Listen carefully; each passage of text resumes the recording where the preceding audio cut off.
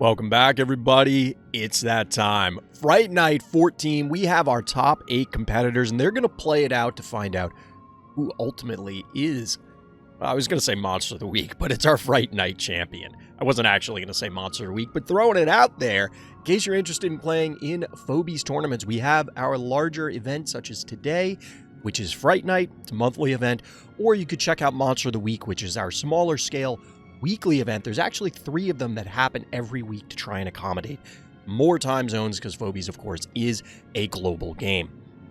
Information for those can be found in the links in the description of this video, where you can also find the link for this live stream. We're going to be live streaming this on Twitch, of course, with a little bit of a delay so that we can see all of the action as it is happening. I'm excited, chat. I'm real excited. How am I doing today? We're about to find out. We'll see how this goes. We have a lot of really tough competition. In fact, let's switch over to that. So I had this up last night. We were talking a little bit about the bracket. I got to slide over here, but you can see our bracket there. As always, we're going to play the round of 8 simultaneously. Then we're going to play the semifinals and the finals sequentially so we can see as much Phobies action as possible. We had these competitors fight through 5 rounds of Swiss yesterday, and these were the top 8 finishers. So we have Alien Engineer versus True Underdog, SR Patata versus Jefferson, Kine versus Ludo, Totally Guara versus A. Markin. Some of those names you're going to recognize from past events, and some of them are going to be new names, trying to make a name for themselves in this particular tournament. And we'll see who's going to take it down today. Now, before we get into everything, I always have to let everybody know that I am in fact part of the content affiliate program. That means the Phobies team gives me coffee for producing Phobies content. Now, they're also sponsoring the event, if you want to call it that. They are providing prizes for this tournament. 8,000 coffee, in fact, are going to be divided up among the top 8 finishers. So we'll see who's going to take down that big prize pool and who is the scariest phobie today.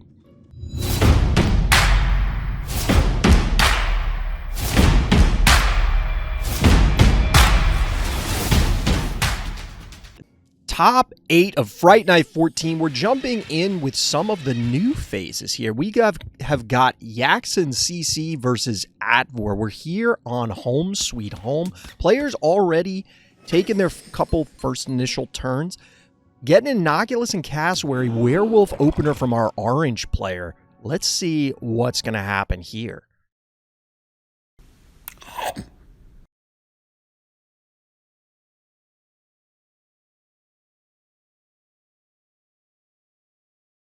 Just getting some stuff squared away. As always, cutting in and out with the volume as I'm trying to get things started. Got to monitor all the players. Making sure that we got everything going. Coffee and chomp. Yeah, I mean, I'm rocking mine. Got my Locked Tomb mug. Could probably use some more coffee at this point. I'm dragging a little bit, chat. I'm dragging a little bit. We get... Wait, what? Werewolf Jill? What is... We watched some of the Swiss rounds from these players as well as others yesterday off stream, and by the time this goes live on YouTube, you can check those out. Time for Fortnite 14. Yep.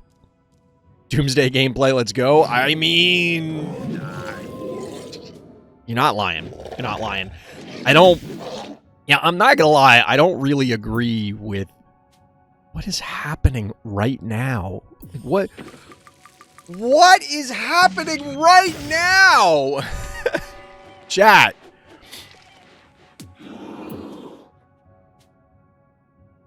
It's the old onboard trick. What is our blue player's follow-up here? What do you do? What happens here? I don't... You just offered up your cassowary for no reason. And the werewolf is still live. The werewolf is still live. Wait, 2, so that's 780. So it wouldn't... Werewolf plus Jar would not kill the Innocuous, but this is still threatening. Yeah, we're going for it because that thing still has 2,400 plus health. All right, so that's 800. That's 16. Can you get 800 damage off of 3 keys? Probably not, because you would need Cassowary plus AWOL, I think. AWOL and Creep, I don't think do that at level 1. Werewolf small form taking damage on this map kind of doesn't matter. Maybe he's cooking. Yeah, the werewolf play is fine. Oh, well, chat's a little bit behind. Chat's a little bit behind because of the delay. So, yeah, I'm more concerned with what our blue player is doing. I don't know what their game plan is here because this seems... I'm going to go ahead and say it. This seems suboptimal. So like I said, you got 800 damage here if you hit twice, 800 damage here if you hit twice for a total of 1,600, but you got to get 2,450. Like, that's a lot of damage. Honestly, at this point, I think you're okay if you trade in the Werewolf for the Innocuous. It's an even key trade, and you already got the Cassowary, so you're plus 2 keys. You've already stolen a lot of tempo. You flipped the panic points. It's okay, we're getting a muffin to try and do this, because I was going to say you could send in the smaller form Werewolf. But yeah, to chat's point, you could just fly out of here with the Werewolf and go back onto the spa. This is one of those maps that does feature a natural healing spa, and then you can just... You got it.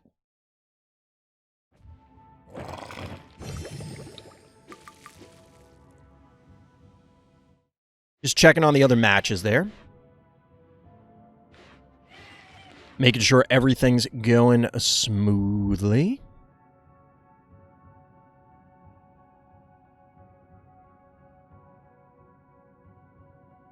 Get a little bit of debate out of our players here as to what they're contemplating their next move. You do have the big tankiness that is the Snot Monster here, 2,200 health, and of course, Boggle Bath. And everything being at level 1 means that the damage numbers are a little bit different than what you might be used to on the ladder. 3 keys available to 4 for our blue player. Blue is not out of it yet. Admittedly, the Cassowary was just like, hey, have 2 keys for no reason, but... They're certainly not out of it. Our orange player electing to just lean on their panic point advantage. Banking to 6 keys.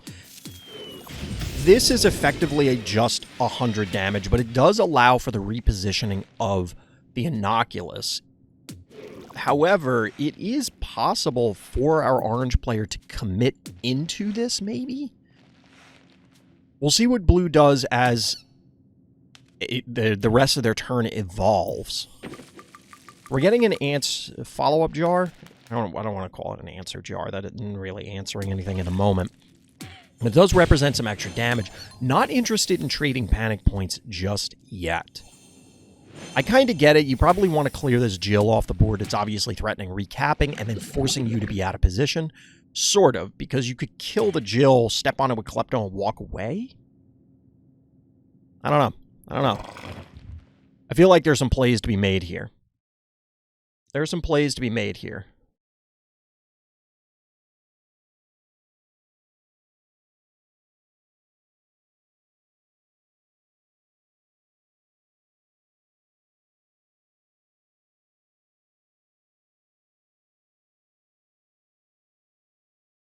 All right, just following up with some of the other players.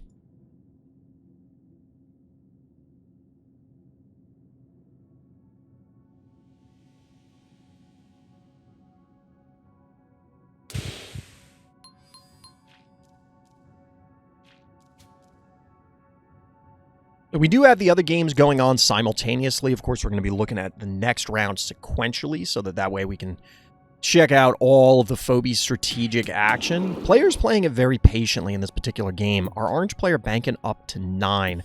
There's a plethora of 9 keys that can come down. Ooh.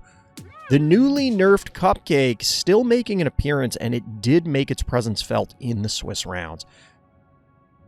The question I guess I would pose to everyone out there in chat and possibly out on YouTube, do you feel that Cupcake is still balanced? Or imbalanced, or whatever your opinion was. Is it the same as it was before? Does it feel differently now?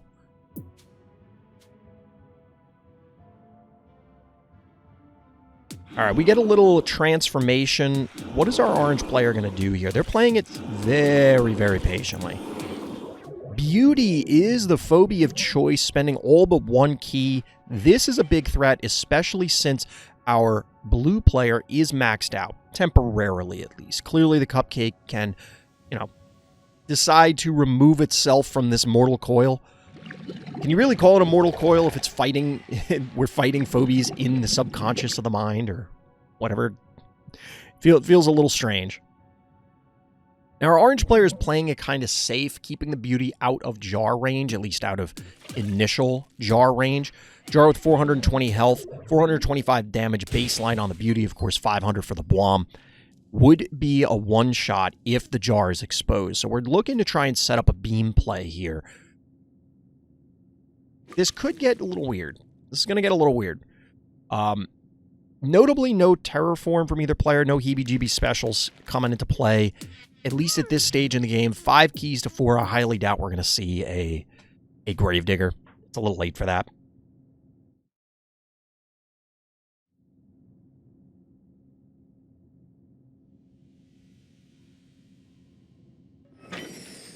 We're just going to get the cap here. I can understand because the Jill is out of position. It can't immediately recap, so our blue player is going to have time to try and claim this back. Now, the question is, how are we going to remove said Bachelor? This actually makes... Okay.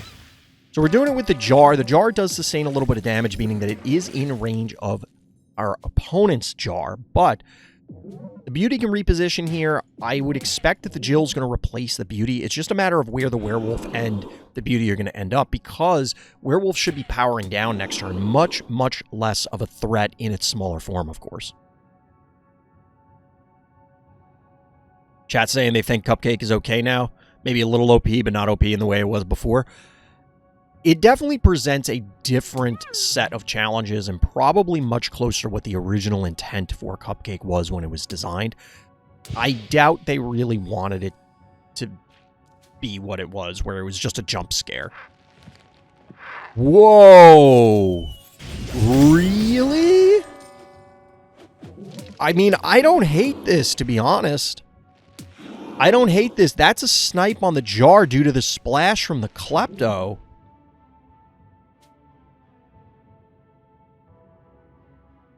Cupcake still needs a nerf still. I like that it accelerates games. It simply does too much for a 2-key. Both heal and buff need further tuning. It's possible. It's possible. I wouldn't be opposed to another pass at Cupcake, and I doubt the devs have... I doubt they did one of those and said, job well done. Everybody gets pat on the back and we're all going home. I think the devs are continually monitoring. We've seen, obviously, that they are, and they're going to keep an eye on the situation. We'll see how it plays out. There are, of course, as indicated in the balance patch and what they've said on many occasions before, it's not just win rates. There are a lot of KPIs, key performance indicators, people who don't know the acronym off the top of their head, that indicate phobia strength or weakness. And they're monitoring all of that stuff, so we'll see how things go. Now, notably, our blue player decided to back off the aggressive play, most likely because they put 2 and 2 together and figured that this Klepto was not long for this world. It actually would have tanked everything. No, because a snowball out of our orange player would have yielded a dead Klepto. But this does allow the jar to heal on the spa. Panic point advantage still in blue's favor.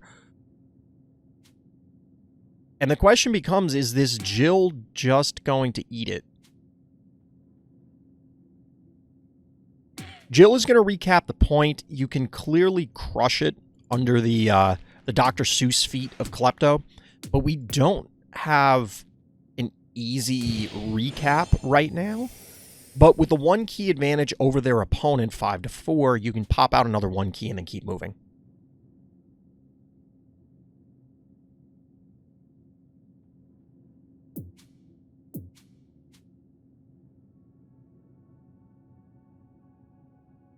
So what does our blue player got in store? Both players are definitely playing this incredibly patiently, definitely thinking through every single one of their moves, trying to make sure that they're not overextending on, well, the big stage. It's for all the marbles here.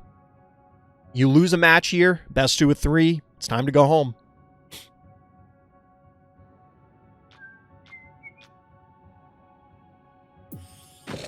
Ooh, we get a little shove shark action. Is this the Hail Mary that our blue player needs? Is it quite a Hail Mary? Are they really out of it? I'm not sure. They're definitely in a tough spot, and I don't love the exposure here from the Blom. However, without the jar would need to be where Werewolf is right now in order to actually threaten this Innocuous. And then, of course, Cupcake onto either of these on the follow-up turn. It means bad news. They're bad things that are going to happen. Now, the positioning from Shove Shark, one of the new phobies from the update, of course, with Nudge, recently also nerfed. we'll call it an emergency nerf. I need more coffee and water, chat. I guess the coffee's not going to help the dehydration too much, but I am parched. We just got started. All right, so Jill is going to sacrifice her life for the team.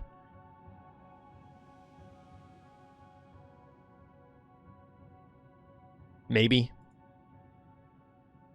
I think our players forgot there's an end turn button. Oh my god, they remembered. They remembered there's an end turn button. It felt like both of them were just letting the timer run down to end their turn instead of just ending turn.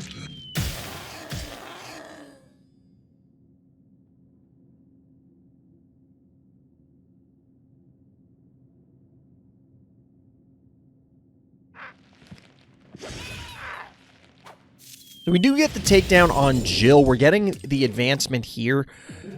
Honestly, this is probably pretty safe for our blue player. Like, there's basically no threat here. You're only getting like 800 or 900 damage, depending on what you do here. The jar and a snowball, so that would be like 12, 14, 1500 damage, maybe at the most.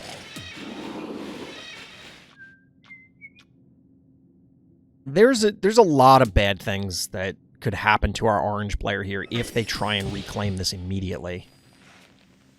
Do I like tea? No. Do I drink tea? Yes. There are times when it is more appropriate for me to drink tea than coffee.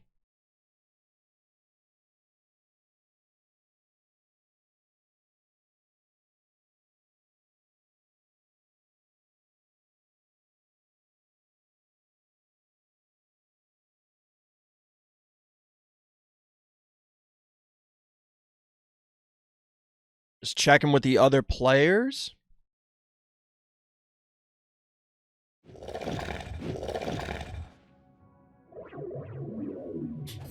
Okay, so ooh, that's a good snipe. Sorry, I'm a little distracted, chat. I'll fully admit I missed that one because I was trying to deal with some administrative stuff, getting the other rounds continuing and moving. We get the snipe onto the jar, the Blom play. Very sneaky. Very sneaky. Orange player finding a way. Now, we do have Cupcake. Cupcake going on to the Klepto. Get a little heal action here. Not quite full health. Get the boop with the Innocuous. This is probably a dead. That's 14, 18. That's, in fact, a dead beauty. But what's going to absorb the dimensional damage out of these two? To be honest, I think both are just dead. Klepto sacrificing his body for the team allows Innocuous to hover, slide away.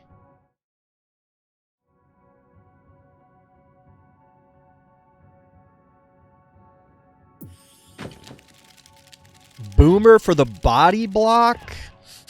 I'll be honest, chat. I don't like to call stuff too early, but this one's not looking great for our blue player. It hasn't looked great for blue for a few turns. And then that beauty snipe. You got to be careful of them Bloms. The Bloms are just brutal. Ooh, that actually tanks it. Five health. Sometimes the numbers are funny. Sometimes numbers are funny. All right, so we're going to actually get the slap here. Gonzo Juice. The newly nerfed Gonzo. That's only 470 damage. Not quite enough to take this down. But this is a very, very safe werewolf. And there's just not enough damage on our blue player's side in order to take these down. I don't think that... I'm very hesitant, and I just dropped a whole bunch of FPS there. I don't know why. I'm very hesitant to leave the game in the event that somehow it becomes a game of throws. But I think we can safely call this one, chat. Snipe on the inoculant. All right. Do you think we can call it now, chat? I think we can call it. Werewolf, Quagmire, Gonzo, Jar versus Shove Shark Cat. I'm not even going to count the boomer. I think it's safe. I think it's safe.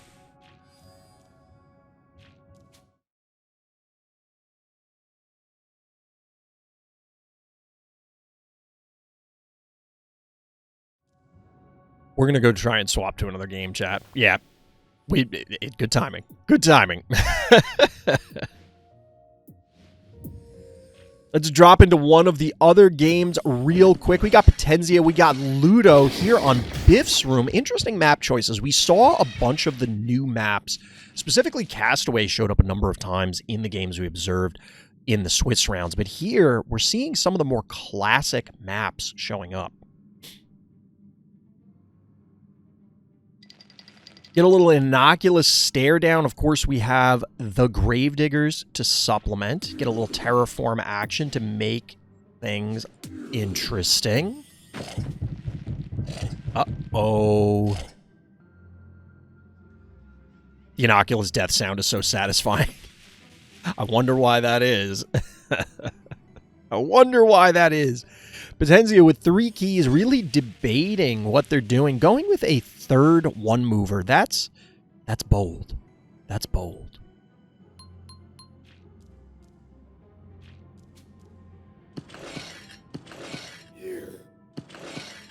What do we got here?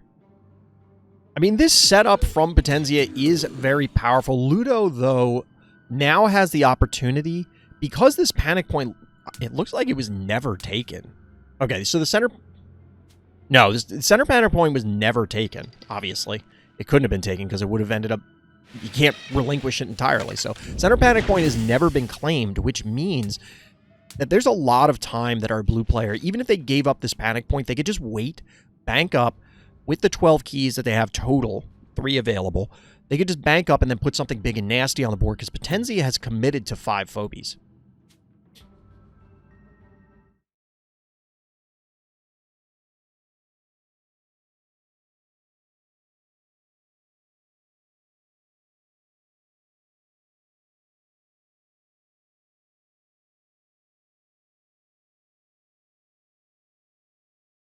All right, getting some questions.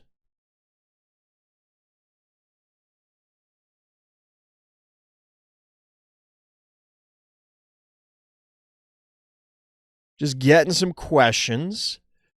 Players thought they needed to wait for to start the second game for one of their matches, for the one we were just observing. So just letting them know, nope, they can go ahead and get it going.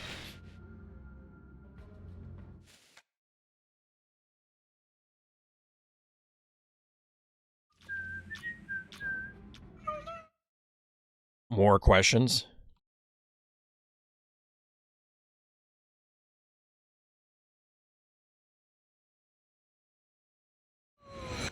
More questions from the players, trying to get everything squared away. Uh-oh.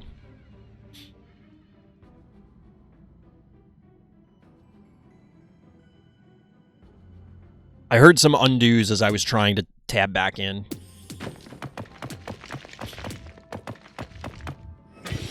Ooh, almost running out of time. They're going with a little raucous action. We haven't seen the twerk monster in a while. Look at him, he's jelly. Rocket's getting the snot slapped out of him, though. I love how he peeks out. Like, he gets shot, and then he just, like, peeks out. He's like, are you done now? Can you stop? Oop, getting some undos. What is Potenzia cooking here? Clearly, we sniped the cat. We're getting a retreat here.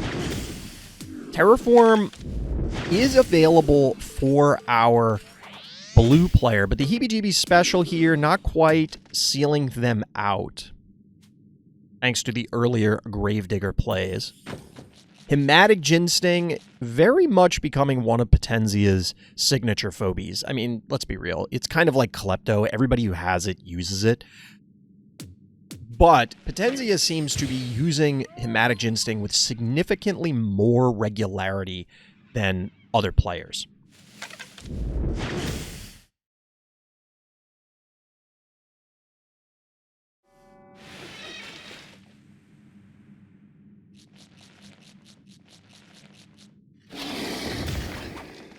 Just making some notes. I gotta clean some stuff up for Discord chat. Some other questions coming through.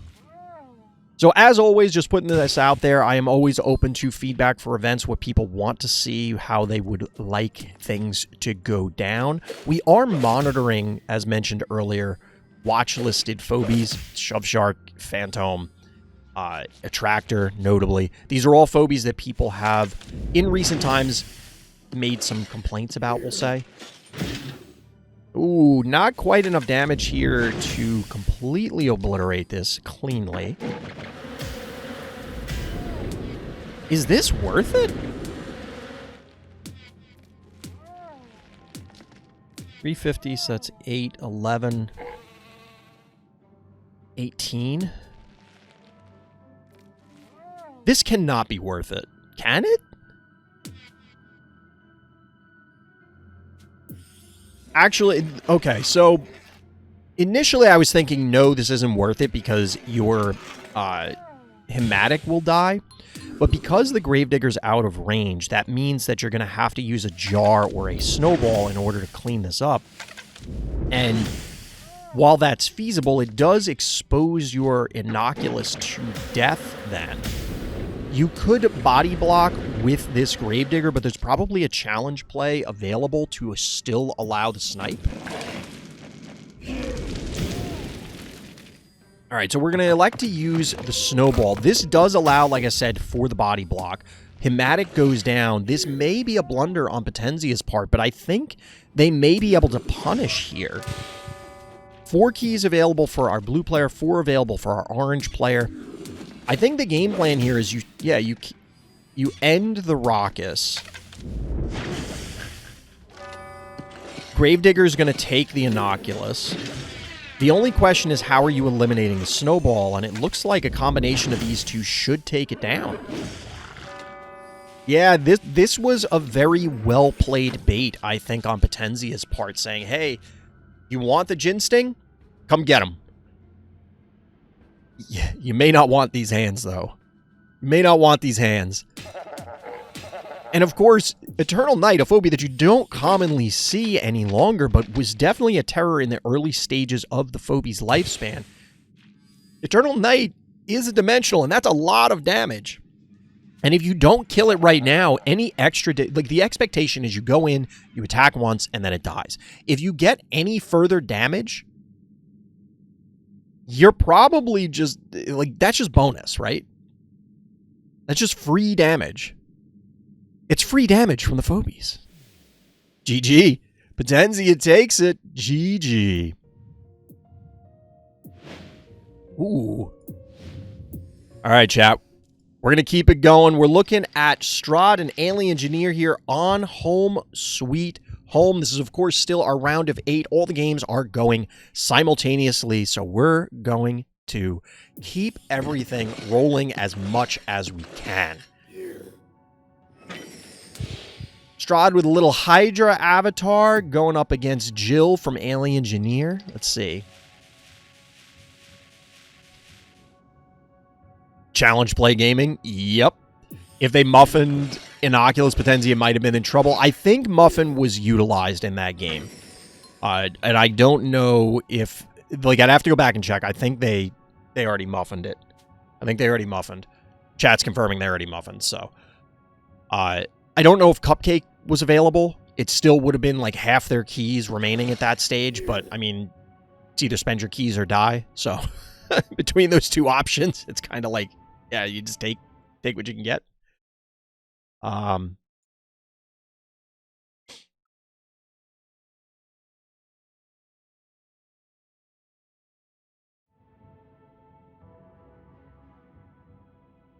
right, while we're doing this, just checking on some stuff here.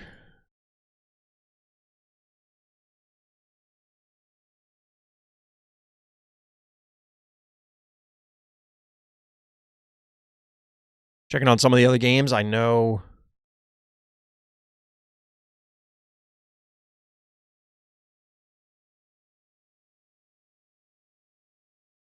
No, there's no sound.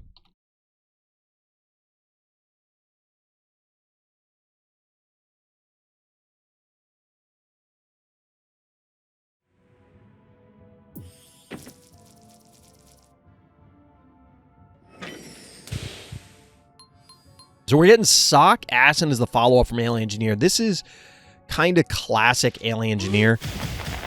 Building up, trying to get that massive key advantage to set up a second wave to just completely overwhelm your opponent after you've already generated value. Alien Engineer's MO has been, for the most part, to just kind of take a pick where they can, or multiple picks if they can, with the existing board state. Clearly don't hemorrhage anything you don't have to.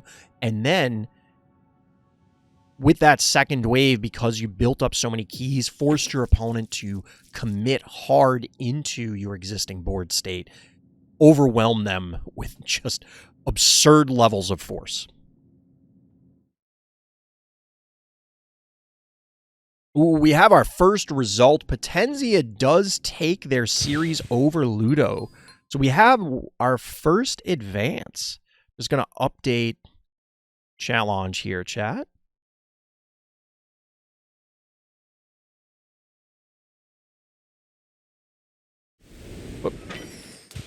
Got to get chat back up so I can see what's going on.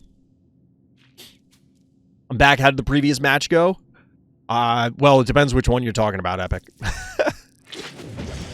Sock Asin, clearing out the Sock Asin. 8 keys for our blue player, banked 8 for our orange.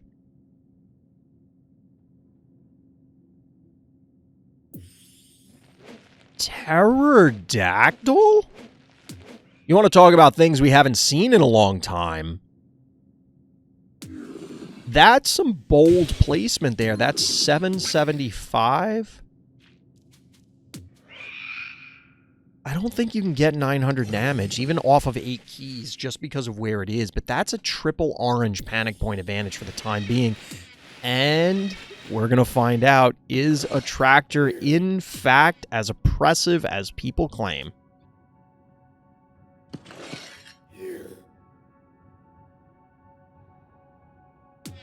Attractor here showing up, notably dodged the Nerf hammer from the last wave.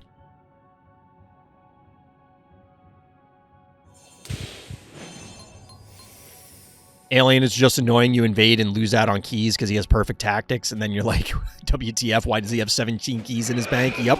Alien Engineer is very frugal with their key expenditure. Corn nerf being relevant for once? True. True. Corn does... Of the nerfed phobies, Boss Gonzo has seemed to show up way less. Cupcake is showing up, I don't want to say way less, but definitely less. Corn seems to have been mostly unaffected. It still shows up with the regularity, which is probably a good sign that the change was required. Now we're talking! Chat. The talk of the town as anti-attractor has been Cerberus, Hydra, Glob. A lot of people have subscribed to this strategy that the way to beat these phobies is to put something big and tanky on the board, so that way when your opponent does attractor, your whole team shows up, they don't have enough damage to actually clear out your phobies, and then you just counterattack and blow them out. One of those options has been suggested as Glob. Is that going to pull it out for Strahd here? We'll have to wait and see. Now, notably, Alien Engineer, again, is doing Alien Engineer things, taking these pot shots, getting the chip damage into different phobies from our blue player side of the board, and that means that it's all going to be all the more simple, all the simpler in order to remove them ultimately.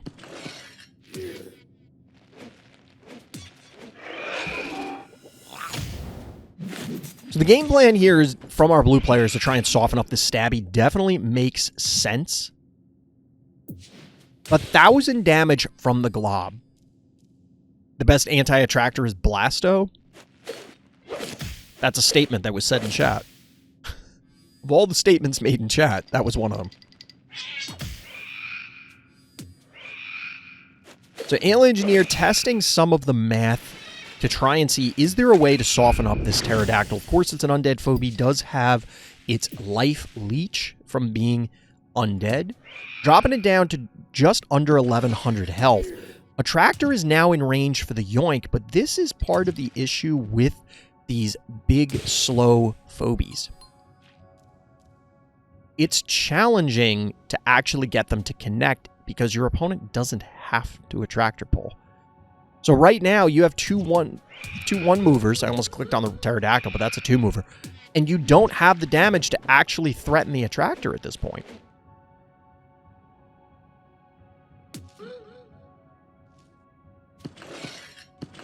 The Corn is surviving for the time being. It doesn't look like there's really any way to kill it unless there's Attractor Splash plus the hit from the Gravedigger. 6 keys remaining for blue, but as we were saying at the outset, Alien Engineer has 10 keys. Still 10 keys remaining. They're maxed out, but 2 of them are 1 keys. They're going to go down, and then the 10 keys reinforce, and then all of a sudden, what is your game plan now? All but 1 key invested into a Moffat. It's possible there's enough damage to kill this pterodactyl here, and if that happens, is this game over?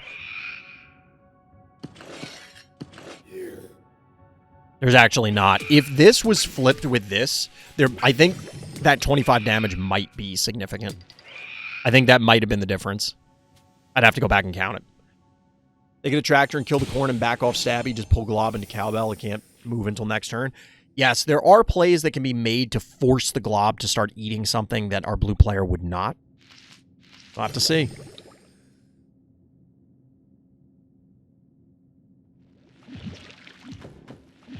Honestly, if the pterodactyl was something else, I think our blue player would be in a significantly better position. Now, we're getting the Terraform going down, but Terraform is available for our Alien Engineer. The difference is that if Terraform is utilized by Alien Engineer, that means that they get 1 less other action. Unfortunately, I think that a pole might be a dead Glob. No, it's going to be very close, but not quite. The Glob is going to get to Om Nom Nom something. 500 health left. Even if the cat was able to connect, which it of course cannot at the moment, something's getting nommed. Attractor once again out of range, both of the spider and the Glob, if it pulls back even a single space.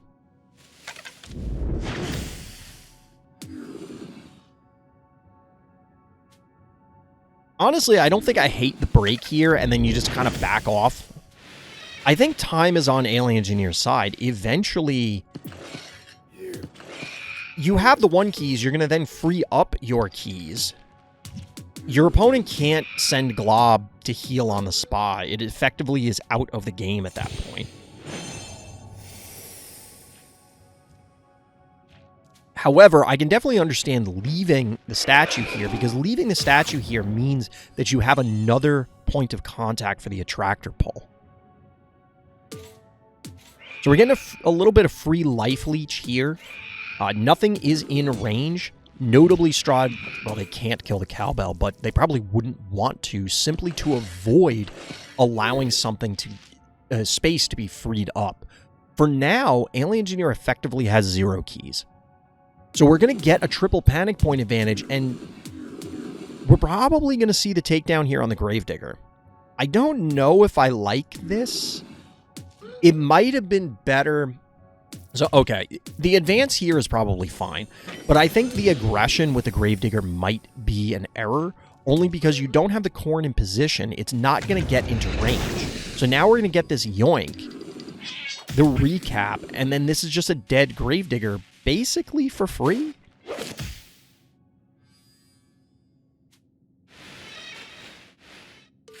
The only question is what kills it. So it looks like it's going to be the Cowbell. And now, like, I guess the game plan is... I'm not even sure. Like, the Glob can't connect with this. Like, there's no safe way. If the Glob goes on either of these, it dies from the follow-up.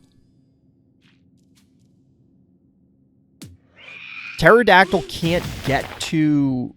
or can't solo the Attractor.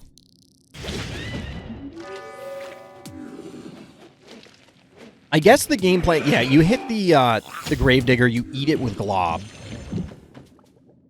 But now it's these 3 Phobies against Attractor, Stabby, and 10 keys. I'm not going to count the Cowbell. It doesn't matter. It's a 225 health Cowbell.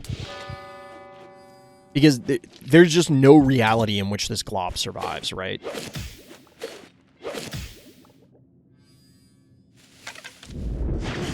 We saw 7 billion futures. Glob dies in all of them.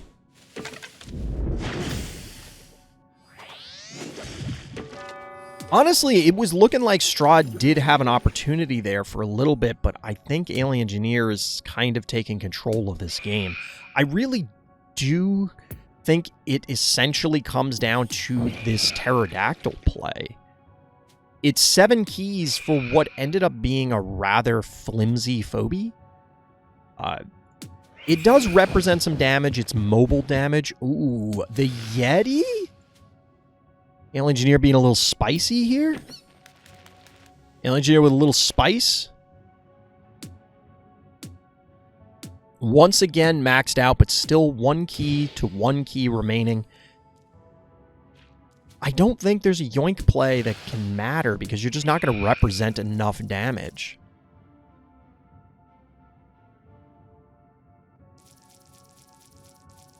And as soon as something gets frozen, the game effectively ends, right?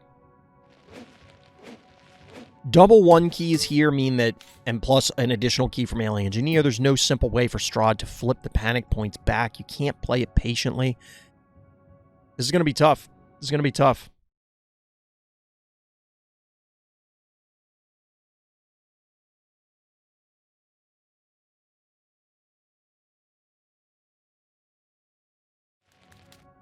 Bachelor is the final Phobia out of our blue player. Just double checking on the other matches, as always, when the sound cuts out. Just assume I'm checking Discord.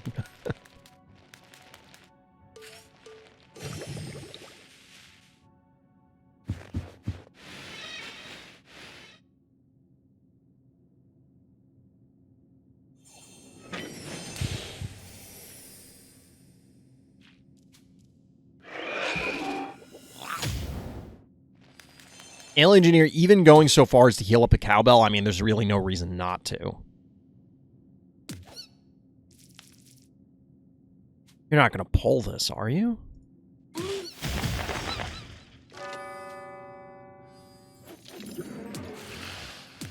The problem here is, well, so what I think Alien Engineer does is you kill the Bachelor with the Attractor. Like, the final hit will be the Attractor. That frees up the Yeti to come in and then freeze the Pterodactyl. Even if there's a trap here from earlier in the game from Unicorn, which I don't think there would have been an opportunity to, but let's assume that there was. All right, going with a different line. Just going to kill it, walk in the Cowbell. 2-to-1 panic point advantage once again. Final key is going to be Tickles. Like, let's be real. I don't see how Strahd flips this at this point. If anything ever gets frozen, the game is effectively over. and there's just no way to dodge the attractor at this point.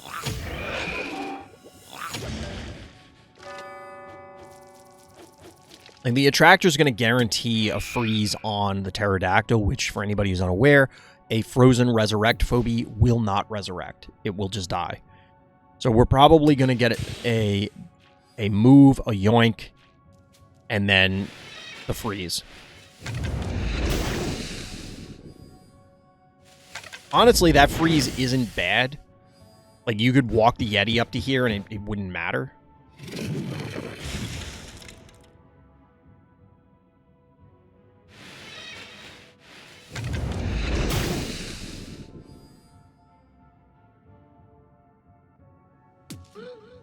This one isn't spectacular. I think this line is better. Then you walk the Yeti up to the top, you freeze the pterodactyl, Stabby can come in from the south. I don't think there's enough damage. 360, so that's 720. Okay, so there would be enough damage to kill the attractor, but then Stabby and Yeti are in range, and you're just gonna... I think you trade effectively there. However, Alien Engineer, just gonna play it safe. Can't really blame them. This is absolutely their game to lose, so taking a more aggressive line that it has any risk is probably worse than taking a line that has literally no risk. And at this point, playing defensively like this is effectively zero risk. Your opponent has to commit into attractor, into Yeti.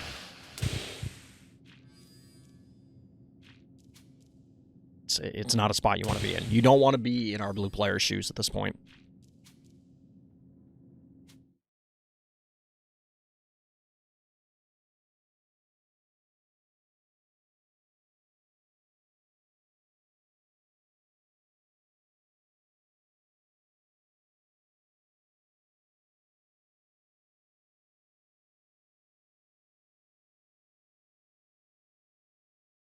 All right, just more questions about...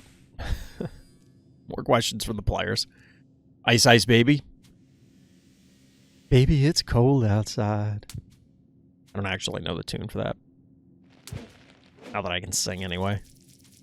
We got 1,200 health on this heart. We're watching the slow... The very slow demise of Strahd here.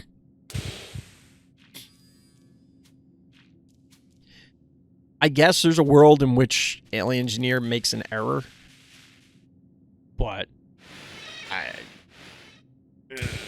let's be real. Let's be real. 800 health. Flipping the panic points, though.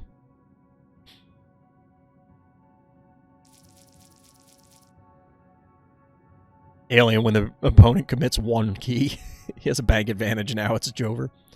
Yeah. Yeah. All right, so we probably get the freeze. Like, yoink into freeze into dead pterodactyl. Hey, Dokoro, what's good?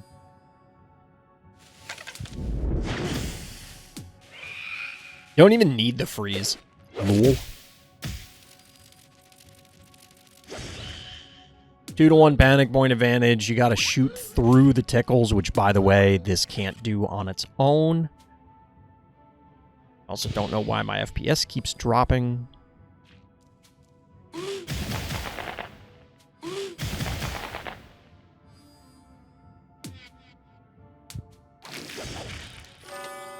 Spider snipe. I think we can safely call this one, chat. I think we can safely call this one. I can't. All the other games are still getting set up. All right, we're going to keep watching this one. The other games are still going through the motions.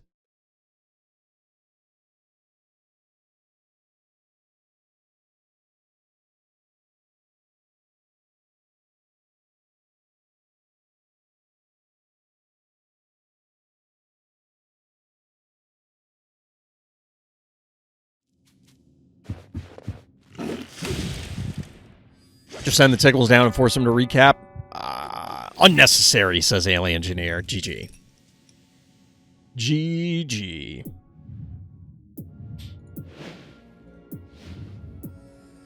I was going to say we might have to wait a moment while the other games get going, but in fact there was one and maybe the UI didn't update in time. We have Yaxon versus Advor, and I know chat is going to be, because there's a delay, I know they haven't seen this yet, but they're about to go ballistic.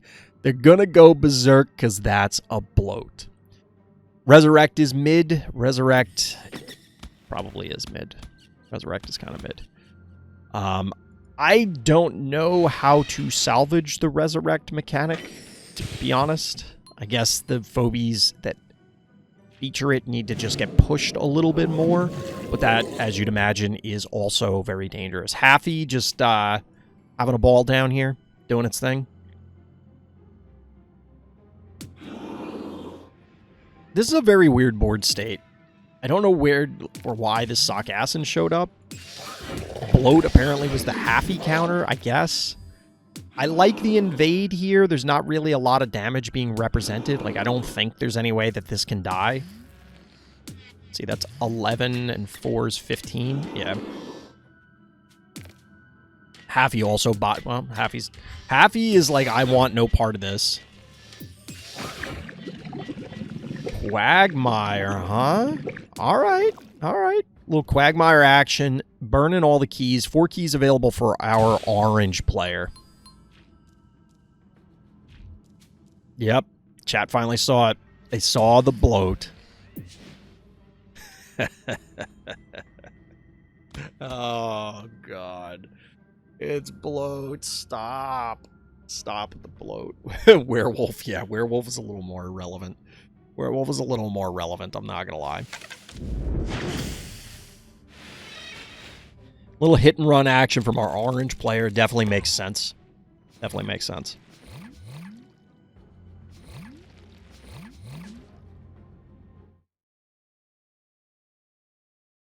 All right, we're just checking on the other games, making sure that they are working as anticipated. Opening this up seems... Well, there's no range, so this is actually safe. Innocuous action... Really? I guess there... Is there a way this can die? 12 and 8... This is dead, isn't it? That's 12, 16, 2000, 24... This is dead. And it's not going to be difficult to kill it, either. Admittedly, you'll give up the Innocuous, but then I think you also give up the Quagmire on the return? I don't know. This one's kind of weird. Like, I could see this invade working out, hypothetically. This seems worse. This can't be a better line.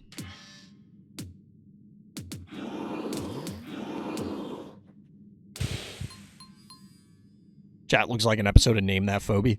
Honestly, I was thinking about trying to figure out how... You know, like those chat bots that, like, have a game that chat can play where it's, like, in Pokemon streams, it'd be like, you can catch a Pokemon, or you can, you know, like, there's trivia games or whatever. I was trying to think if there was a way to do it for Phobies. Don't kill my werewolf? I mean... the other line, I think, gets the werewolf killed. I think the werewolf survives this, but it doesn't seem better.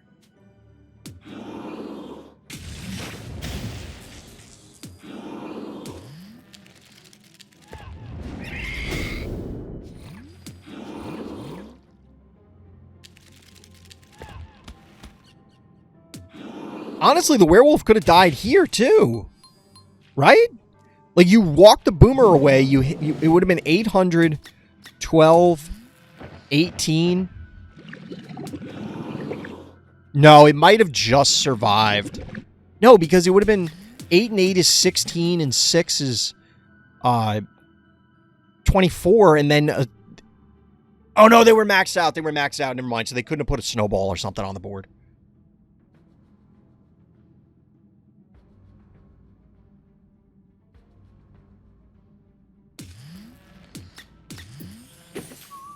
At least I don't think they would have got there. 6. 850 is 1450. 2250. Yeah, I think it had 2450 remaining. So they were just short because they were maxed out. Once again, stop putting Boomer on the board when you don't need it. People do this all the time. Stop putting Boomer out there. Put a 1 key that could interact with the board. Make your opponent at least consider the fact that you're representing 300 damage. Boomer has its uses, but people overuse Boomer. I'm telling you. People overuse Boomer.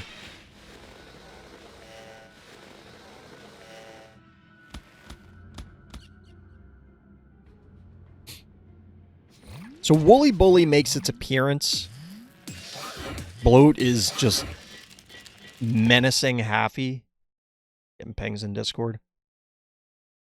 This is unrelated.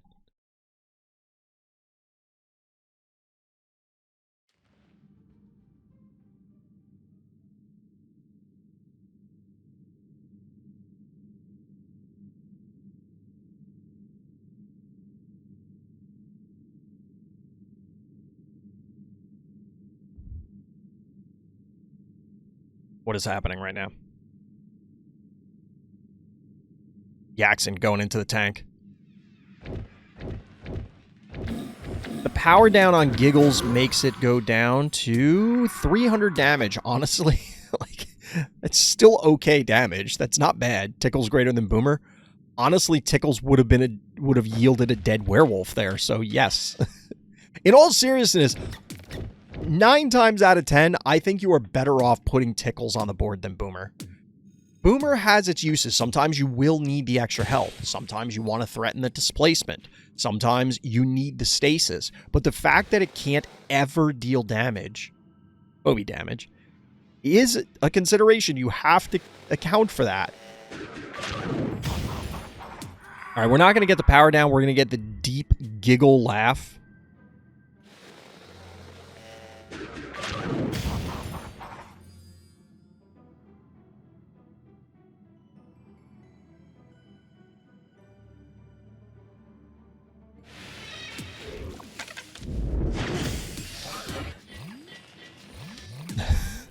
I'm telling this bloat. Wait, what?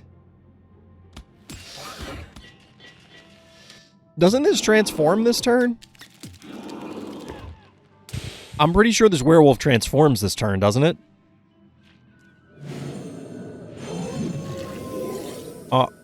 Oh, SpaghettiOs. Wait, what?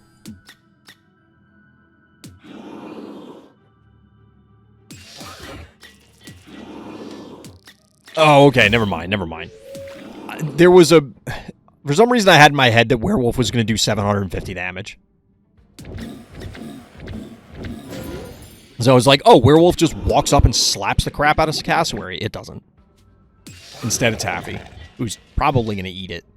But yeah, the team melee here from our blue player is representing some challenges. We've talked about this on many occasions, that ranged is just plainly better than melee, right? Like, you have to have a reason to be a melee phobie and to put a melee phobie on the board, whereas a range phobie is just like, all right, that's fine, that's generically good. And one of our players has way more range phobies than the other. We do get a powered up Happy here. I don't know if I love that bloat hit. Tickles is objectively better on maps with almost no contestable panic points. Boomer is objectively better on aggressive maps. Guess they could block the bottom path of Boomer. Never mind. Pushing a little damage with Bow there. I'm not gonna lie, I don't love the activation of Happy. With Happy, rather. 500 damage here. That being said, that is, in fact, a Dunzo Woolly Bully. Werewolf, though, is still active. So is Quagmire. So this is going to die. These are all fairly tanky. Notably, Bloat does survive. Here's yet another case where Boomer ends up being bad, because if you body blocked with literally any other phobie, Happy doesn't get to connect with this. Or any other non-dimensional, that is. Bloat surviving with a meager 90 health. No way to heal it. It's gonna die next turn. It's gonna die this turn. Both players capped with useless phobies in play. This is a very interesting game to watch. There's a lot to be learned in this game. I will say that. There is a lot to be learned in this game. Uh-oh, get more pings. Oh, it's the same one.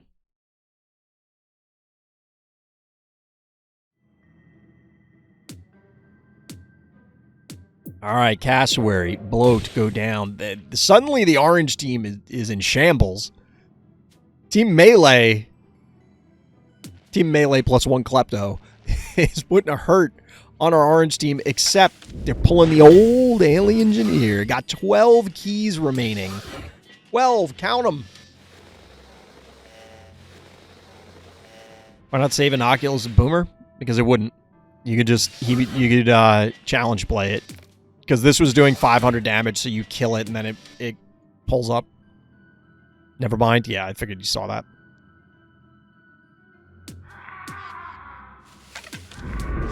Yeah, there's no way to save the Innocuous. Well, you could walk the Innocuous, double walk back, and then muffin. Like, that is possible. But our orange players is spending an enormous amount of time figuring out what they're doing with these, and they didn't put any... You're not going to heal it! Oh my... Okay, well, it can't die. It can't die because there's not enough damage. But, like... They could have killed Innocuous. Yeah. Yeah.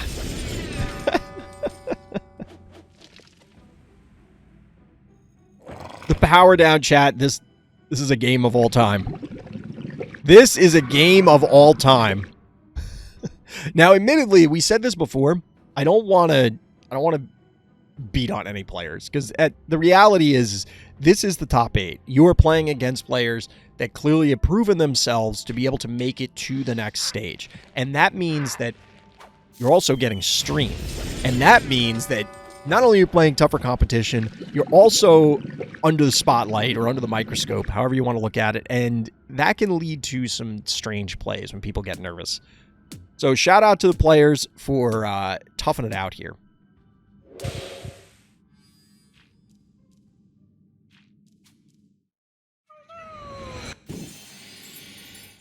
Just making sure we got everything still moving.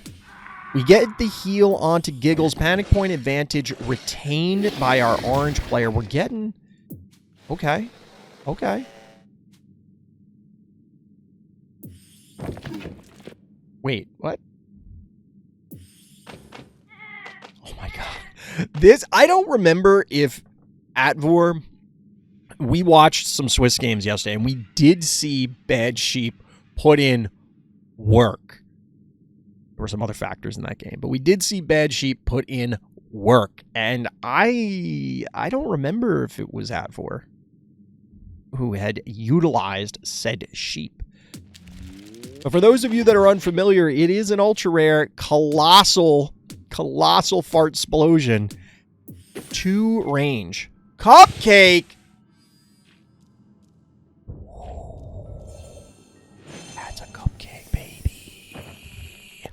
That's a cupcake. Are we gonna see a cupcake fart explosion? Oh my god, chat! What is this game? I'm so glad we observed this game. I'm so glad we were able to watch this game. It makes me happy. 3k health on the heart, 5200. Just cycling through real quick so people can see where we're at. Our blue player has to make a move at some point. How much damage does Quagmire do? 400. 400. 400's kind of the bar, right? Like, that is what we'll call baseline standard damage. Because, like, Stabby does less. See, like this is great. This thing will not die. This does transform, so it can't reach it. This has 1,800 health, so it takes 1,200, and then it gets cupcaked. Happy retreating again? True.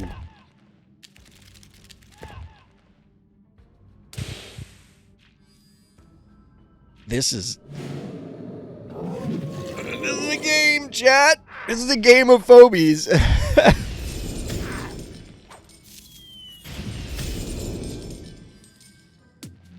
Yo, we're getting the Bad Sheep Showcase.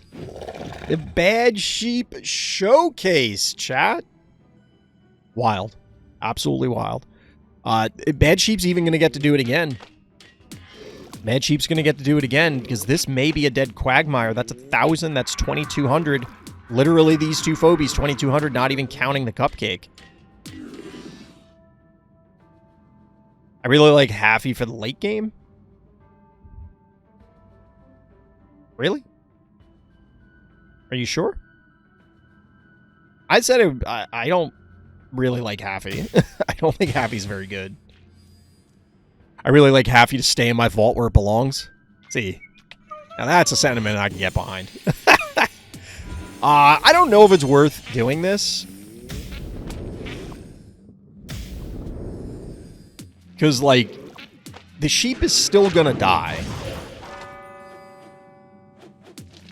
What I think it would have been better to do it here. Because then you could double hit with Giggles, hit once with sheep, and walk the sheep away. It replaces Sucky in endgames. I think Sucky's better. Well, it depends. It depends on the map.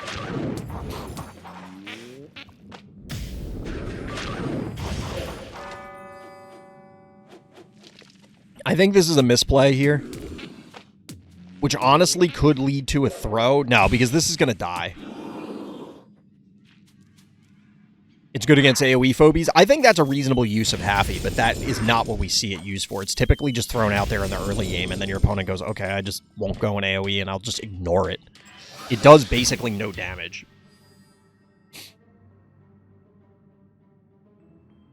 Bad Sheep is reliable, I think, because it's a long range and low cooldown poison. Yeah, I think it's completely reasonable. Or at least it has seemed reasonable. We have... That can't possibly be the correct positioning. Is it? It does transform this turn. Honestly, our orange player is trying to make this a game. They're trying to make it a game because, like, if they cupcake the Giggles, I think they kill the Quagmire, walk away with the Bad Sheep, and oh, for a second I thought the Haffy was going to live, and I'm like, oh my god, what are you doing?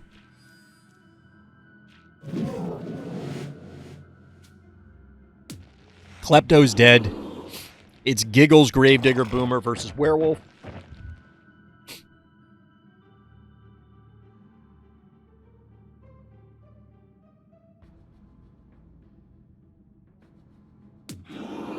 Is there a world where this werewolf can race? I don't think it's this world. You're going to get a triple panic point advantage, like Boomer runs in there.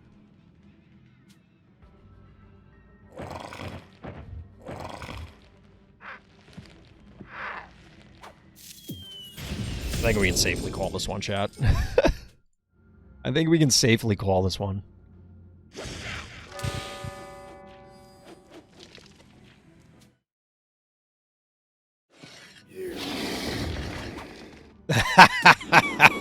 Locking him in.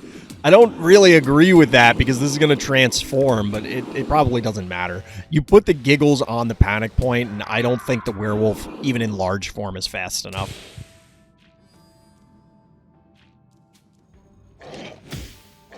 Oh no, it doesn't transform this turn. Never mind. My timing was off. My timing was off. In fact, Gravedigger going to score the final takedown. GG, well played. A game of all time, chat.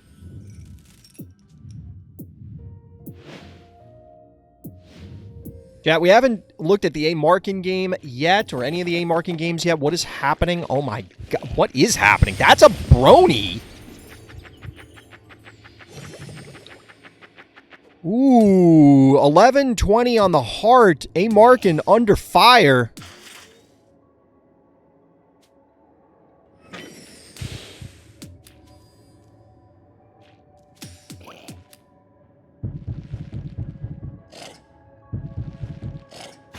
I was about to say, I think all A Markin has to do is just stand on panic points, and I don't think there's enough damage here for our blue player to take this. I could be wrong.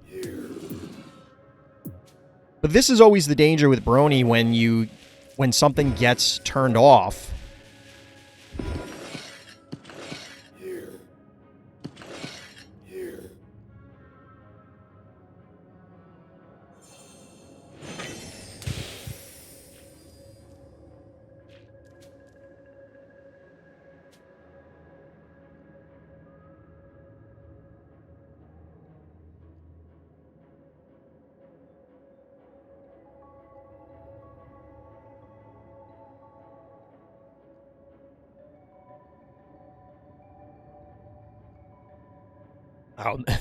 I'm like, what?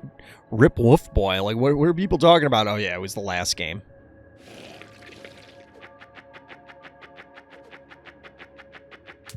The Droney assassin making its best effort. Even if Octo sneaks in there, 3 Octo hits and a Droney aren't enough. True. But A Markin's, like, look at this. You are literally surrounded. I don't know what this Brony thinks it's doing. Like, what is happening? I guess this does allow for the Octonauty to hypothetically swing around on the next turn. Brony is respectable, but this ain't it. Yeah, I don't know how the game state evolved to this, but... Wait, a Cyclops? We've been seeing a lot more Cyclops lately.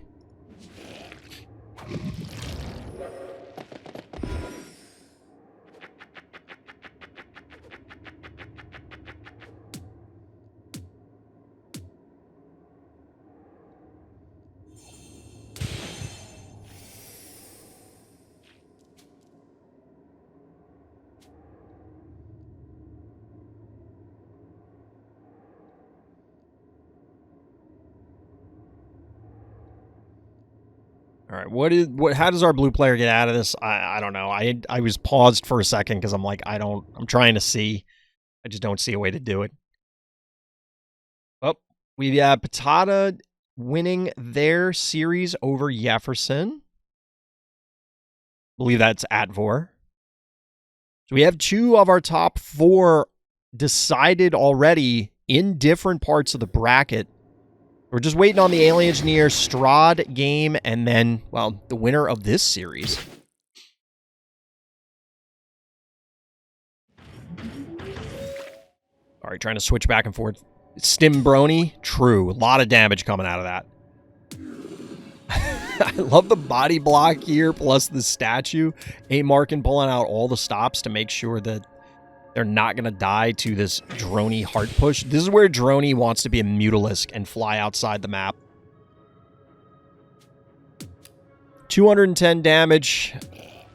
How did this get poisoned? Oh, the Henrietta. Droney finisher. It's close. Not going to lie, it's close, but... Nah, probably not going to happen. Probably not going to happen.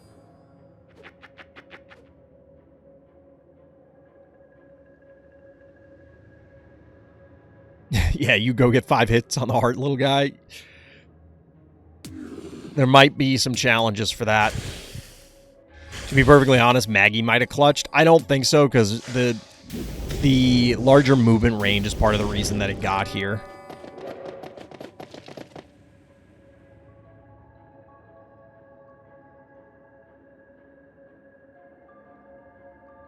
Like, we'd have to go back a couple turns to see exactly where the Droney was, but I don't know that it would have gotten there.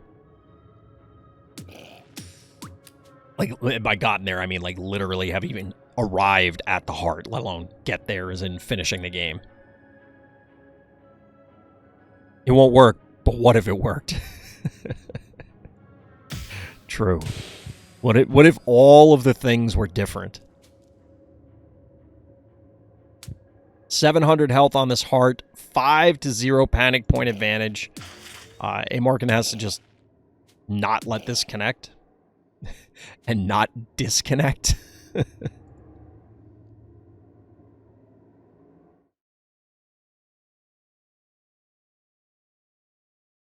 Just checking Discord. All right.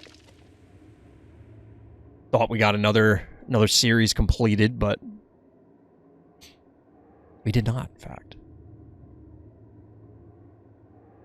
Looks like A. Markin's definitely taking their time to ensure that they're not going to somehow let this Octonauty connect. I mean, realistically, all you have to do is move the Gravedigger up. I'm not sure what the debate is. Maggie does 450, wouldn't have been enough. Based on this, it would appear that is true.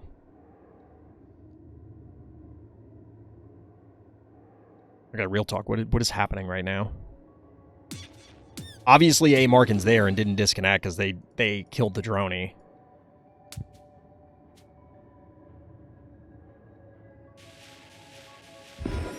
Yeah, you move this up and then you move this here. Or wait, did the Gravedigger have to attack twice? No, it only had to attack once. I don't know if that was like a visual bug, like was my connection to the server broken or something.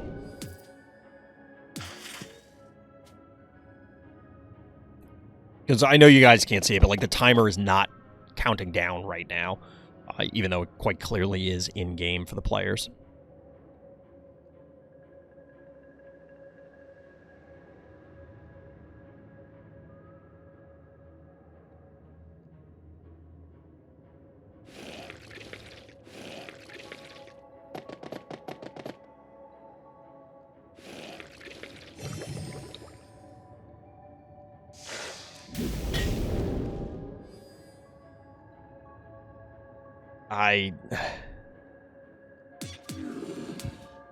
I understand we're in a tournament. I understand you want to fight to the last.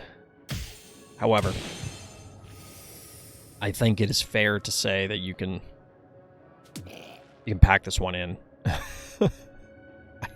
There's really nothing else for me to add. We're watching somebody take a knee in football. It's victory formation time.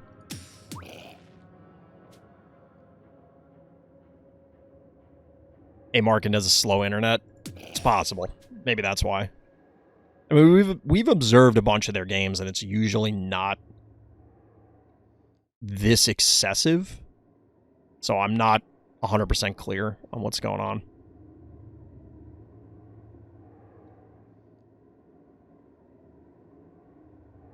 But we'll wait it out, chat, I guess. Actually, we could try and see if the other games are still going.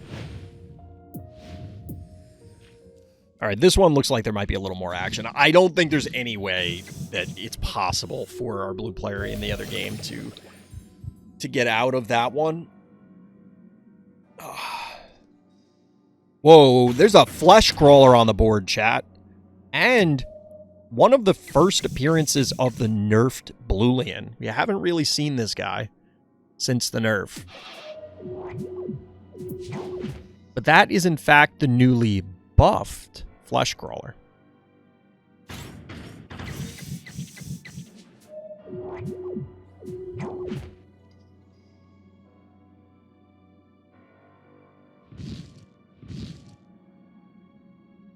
Four to 3 panic point advantage. Strahd under fire. 1 key, 0 keys. Fairly healthy team to about the same, especially given the spas.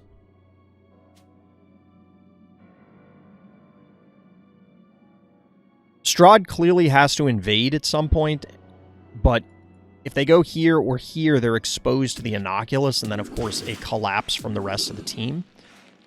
I don't know how...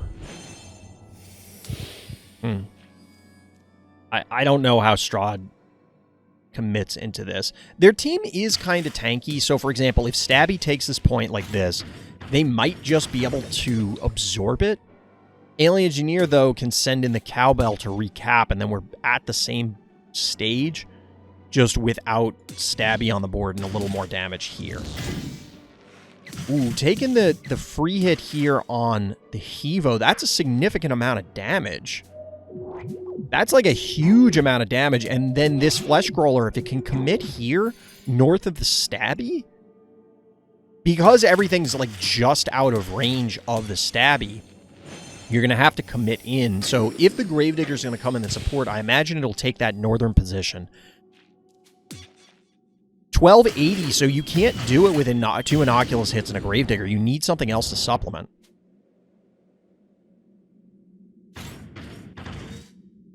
Flesh Crawler's about to go crazy.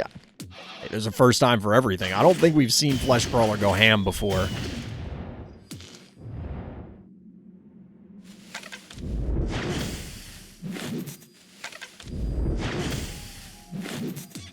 Taking the shots where you can. This could be a dead Innocuous. There is a heal available from Clinico. I imagine this will come in.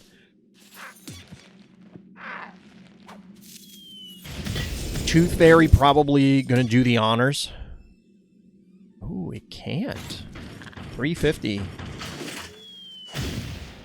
Okay, this Flesh Crawler might actually get value. Is Alien Engineer in trouble? All right, heal from the Clinico, question mark? This is interesting positioning from the Klepto. It does protect from the Flesh Crawler unless the Flesh Crawler dives hard. Like hard. Real hard. Running out of time here.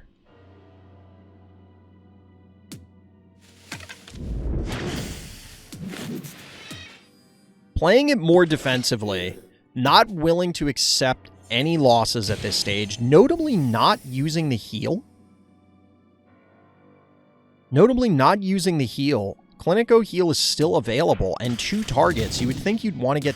So the threat of the heal is relevant, because your opponent then has to commit to make sure things die, whereas if you use the heal, they commit on the other thing. But I feel like you'd rather just burn the heal and get the cooldown rolling already.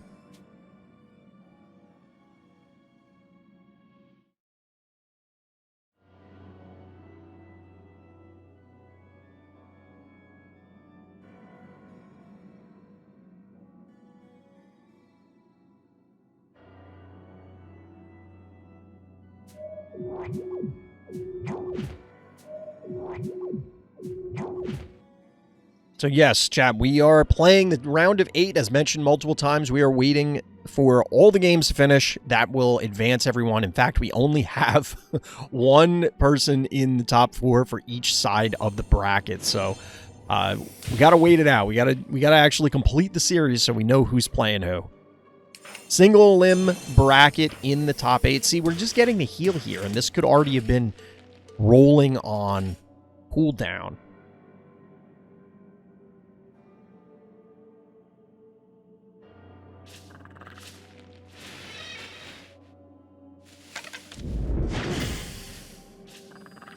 So we get the, we'll call it an invade, the advancement from Alien Engineer. 4-3 panic point advantage, orange for now.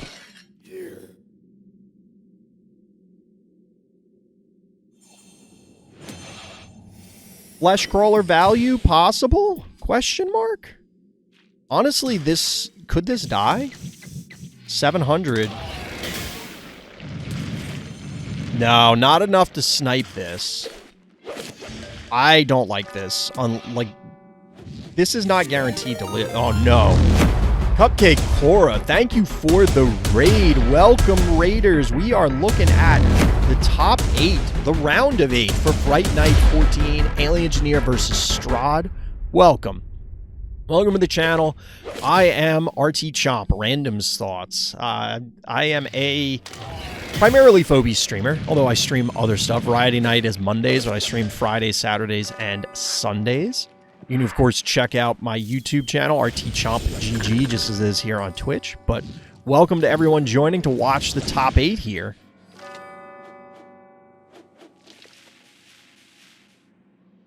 So we do get the Flesh Crawler invade. I do like this better, but I still am not in love with this. However, Alien Engineer in shambles. What is happening? No bank. This is actually kind of cute on here, so that I don't know that I love. I mean, you could put the spa here. Okay, we're putting the spa onto the Klepto. There's not enough damage here to kill the flesh crawler. Chat, are we witnessing bad sheep, and flesh crawler winning? What planet is this? So we are going to get a dead Ray, but that's not enough. These two will clean up the Klepto and then ultimately the Hevo. This Hevo, of course, is going to be a threat here to this Inoculus. Oh, wait, no, the Klepto goes down. The Klepto goes down. That means that this Klepto is going to live. Ooh, did Alien Engineer find the window? Still one key remaining. Do the raid song? What?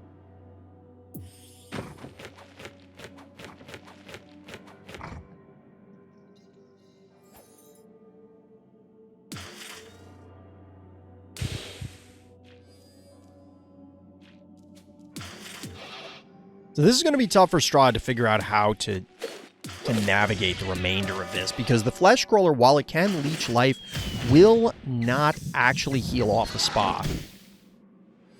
Get that gross tongue action. Down goes Gravedigger. 2 lobbers with Contortio. Chad, this one is wild. I don't know which game this is. We already watched one game, so this is at least game 2 between these players. A Markand taking their series. So let's update that part of the bracket.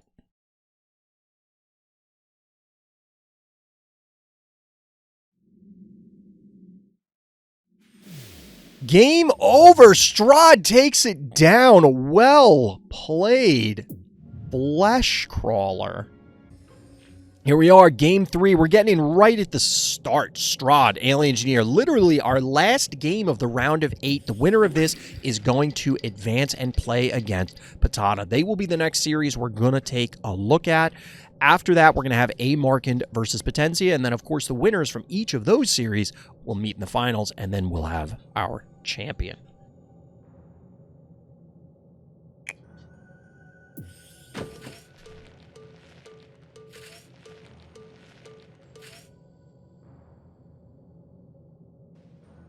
So we're getting somewhat of a unique opener here. This is commonly, and we did see some cool modifications to strategies in the Swiss rounds yesterday. Typically, people are just kind of rote Gravedigger 1 key on this map. That doesn't always seem to be the case here. That isn't always what happens. Quite obviously. So what does Alien Engineer have up their sleeve here? This was their map choice. The way the rules work is if you lose in a best 2 of 3 in Fright Night, you get to choose the map and who goes first.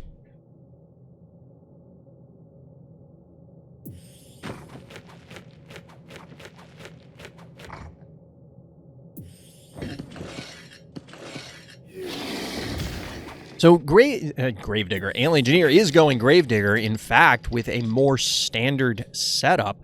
Going 1-1 Gravedigger, looks like going to be a bank for 1 key.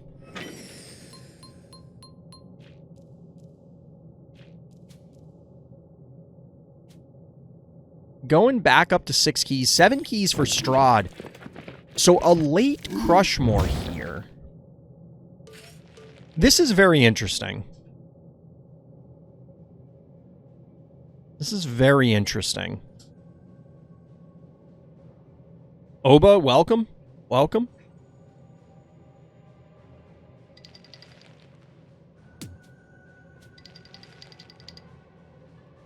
So, Strahd clearly has something in mind. Like, did they intentionally go, they want to go 6 key, 6 key? That's why they didn't spend this? I'm not sure what 6 key is coming out of the gate. We did see a unique opener yesterday where somebody immediately, like, they gravediggered and then sent their 1 key instead of to the safe panic point. They sent it to the middle. It did end up dying, but it did allow for an immediate cap of the center panic point, which changed the flow of the game, we'll say. But Alien Engineer is playing it pretty safe. Stabby coming out, banking up to 8, doing the usual Alien Engineer plan of building that bank. So we get an aggressive Strahd push in the north. Cowbell invading. Never mind. Taking it back. Cowbell going to the mid. All right, Cowbell going mid. We do get Crushmore set up onto the stim.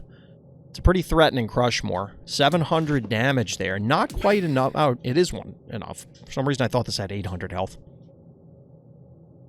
Strahd questioning all of their life decisions.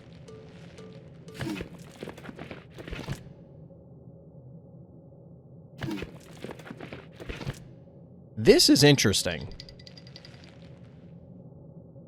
You think you can hyper aggro on this map, but you kind of need Baba / Ivy and or Noxious? How are the trappers allowing you to hyper aggro? I mean, it certainly makes your opponent's positioning super awkward, but... So we're getting double lobber here. Klepto, Crushmore. It is, in fact, 6 into 6, but we're going to get probably... Okay, Contortio here. Kill here with a Ray. All right. So the Ray snipes this. That allows the cat to reclaim the top. Alien Engineer still able to bank 3 keys and flip the panic points. Terraform not yet available for either player.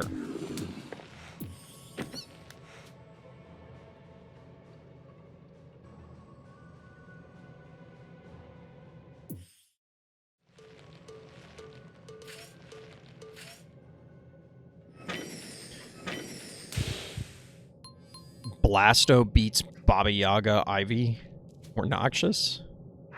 What is happening in chat right now?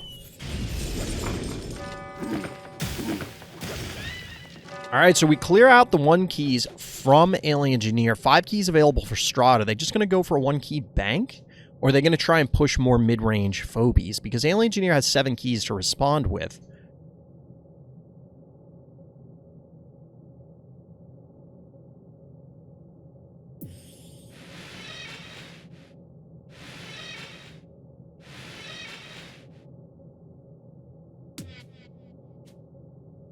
Alright, so we're going with an Innocuous.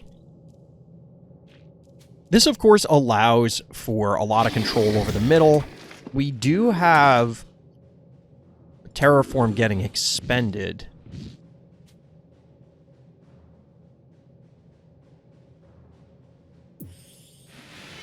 And there's the Alien Engineer.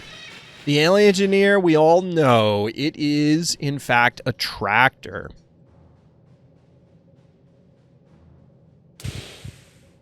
The Cowbell not in range to take a panic point aggressively. Passing the turn back to Strahd. 6 keys available. Could run a 1 key out there, but of course Cowbell can sneak back in there. Alien Engineer also on 6. I have to imagine this is where Alien Engineer starts banking. That seems to be their normal game plan at this stage. But Strahd has found some holes in the Alien Engineer game plan, definitely giving them a run for their money in Game 1. And in Game 2, actually claiming the victory, as we just saw.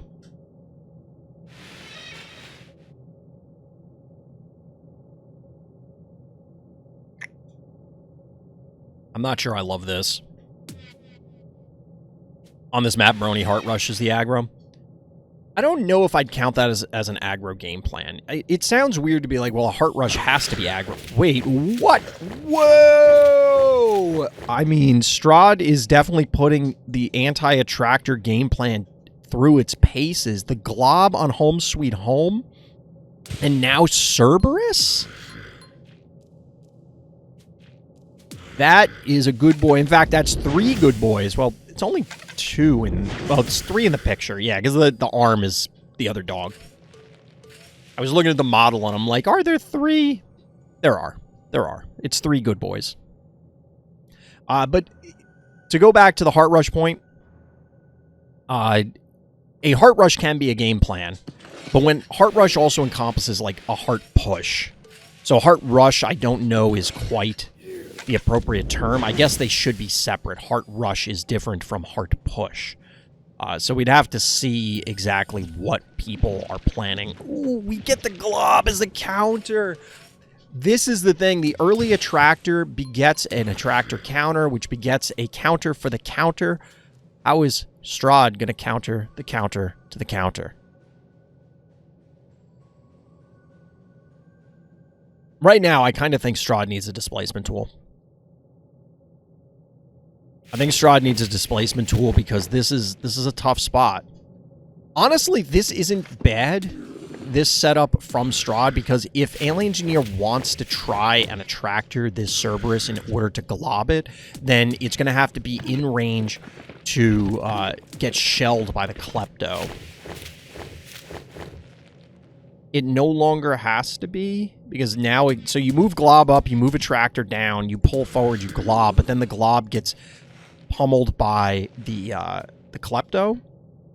I feel like, yeah, as Chad is pointing out, I think Shove Shark could make an appearance, or honestly, it's older brother, little brother, Finnegan. Because Finnegan here almost invalidates the glob. A little om nom nom action. Om num num num num num num num num num num num.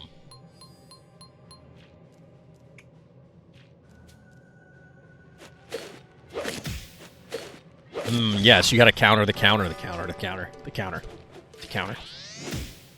Well, Rusty would like, real talk. The buffed Rusty is a thing. Buffed Rusty is like for realsies a thing. All right, so both players are clearly waiting for their terraforms to come online. Alien Engineer with 12 keys, notably, in true Alien Engineer fashion. Strahd with 12 keys total. So Alien Engineer is +5 in the key count. I don't... To counter the counter, you must become the counter. Yeah, this doesn't look great for Strahd right now, I don't think. Terraform is online. And no matter how you break or pull this ends poorly for Strahd, I think. Get a little Miss Moffat action. I do like the displacement, but I think we're going to get a break here into the yoink, into the glob nom. Ooh, we're not. We're just going to get the snipe here. How clever. Somewhat surprising lack of sharks in these games, come to think of it. Shove Shark really has not made much of an appearance. Buffed Rusty needs a nerf. My werewolf fell off a cliff. It just fell into... what? So we get this snipe onto the Klepto. Honestly, Strahd probably had the same mindset as I did, which was that the Cerberus was going to get eaten. That was not the case, and there's really no way to get the Cerberus to connect at this point. You could break this block, probably lose your Crushmore in the process. We do get the leap off the stem here, which likely leads to a sniped Gravedigger. Yeah, you just don't have good positioning, because in order to get the Cerberus to connect, you can't break the obstacle.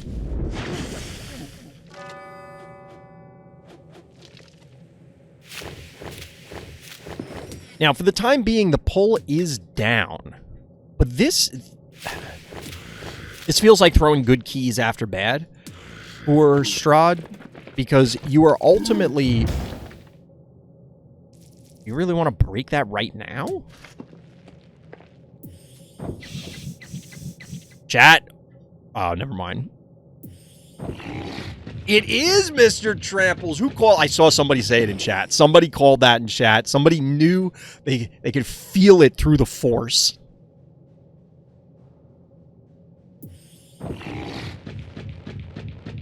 Mr. Tramples off the stim, by the way. BT dubs. Admittedly, it can't actually connect with anything right now. Cassowary goes down.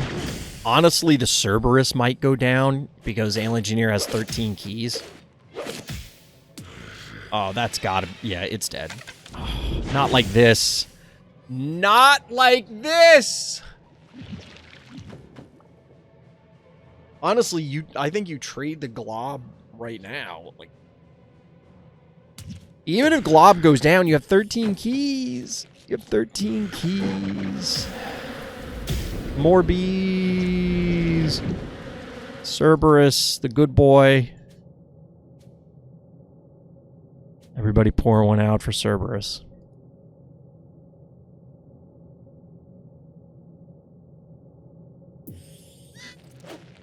Smiley?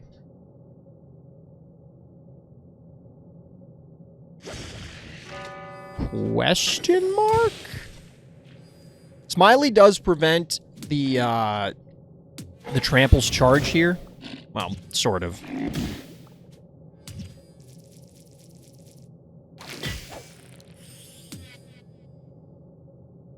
All right, so Strahd is not out of it yet. Just, they are in a world of hurt. They have 4 attacks remaining. 2 attacks remaining. That's not a... Yeah, you have to... You can't leave the Glob here.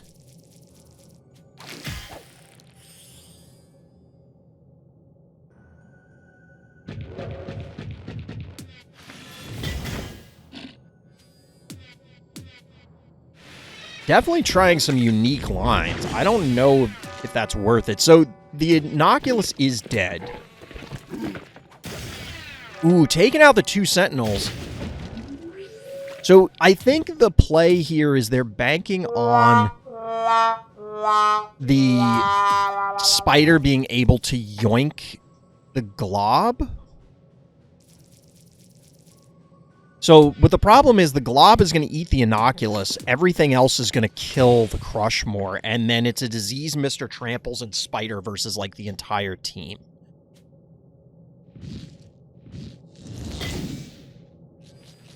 Or we could do it this way, too. And then Glob takes down whatever.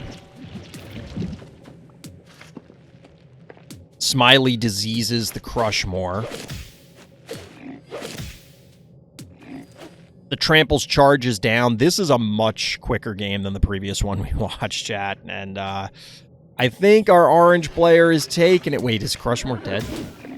Honestly, Alien Engineer probably could just kill the Tramples. In fact, they are. Wiggy. Taking him down. Diseased Crushmore versus the world. I think we know how that one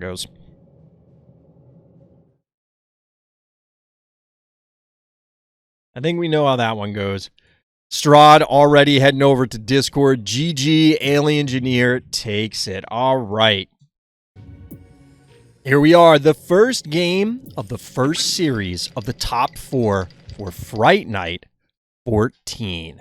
We've got Atvor, we've got Alien Engineer, and here we are on like and subscribe. Now, the players did go through the map ban phase. Remember, there were no banned phobies for this event. We just recently got the balance patch, and we're trying to find out if there are actually any phobies that are now a new issue in the new world with the update, the new phobies, the new balance, the new maps, the new everything. So, we had... from our blue player, a ban of Magnificent and Never Forever. Whereas our orange player banned Night Shift and Center Stage. Map pick went to our blue player. They chose to go to like and subscribe, even though Alien Engineer just won their decider match in the round of 8 on this very map. Alien Engineer chose to go second. We'll see how this breaks down. We got a Fire Ant. We did see Fire Ant show up on this map, maybe for Advor yesterday. I'm not sure. I'm not sure.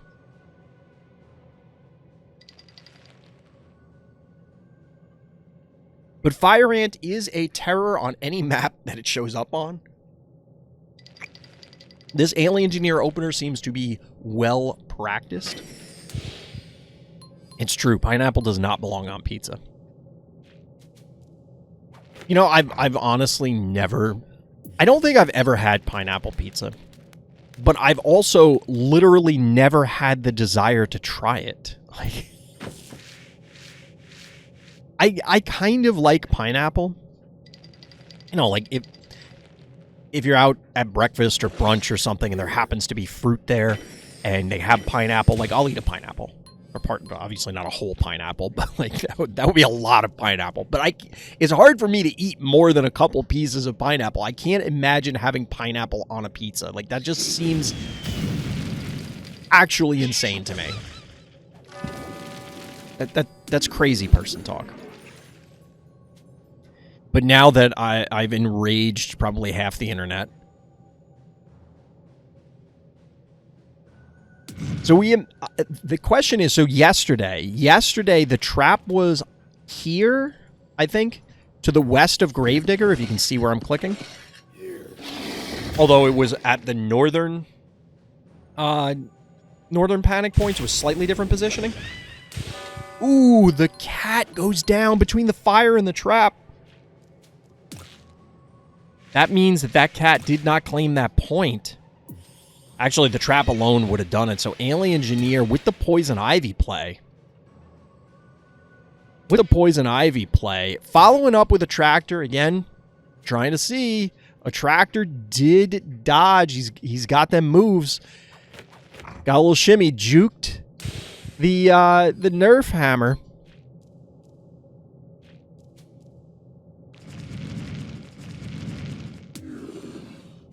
You'd eat a whole pineapple.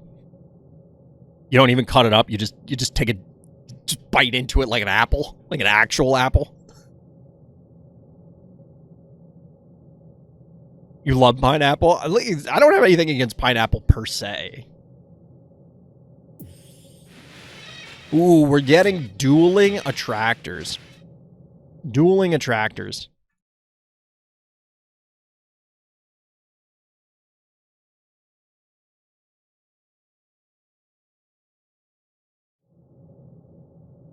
Pineapple's good, but should not be on pizza.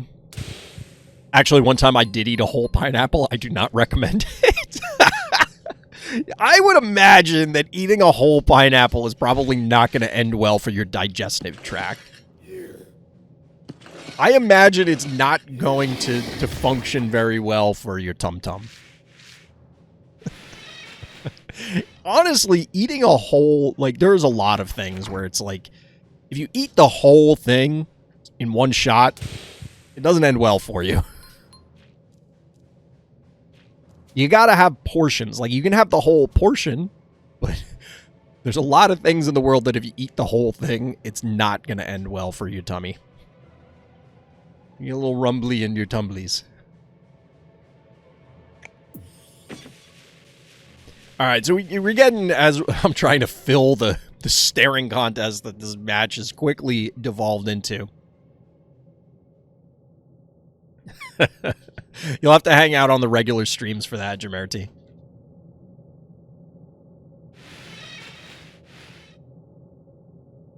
You'll have to hang out on the regular streams for that. We're trading traps here. That's the most exciting engagement we've gotten. Besides that cat getting cooked by the poison ivy trap. Can you call it cooked? Bad seeds. Bow Mangles. 18 keys to 22.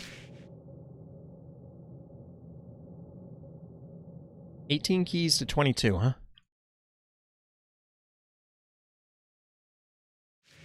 Alright, checking Discord real quick, chat. That time, it was a ping from my wife. Shout out to my wife.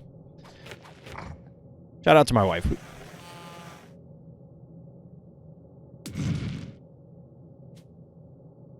Players, of course, being very cautious.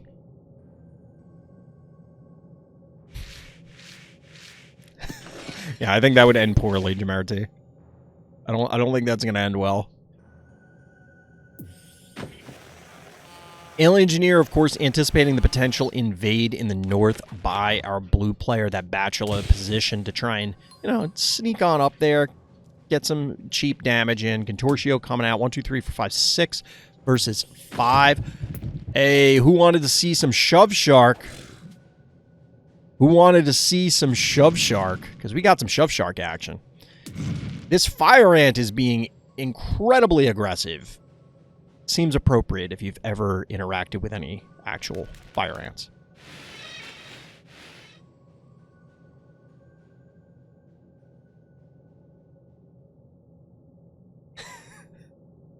Now Chad is hell-bent on finding weird portions of weird things to eat. Chad, how much fried spider is one portion? How much fried spider equals one portion?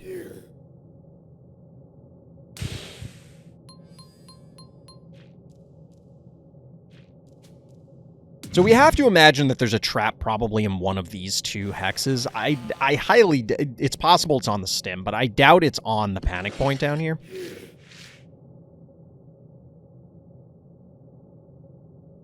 $70-turn game. Strap in. Hope everybody went potty.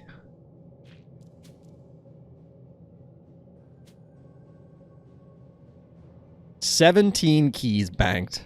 Hashtag just saying. Hopefully everybody couldn't hear the washing machine in the background before beeping. I think I had the mic position so that it shouldn't, but... I'll have to let my wife know that everybody appreciates her efforts. I'll have to let my wife know. Maybe I'll show her the chat log.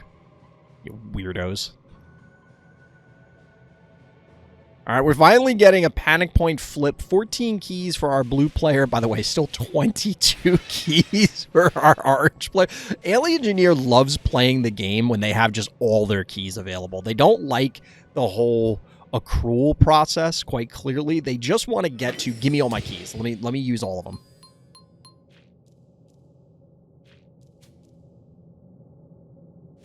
You'd say 50 spiders is a portion if they're small, but for a tarantula, you'd go with 2. So 2 tarantulas is 1 portion. 30 small spiders.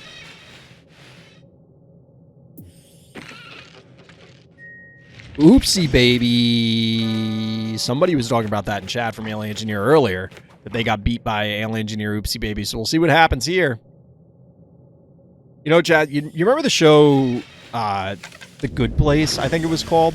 Where it's like all the characters think they're in heaven, but they're actually in hell. There was a line, I never really watched the show, but like somebody had it on, and there was a line where the main characters are in hell, but then a bunch of demons show up pretending to come to heaven from hell, and they said something like, and they were pretending to be damned souls, and they said, oh, wow, the food here doesn't turn to spiders in your mouth when you eat it. I'm like, that's horrifying. Like, that's just terrible. Exactly, Luffy, exactly. Shout out to my wife.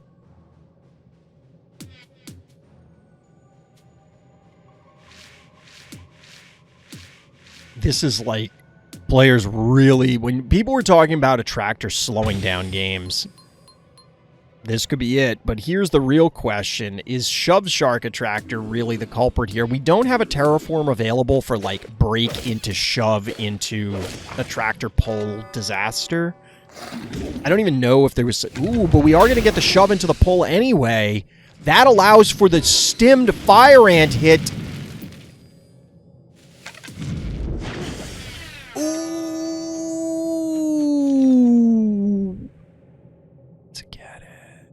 The snipe on the attractor. There isn't... Well, there is actually retaliation, because this... No, this can't kill it naturally. Yes, it can. So this hits twice, and then Jar comes in and trades attractors. So we're left with basically the same board state, just minus attractors. Definitely a cool play, though. Wait! No, Atvor! Atvor. Dropping the misanthrope. He doesn't like any of it. He doesn't like any of it. That might be a very, very safe attractor now. There is a terraform available.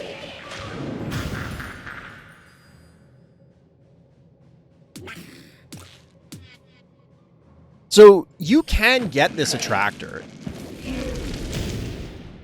You'd have to move the poison ivy. You break. You send the cat in. You snowball here. And then you jar or something. And you kill it. However, Alien Engineer is prioritizing the fire ant.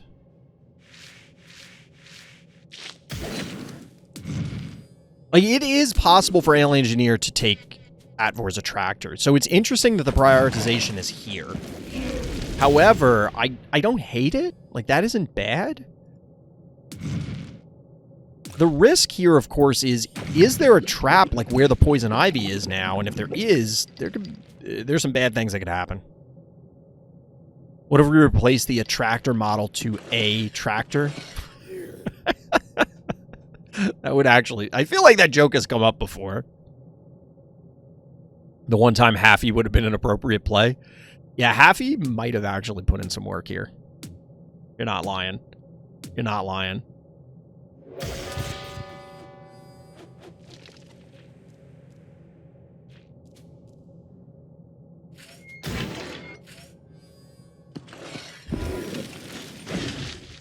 Down goes Poison Ivy. Obviously, the Quagmire is going to protect this Innocuous. Are we going to take the kill here? 280 health. You can't quite take it down with the Bachelor, which means... I don't know if I love this.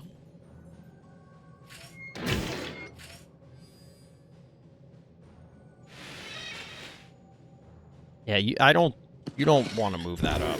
That's not going to end well for you. 11 keys to 10. Alien Engineer does not have their typical enormous bank here. It's not like there's 17 keys remaining and Alien Engineer has a dominating board position.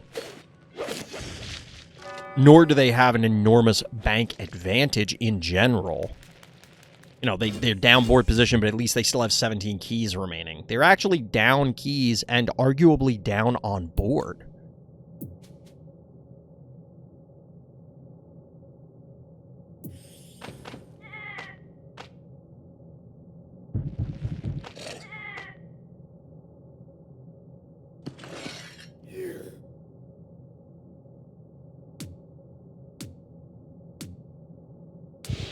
Chat, we're in for a long one today. We got a bad sheep coming out. This seems to be Atvor's signature. This has shown up in a variety of games.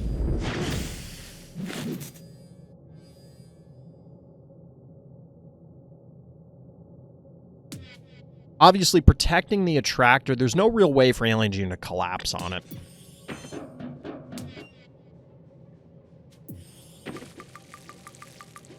Ooh, we're going for the kill on the stabby? Nice! I was wondering if this play would happen. The breakthrough for the cat to take down the stabby, you take those trades.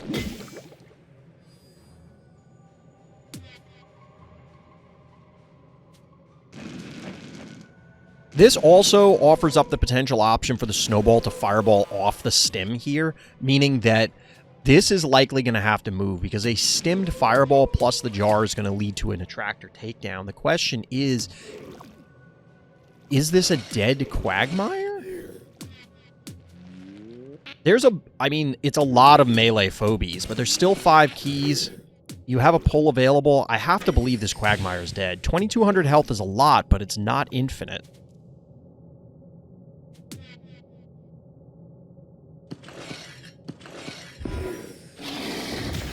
Yep, get a little terraform action here.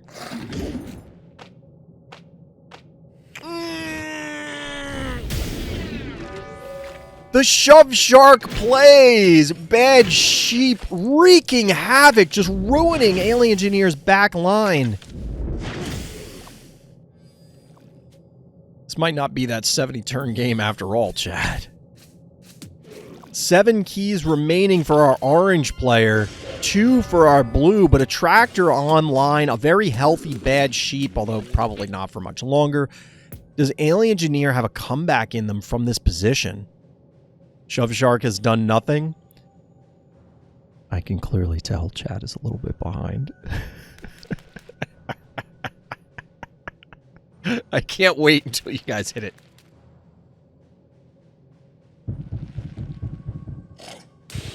Can't wait. Sometimes it's funny watching chat try and catch up to where I'm at. So we do get the snipe here on the attractor. The attractor will cook, but that means that these 2 probably die. The combination of these 3 should eliminate them. Gin Sting coming out of the vault. There aren't any other 3 Rangers, I think, available for Alien Engineer.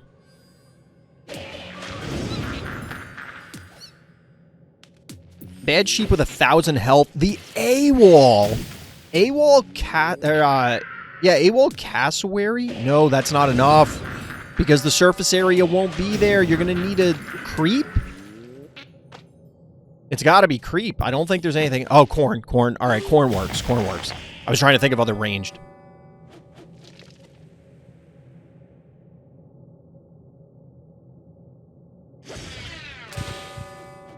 Did Alien Engineer flip this game? It was looking spectacular for our blue player. And then all of a sudden, what happened? Panic point advantage orange also, by the way. This wasn't quite the sequence I expected to take those 2 out, but I knew they would. I knew they would go down. Shove Shark is a offensive threat aside from the nudge, but it's not very healthy. It doesn't have a ton of health. It actually has more than Gravedigger, though, which is something that I still contest. I feel like Shove Shark should just plainly not have better stats than Gravedigger. This thing should only have 1,000 health and maybe 400 damage, maybe 375 instead, in my opinion.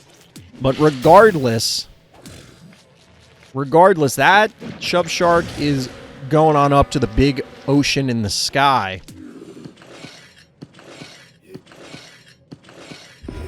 What if Bad Sheep was called Bad Sheep with a bad sound like a sheep? I don't know if I'm being trolled here or not.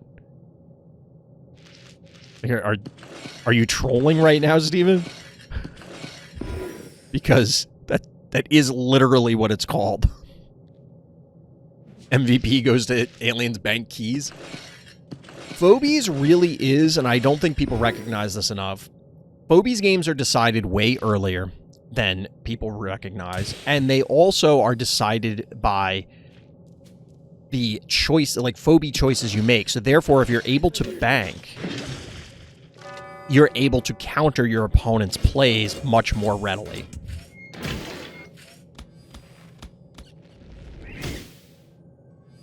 Gin Sting? I guess it wasn't gonna die.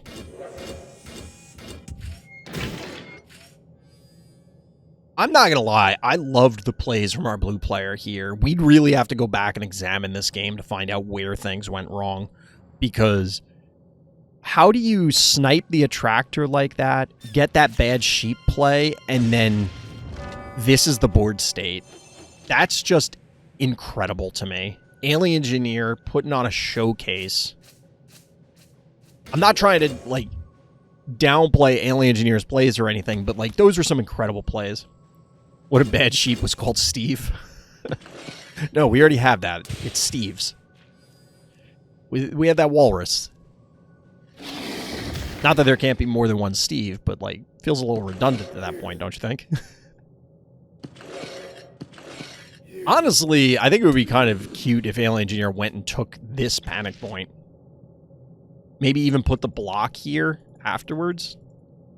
If just to make it annoying. I forgot. I thought it was just called Bad Sheep because I don't see it enough to remember. That's fair. That's fair. Yeah, they did a better job with that than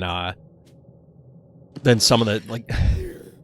The Phobies team, for the most part, does an incredible job with the puns and the names that are also sometimes puns, the ability names, and all the... there are some misses. There are some misses. Like Frosty's ability just being called Blizzard instead of Freeze Ray. And then you have, instead, you have things like, oh, by the way, gotta love this, get the stem. Then you have other stuff like Into the Limelight on Tick, but spelt like Lyme's disease. It's like, that's a great pun.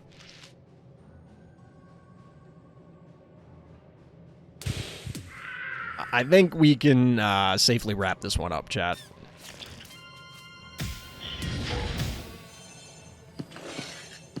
What a Bad Sheep was called, RT Chomp GG.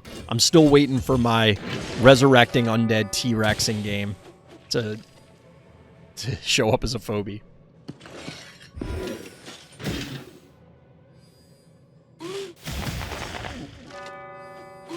You know, if Advor had a heart health advantage or something, there was maybe a world where, like, the Murderwing and Misanthrope survive, and you kill the Gravedigger, and then you can run around the map away from these, but then, again, Alien Engineer could just walk these up to the heart. I don't know. GG, Game 1, Alien Engineer. Not bad.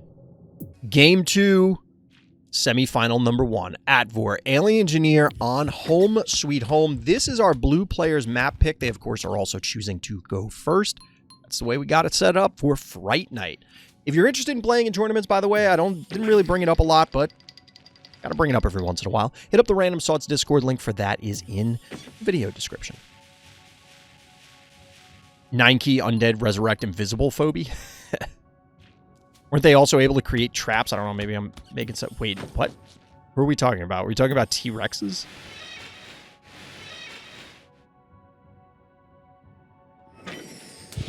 So we did see this opener in a previous game today, I believe, from Advor, and if I recall correctly, was on this map, so clearly this is like their opener on this map, and what ended up happening was the cassowary just took this panic point and then just died. So are we going to see that again? This is... Yeah, I was going to say, like, that's... I think they learned their lesson. I don't think it's worth... I don't see any reason to have this Inoculus here. This Inoculus is probably just going to get damaged. So, like, you claim this point, you damage the Inoculus. If it forces a Muffin, you traded Cat for Muffin and a panic point advantage. That feels like advantage Alien Engineer here. But as we see... That is another attractor. Add 1 to the counter, chat. Restart the clock. Wait, what? Oh, okay. Yeah, I don't know if I love that either. I'll be honest, I think our blue player's already in trouble. The attractor stabby combo, especially when you already have the panic point advantage on this map, is going to be very difficult to break. We do get a Shove Shark, and we saw some incredible Shove Shark plays out of our blue player in Game 1.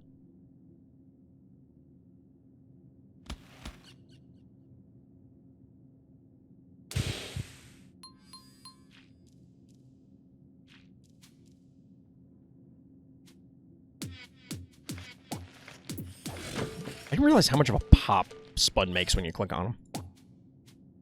That's a loud pop.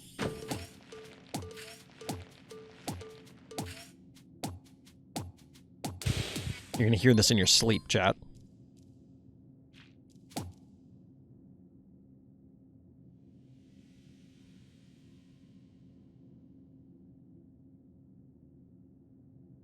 All right. how does Alien Engineer respond here? The Shove Shark obviously makes things very complex.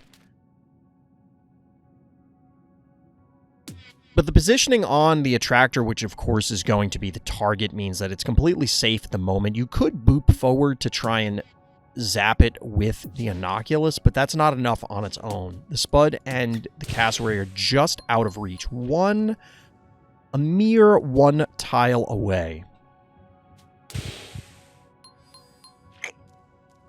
Alien Engineer right at home with a panic point advantage and control of the board.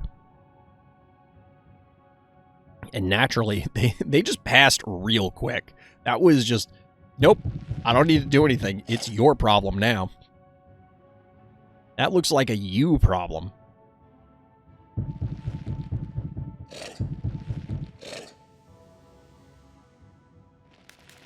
Heard something weird. Maxed out is our blue player. Alien Engineer in no such position. And...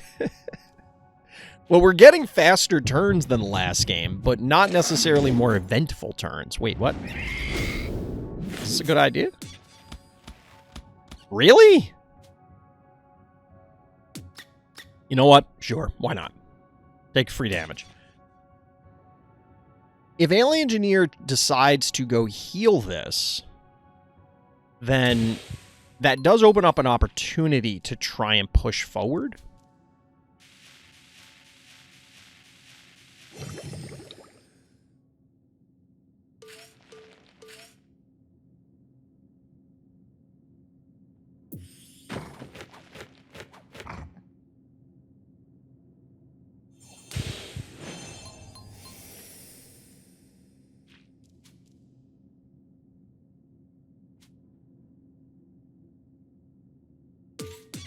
So Alien Engineer only committing a 1 key, 13 keys available to 11 for our blue player's side. Both players, they got everything available to them at this point.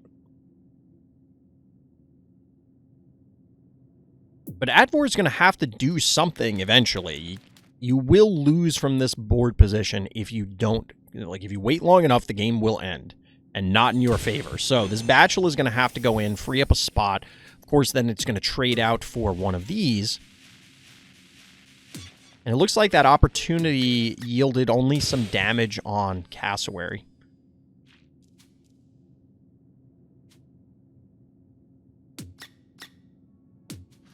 This is a dead attractor, isn't it? No, it's not. It's only 825. Attractor needs a health nerf. I do not understand why Repeller has the lowest health. Nuki. Thank you for the follow. Much appreciated. I don't understand why Repeller has the lowest health. It should be Attractor at the lowest health, then Innocuous at the next lowest, and then Repeller probably at the most health. I don't agree with Car's suggestion that they should all be the same health, same damage, because I don't think that push, pull, and damage are identical. I get, like, you can make an argument that the cost does change things, and it does, but I don't think that everything is equal in that scenario.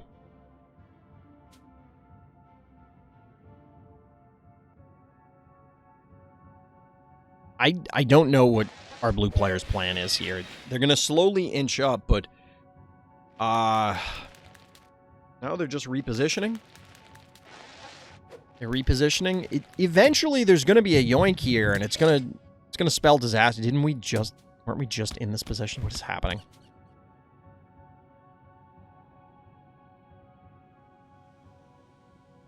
You either have to shove with everything or don't be in range.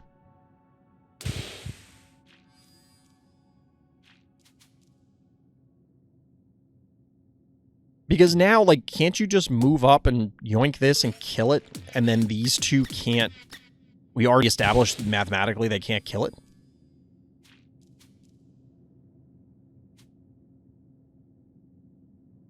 Honestly, there might have been a world where... could have also gotten this. I feel like that was a missed opportunity from Alien Engineer. You could have sniped the spot, unless the goal was simply, I don't want to open up a spot on their team. Which I could understand. Like, that kind of makes sense. But we're going to end up doing that anyway as we trade out the Bachelor. This was a long wait. I always wonder about this when players do this.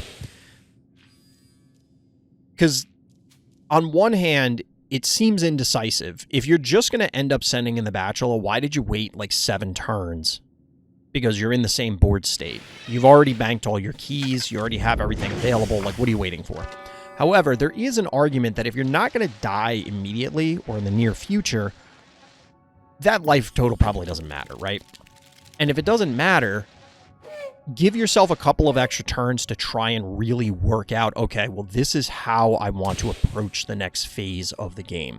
You'll see this happen in other games where people will drag something out unnecessarily. It's like they clearly lost this game. Why don't they just surrender? Well, they don't need to, and it gives them a chance to process what do they want to do going forward. Bonjour. Welcome, Nuki.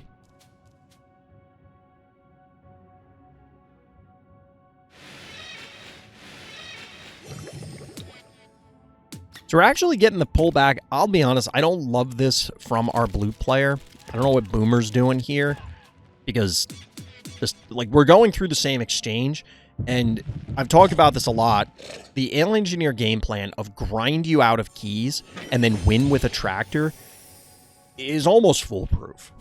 It has proven wildly successful, and in this scenario, like, what are you doing? You're just trading 1 keys, you're reducing it, and eventually that tractor is going to get you.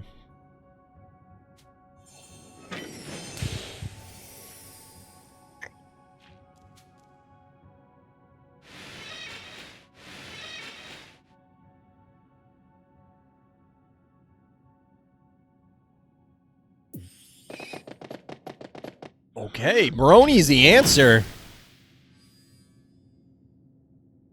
Brony is the answer.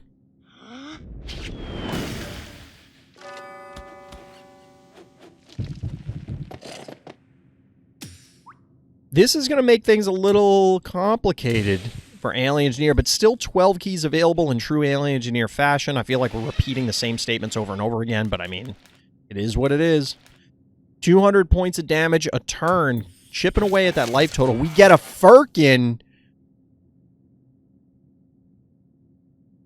It's been a while since we saw one of those, chat. It's been a while.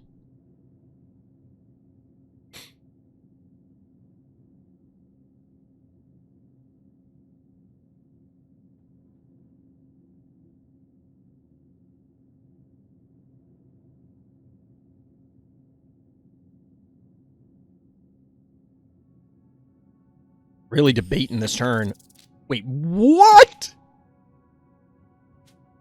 Spaghetti? We got a little spaghetti action? What? What is happening? Where did this game go off the rails?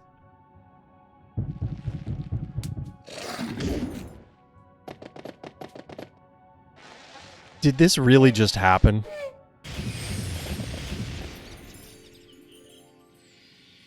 Oh my god, that is an entire team shut down by the Brody! The Shove Shark plays!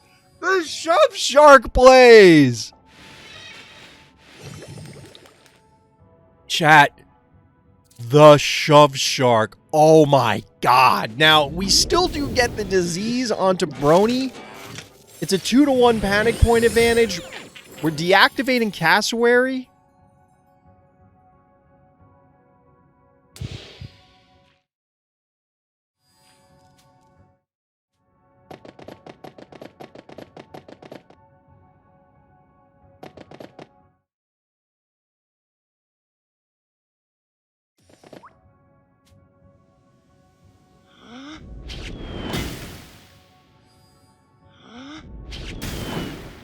Spreading damage. Oh, we're going to get a challenge play. Does this kill the I mean, the attractor...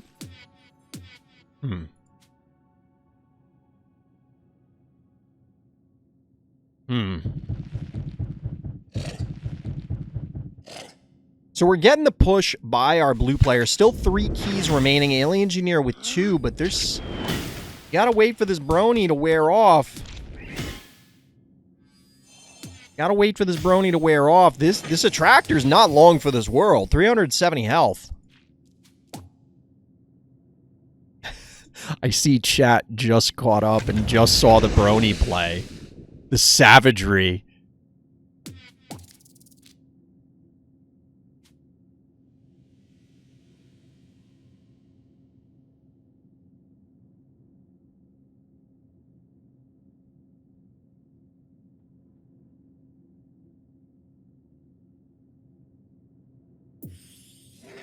Eternal Night. Final phobie from Alien Engineer. Is that the answer? I don't know about that one.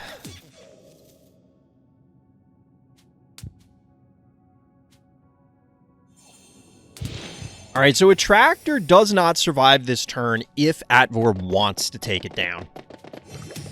Chat, we might actually see another Brony activation simply because if it parks its pink butt on this spa for long enough, it's gonna heal through the disease. Attractor does in fact go down. But everybody's active now. Are you gonna take down Stabby? Alright, Stabby down. Really? Alright, taking down the Eternal Night. All of a sudden, it's 2 phobies to 5.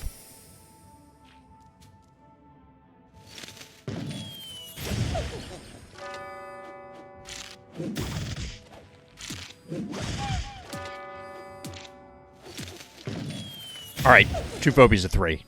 Hold, please. Hold on. Let's not get wild. Let's not get wild.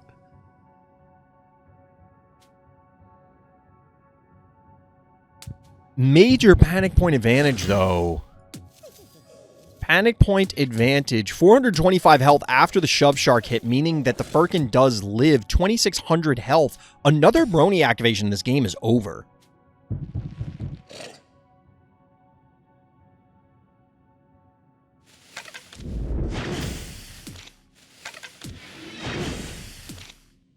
Disease is available. It won't affect the Inoculus, but it is enough to kill it. The Firkin is wildly out of position. It can't claim a panic point.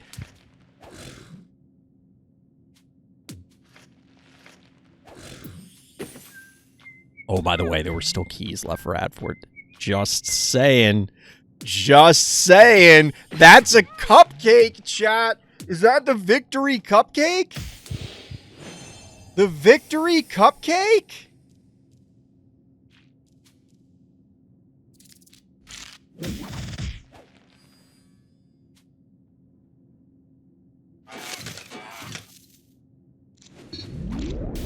Disease going down. I don't know if Alien Engineer has enough time to wait.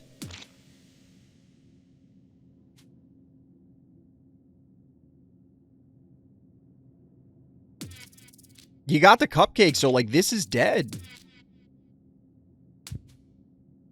And with you're taking 600 a turn.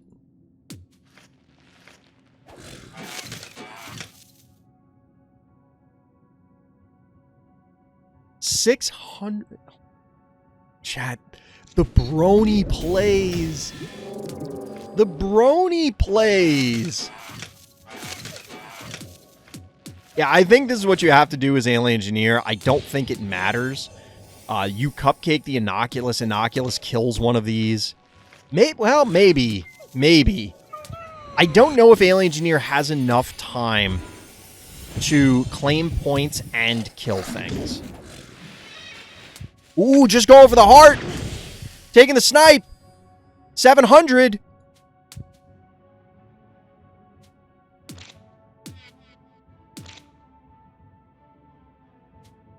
You can kill the Inoculus. Oh, baby. Oh, no. 100 health. You got to claim both points and kill the it's unwinnable. This is a game.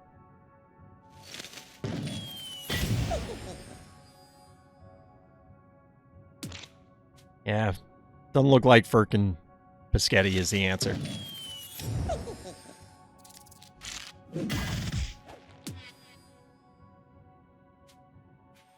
GG, we're going to game 3, chat! Oh my god.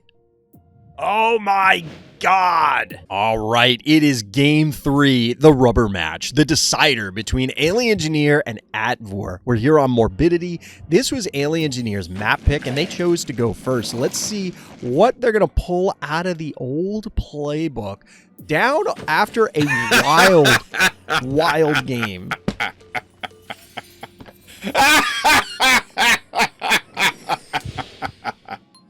Down, losing on Home Sweet Home to the Brony plays. The Brony shove plays. What do they have in store here? Atvor with an interesting opener here with the Murder Wing. Alien Engineer does have the option to potentially get kind of aggressive here. It's not out of the question.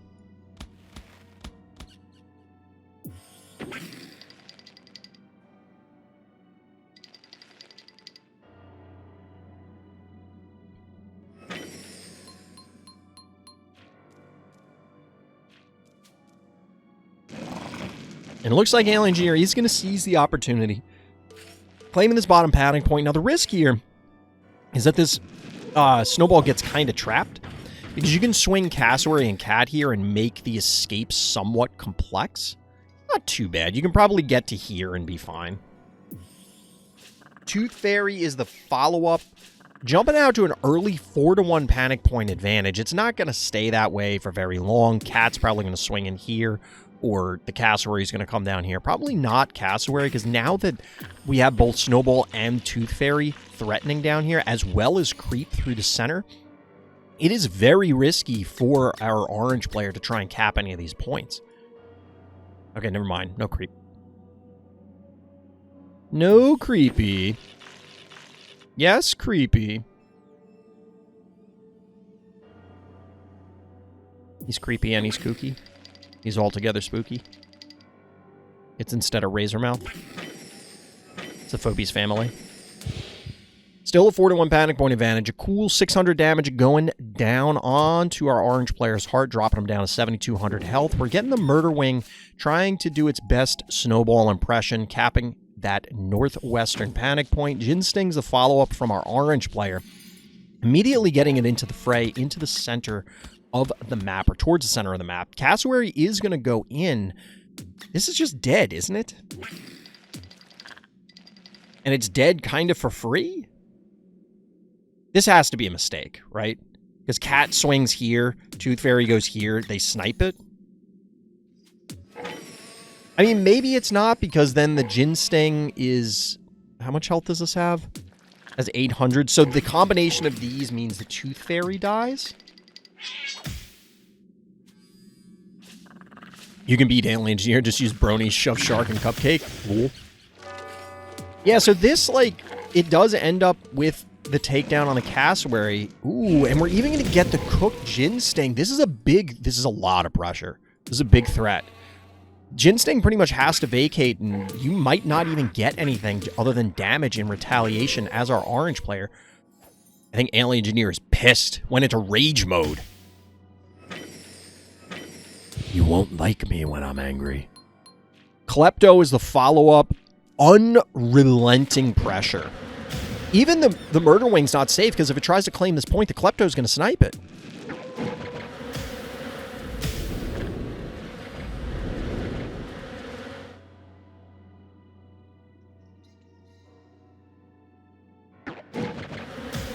Tooth Fairy just rotating a little teeth there.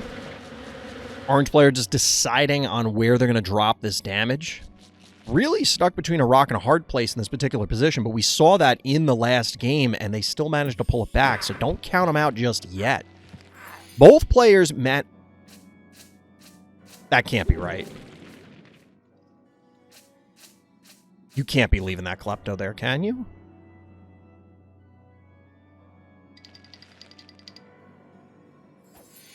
No.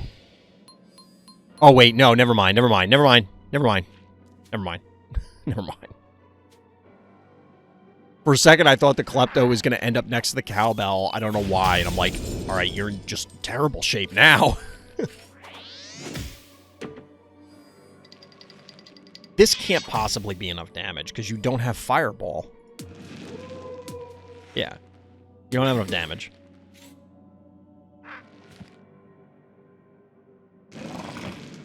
One, two, three, four, 5-2 panic point advantage. Snowball beaten feet to the corner? Question mark? Alien Engineer preserving their 1 keys. We're probably rotating into the Alien Engineer traditional plan of banking keys. Kivo, never mind. Like I said, Alien Engineer going back into the playbook, electing to not go with their typical plan of just banking early, but this is a fair amount of pressure. 6k health remaining on the heart seems like a lot, but with a 5-2 panic point advantage, that's going to evaporate relatively quickly.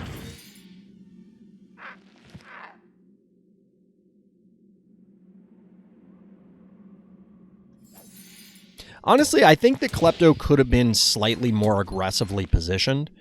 You're only going to, at most, accept 3 hits, Cat, Murder Wing, Klepto, and then the Ginsting has to reposition. And then if they tried to get cute and be aggressive, you can punish it pretty hard, whereas here you'd have to reposition with the Klepto.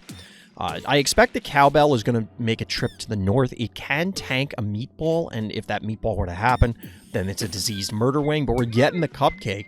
This spelt disaster for Alien Engineer in previous games.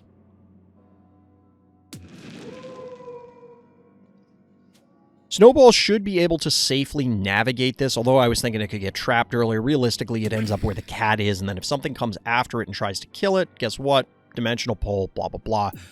Bad things happen to you. Creep, the follow-up from our orange player, now in conjunction with that Cupcake, you're representing damage across a wide variety of angles.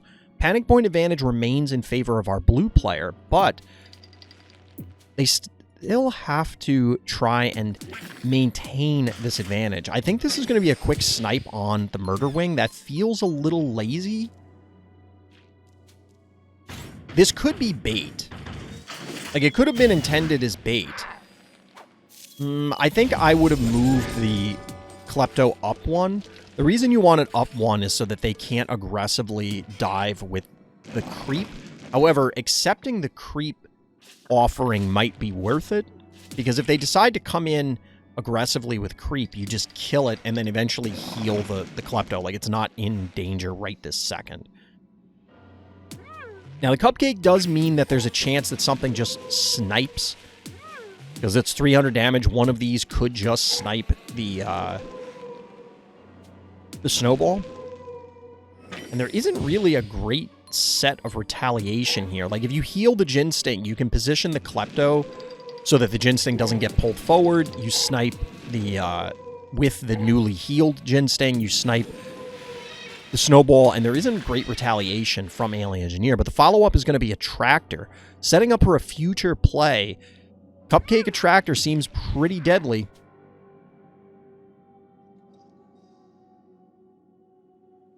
Pressure's still on our orange player. 4,600 health on this heart, getting pretty close to a dangerous health total. That's going to pull the Ginsting into position.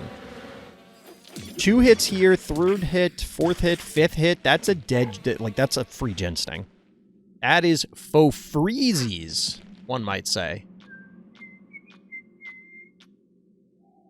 Now, Cowbell could make a trek to this northern panic point, given that the Murder Wing went down. I don't know if our orange player has access to Tooth Fairy or what other flyers are in their collection, but that would be what has to navigate here. That actually would be a pretty solid pickup for our blue player. At the cost of a 1 key, you get to claim this panic point, and it's going to be kind of challenging for our orange player to claim it back.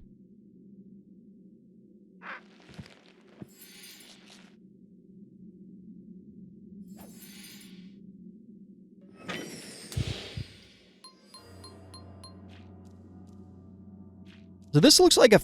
not a free, but it looks like a dead creep. So we do get the push here. Are we not going to go for the creep kill?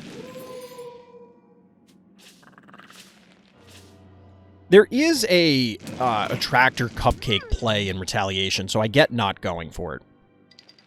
Why do folks play Stabby as player 1 on aggro maps? Turret addiction? Could be. Could be. I mean, I don't hate it.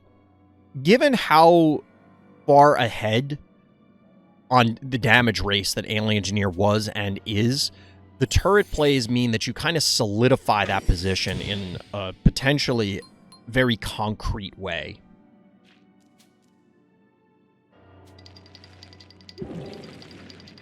So the cat has to get sent in to stabilize. 4-3 panic point advantage. Obviously, the cat's not long for this world. The only question is, does something else help out so that way the Tooth Fairy can claim the point? We'll have to wait and see.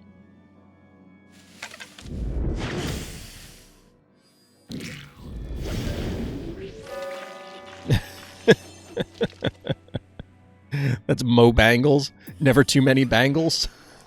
Yo, we get blue! Chat, the best phobia in the game. It's blue. Everybody loves blue.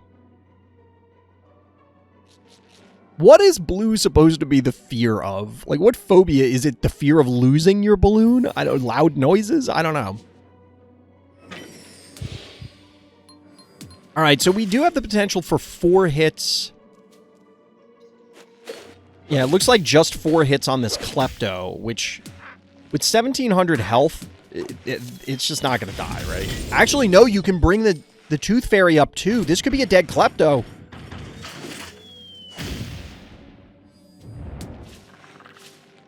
Ooh, sniping the Klepto. Good pickup here, but are you offering up too much in return? Because obviously the Attractor is going to be able to get a pull, and you're going to have Cupcake to help this out. Morty! Morty! The Morty snipe! Taking out the cat on the southernmost panic point. We got double dimensionals for the counter displacement here. Alien Engineer saying, I've got too much HP. You can't stop me. Yeah, the cat's got to be careful on position here. It's likely to get caught by a stray AoE, whether it's Jin Sting or it is the Attractor.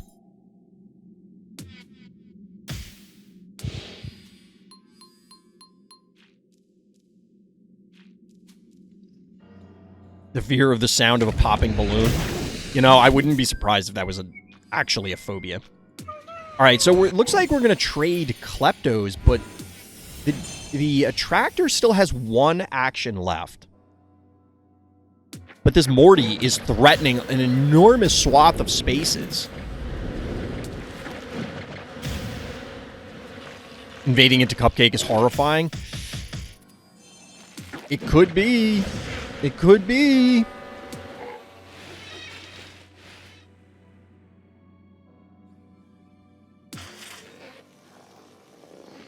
Blue. Actually not going for the panic point. It's going to power down the Hevo, dropping it down to a mere from 350 to 50 damage. The Morty surprise. The Morty jump scare. Got him. Giggles coming out from our orange player. Orange also, by the way, BT dubs, 3,400 health. 3,400 health on the heart. Honestly, there's a world in which Alien Engineer just claims every panic point and goes heart at this point. That is within the bounds of this particular reality.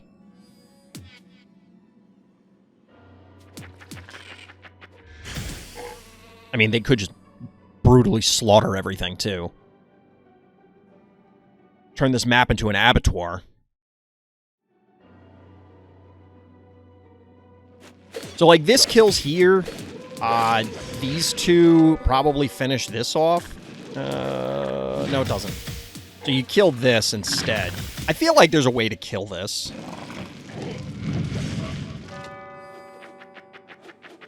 Or Morty could just claim panic points, and with the pole down.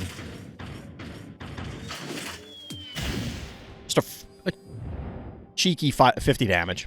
Look at Alien's keys. Yeah. Yeah. Yeah. We've seen this particular play before.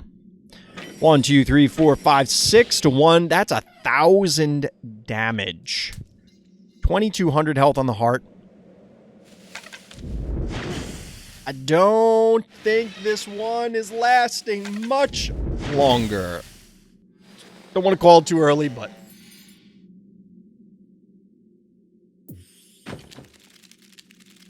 Boomer, probably not the answer. By the way, Alien Engineer still has more keys available than their opponent.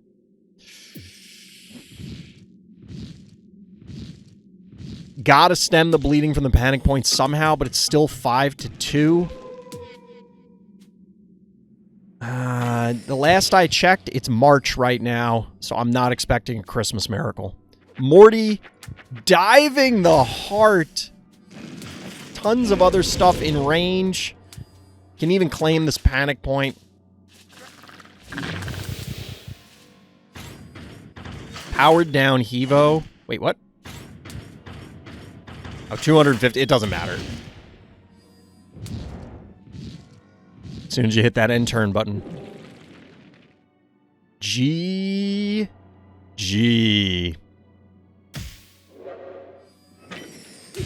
Compared to the other two games, I will say that was a little more anticlimactic, but still an incredible game. Well played, both players. Semi-final number 2. Game number 1, we've got Potenzia in the blue trunks. We've got A. Markin in the orange trunks. A. Markin's map pick of Castaway. And we got a little werewolf action from Potenzia leading this off as they chose player 1. We'll have to see how this one plays out. Potenzia does have a propensity for aggressive lines, aggressive plays on pretty much every map, and seemingly this is really interesting. So we actually caught the tail end of an A. Markin game on this map earlier today, and A. Markin, in retrospect, may have been A. Markin's map pick, but A. Markin seems to favor Cyclops as of late. I don't know if it's specifically this map or this particular set of circumstances, or they're just high on Cyclops recently. But it's pretty interesting to see that this phobie, one of the early game phobies, it kind of drops off after people start moving up the ladder ranks, but it's still making an appearance and making its presence felt. And also, it kind of looks like those back legs are not touching the ground. I think it's just floating. Or it's just me. But either way, we get a 3-1 panic point advantage. Blue coming out early. A. Markin, of course, can claim this northern panic point pretty safely. There's no real way to threaten it. Jinsting can't. It'll get one shot, but it can't hit the stem. So they'll exchange blows and then back off, most likely. Okay, no, that is not what's happening. We're just getting a straight-up invade.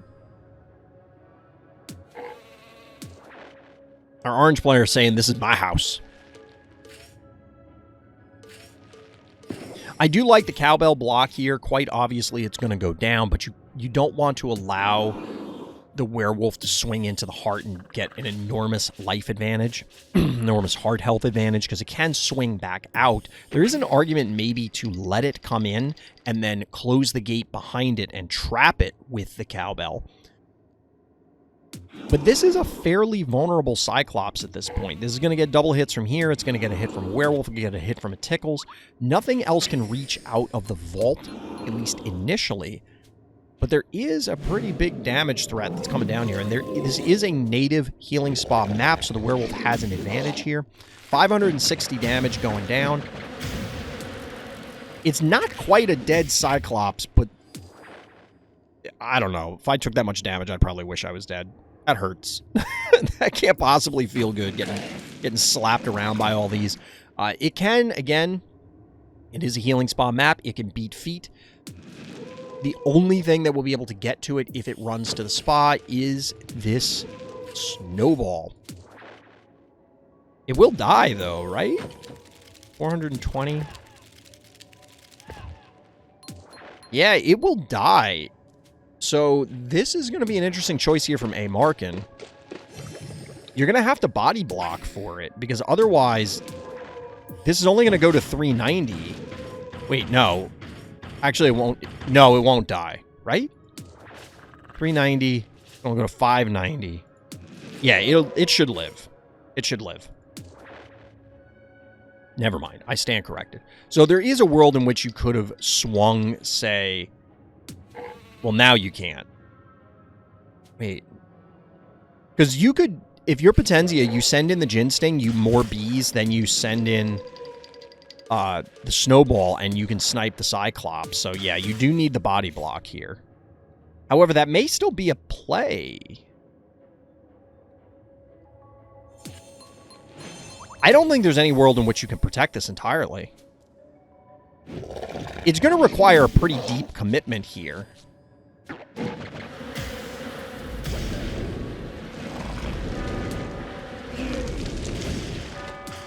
The aggressive line is there. Even the Boomer for the body block? Potenzia looking for those aggressive plays right off the bat. A. Markin, this was your map pick. Maybe second thoughts?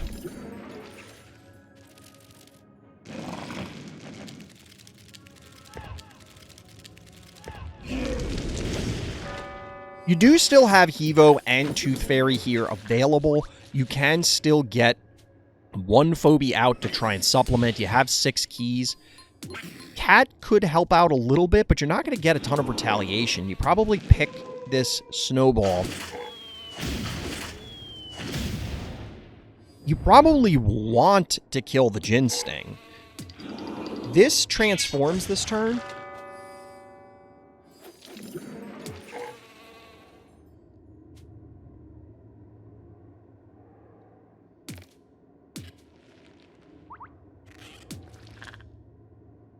You gotta somehow get 400 damage here. And Snowball won't do it.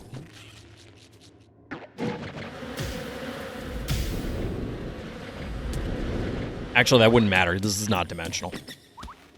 Okay, so we're gonna do it this way.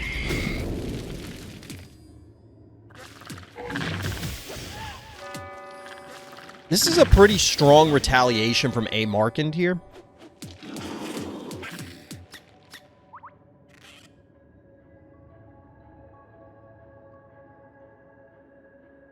It is so gross when Tooth Fairy flips the tooth back in, because you can kind of see, like, the nerve ending from the end of the tooth out of the mouth to the tooth. It's, ugh. That's not comfortable. That doesn't feel great. All right, so Cat goes down. Tooth Fairy goes down. Werewolf lives to fight another day. 5 keys still. Very scrappy game at this point. Pressure still going down onto A. Markin, as we saw in the Game 3 between Alien Engineer and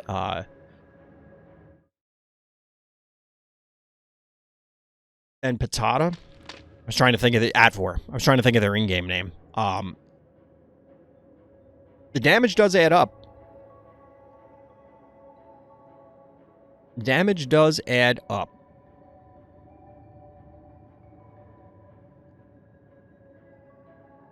Potentially a little bit of debate here. There isn't enough damage. I mean, all 3 phobies can hit the Hematic, but not nearly enough to kill it. Probably get the Cassowary takedown here. Swing it somewhere. Probably back? Probably back? That gives you a little bit of life leech. If you move the Cassowary forward at all, it's just 100% dead. This at least allows you to put the Hevo onto the Spa. Yeah, rotate the Gin Sting. This makes sense. A little bit of chip damage here. Werewolf is going to come back online very soon, though. You do have to be cognizant of that fact.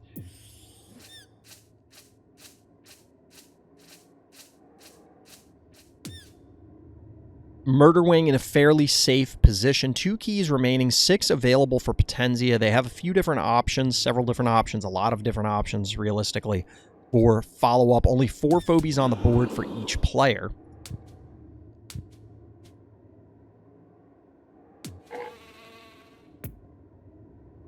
So what is A. Markin's game plan at this stage? Because you're under fire pretty hard and early on. This is not a lot of breathing room. So we're getting a 1 key. Makes sense. You're going to have to try and stabilize soon. You do have time. You do have time. You don't have to rush things, but you can't wait too long. You don't have a lot of damage represented in this team. It's very burst damage from Murderwing and Cassowary, and then your follow-up damage from Hevo and Jinsting just isn't that impressive. So once this transforms, you're in a world of hurt, and now the supplemental phobia is going to be Klepto. Maybe not.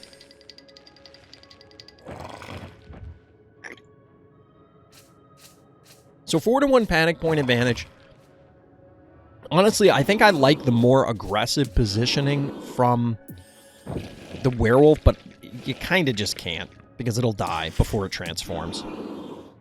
You'd like to have it more aggressively positioned so that way you could get it in and try and actually bite something.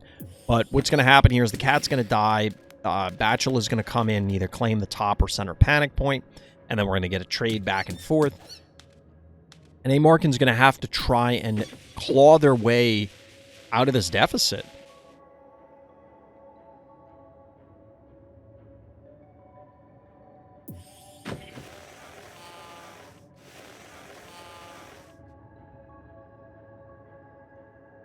Alt is shining. 600 damage going down on A. Markin's heart. Adding up pretty quick, down to 5,200 already. Not quite enough here. You do have to advance, unless you meatball. I was going to say maybe you could advance the Hevo, but it looks like A. Markin's going to value the heal a little bit more. Notably, claiming this point means that the Bachelor can't reclaim the top immediately. Something else is going to have to take it if that's going to happen.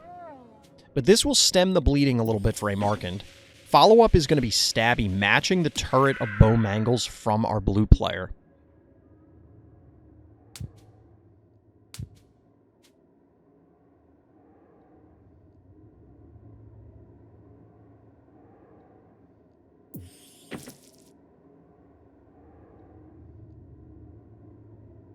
Debating the displacement. Honestly, a displacement tool would probably help a lot here, but that does commit you for a few turns of being unable to drive something else powerful onto the board. I don't know if Stabby is... I don't know. I feel like you need another 1 key as well. Because this is going to die and it's going to get replaced pretty quickly. You do have a little bit of time because, again, the Bachelor can't reach, but it's not going to be very long before it can get in there.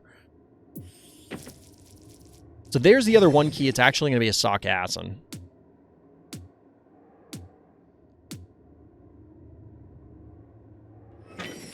I think I would have liked to have seen the Sarcassin maybe a little more aggressively positioned to try and bait Potenzia into coming after it. Because it might be a tempting snipe with a meatball. It might be a more bees play. But in this case, we're just going to get the takedown into the more bees anyway. This is why A. Markin wanted to ensure that the Hevo was at full health. Clearly, they were anticipating a potential invade from Potenzia here. And we're once again back to a 4-1 panic point advantage. Only the Bachelor was maintained. And it's probably going to stay 4-1 for the foreseeable future. This is now becoming problematic for A. Markin. 7 keys available. Get a little Muffin to help supplement. I don't think there's enough damage for A. Markin to truly kill something here. So the Muffin's going to be able to heal off the Sarcassin poison. It's really only Sarcassin, Hevo, Murderwing that are even in range. You can take some pot shots here. Spread the damage a little bit so that your opponent can't just heal it all away with Muffin.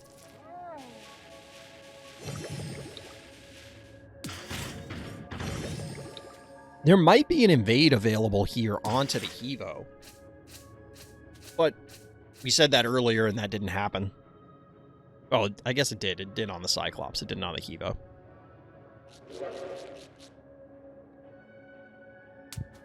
$4,400 health, getting close to halfway. Gonna be south of halfway when this turn ends. 6 Phobies to 6. Is A. Markin going to bank? 11 keys available for Potenzia.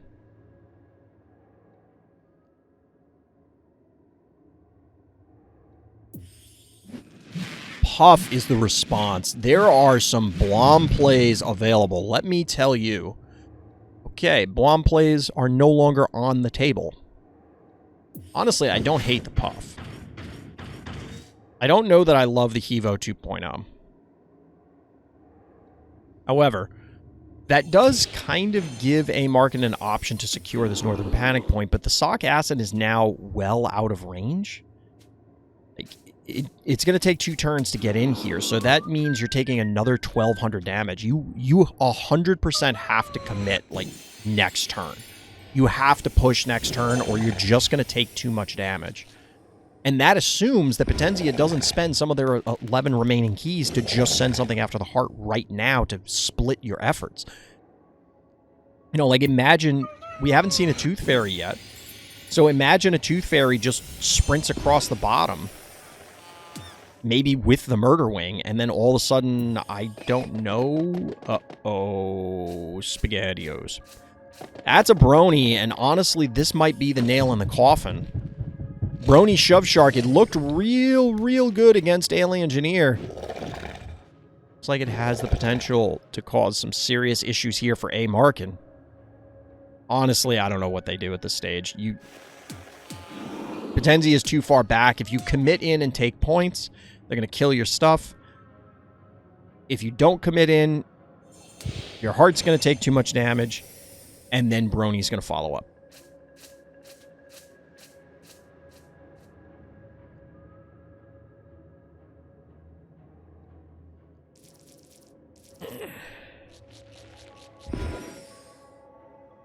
A Markin going to do their best to try and minimize the damage here. This is such a free Speedola position. Is it, though? I know that was probably when they had 11 keys. But something tells me that Shove Shark Brony's going to work out better than the Speedolas. Honestly, Shove Shark Brony is kind of a stroke of genius. Like, Shove Shark enables so many cool plays. The problem is, I think that the quantity of broken plays, like just absolutely game-ending plays, might be too high. We'll have to see. But, like, the idea of Shove Shark Brony, yes, it's 10 keys, but one of the biggest challenges with Brony is that, like, you are always right on the periphery of, if your opponent plays well, it's very difficult to get Brony to connect and not turn off, like, your whole team simultaneously, because you can't, like, recommit in. But now, you can shove the Brony in, and all of a sudden, it is all the way in there. It is super deep in your opponent's team, and it doesn't matter.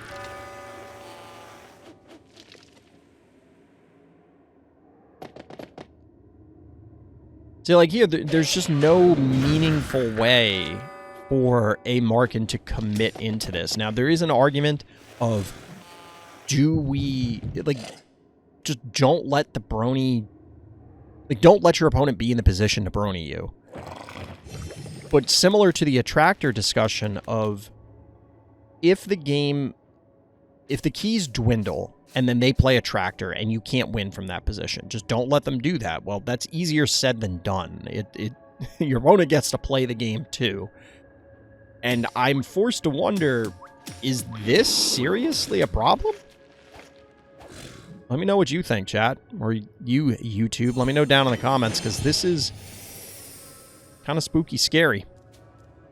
You can leap off this. You can Jin Sting off this. You can Stabby. I don't think that's going to be enough damage. Okay, that's 14. Yeah, it's just not enough damage. Like, look at this. You can basically turn off... Not basically. I think you can turn off 100% of A Markin's team and not hit a single phobie on your team as Potenzia.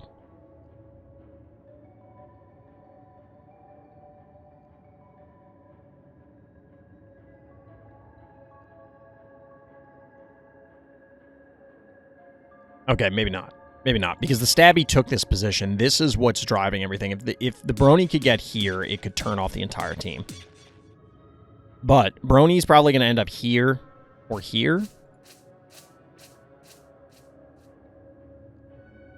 Amarkin definitely making Potenzia work for it. I recently got Shove Shark, and I have to say this has been the most fun I've had playing Phobies. Enabling so many melee Phobies to snipe squishy Phobies or innocuous double taps is fun to play with. I think Shove Shark does a lot of cool things for the game.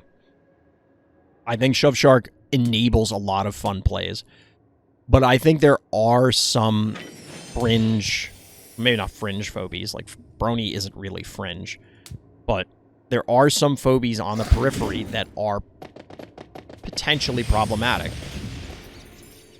Like, look at this.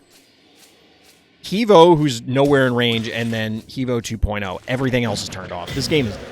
If this game isn't over, like, if Amarkin manages to pull this comeback off, I will be astonished.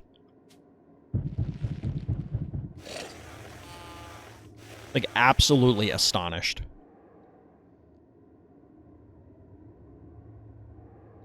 And again, there, at least in this game, like, I was speaking more generally, but in this game in particular, there's an argument that Amarkin should have been more aggressive about their game plan, that they were just a little too passive and therefore were able to afford Potenzia the time to get all this stuff set up, get out to this enormous advantage from a hard health perspective, which then means that the Brony is a death knell.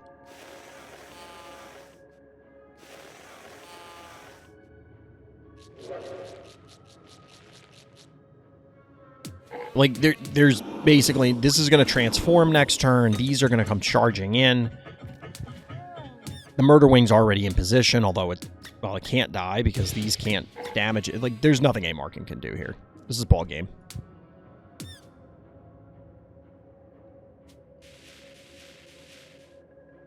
Wait, we aren't talking about the fetch? No, because the fetch got bronied, so it's completely irrelevant. It doesn't matter.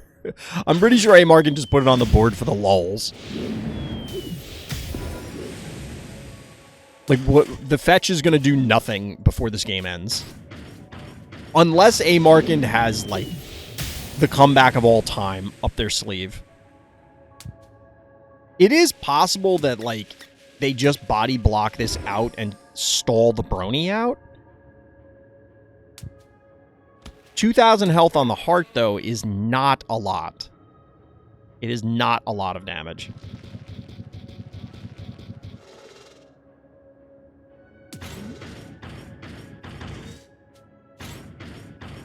Yeah, claiming the panic point here, I think, is actually a good idea.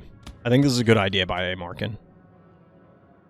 There, I can see a path forward, honestly. I don't want to jinx it. But, like, there is a world in which Amarkin can pull this off. It's still going to be, like, top 5 comebacks all time. But it is not impossible. It's just close to it. Brony claiming the northern panic point, keeping pressure on Amarkin's heart.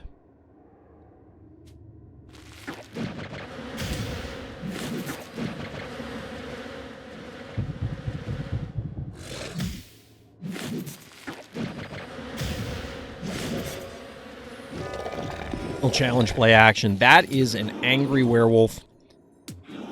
Yeah, like, I think you just walk this in. Because these are not going to be active yet. Or I'm pretty sure they're not active yet. But even if they are, I don't think you can stop the werewolf. Nope, they're not. Boop is still down. GG. Game 1 going to Potenzia. Well played.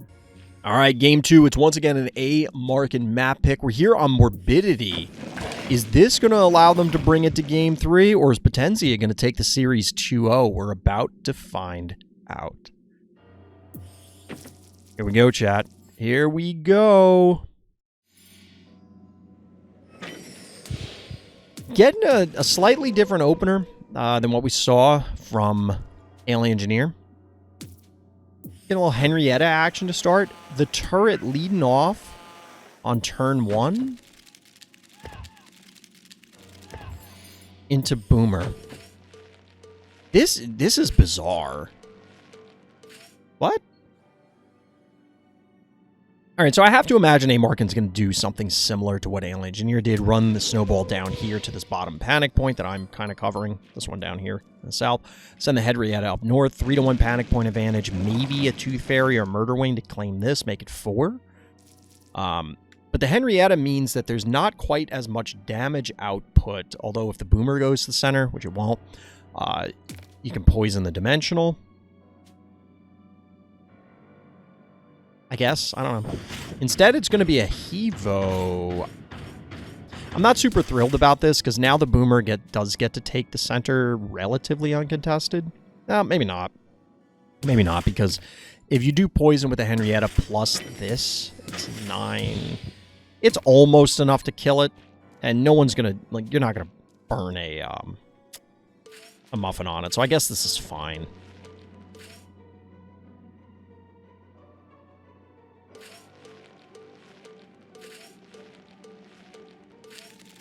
Ooh. Trying to pin in Snowball. Honestly, you could retreat the Snowball, claim this point anyway, and then send in your flyer, and then you can break it out, most likely. But we're getting the Potenzia Hematic Gin Sting, both sitting on the conveyor belts. Panic point advantage retained by our blue player. But this positioning with the Gin Sting and the Bow Mangles means that the Hevo can't as easily support the Snowball if it elects to try and take this point. So this trap on the Snowball is likely to be closed. Ooh, we are going for it. Okay. Just going to kill the Cowbell, accepting hits from the Bow, possibly from the Gin Sting as well. 4 panic point advantage. We're getting the follow-up Tooth Fairy to make it a 5-to-1 panic point advantage. The challenge here for A. Markin is that this Hevo is going to take a beating. It's going to take a beating. And as a result, you're going to need to be able to beat feet out of here.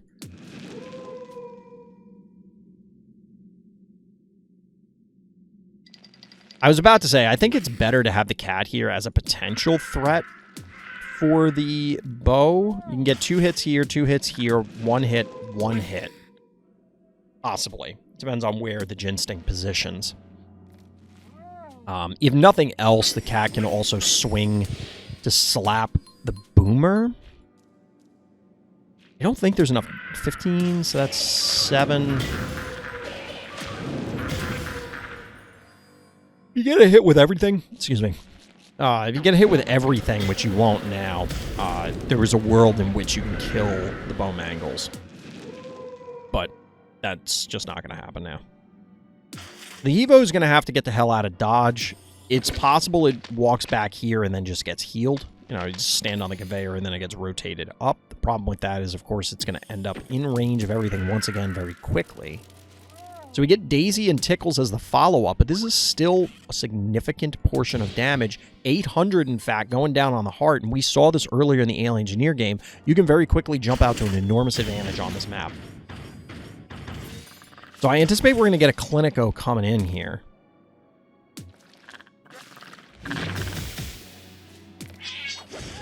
Cat taking down the Boomer. We'll end up trading 1 keys. Snowball gets out of the trap. All right, so we're just going to get Muffin for now. That's not too much health. I mean, that's decent. 1110. Technically, all 3 of these can probably find a way to connect with this. Can they? Go here. Go here. No, that... Well, you could come here. You here. No, only 2 of the 3 can hit. Right? I believe so. A Markin burning all of their keys, actually offering up this Gin Sting here as vulnerable. There is not more bees available right now because it was already used.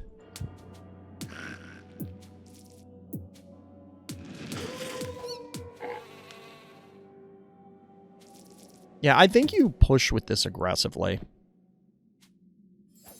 Who's in the lead? Well, the life total lead right now is in A. Markin's favor, but the series lead is in Potenzia's favor, up 1-0.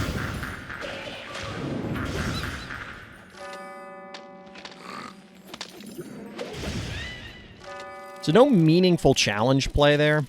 It does put this bow at risk, and we do lose the Tooth Fairy. So the retaliation from Potenzia fairly strong. Not a lot of damage represented here in order to try and push their own punish from A. Markin. Because you're well in range of these 3 damage dealers. So it's probably going to be a kill on Tickles, maybe some damage on Bo, and then a retreat. I'm having a hard time envisioning a way to kill Bo and not be in deep trouble. Because this Hevo is going to have to be exposed to everything.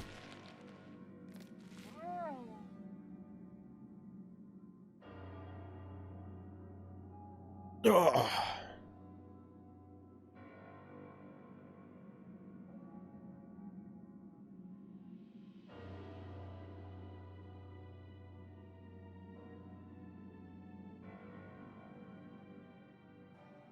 Potenzia debating their plays here, I guess. Running the clock out. They are somewhat stabilizing the panic points. Still a 4-2 because nobody's... Oh, wait. Did I disconnect?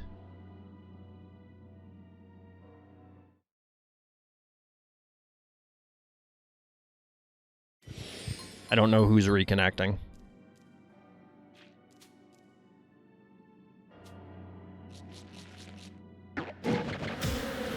Doesn't look like I disconnected, so maybe Potenzia.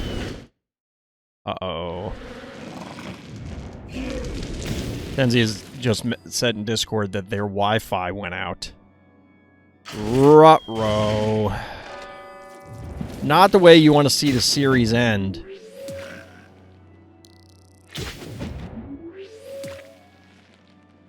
Not the way you want to see the series end, but that might be it.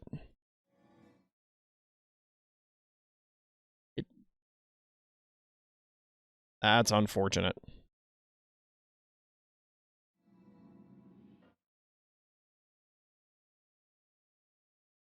Hold please, chat. Gotta adjudicate some things.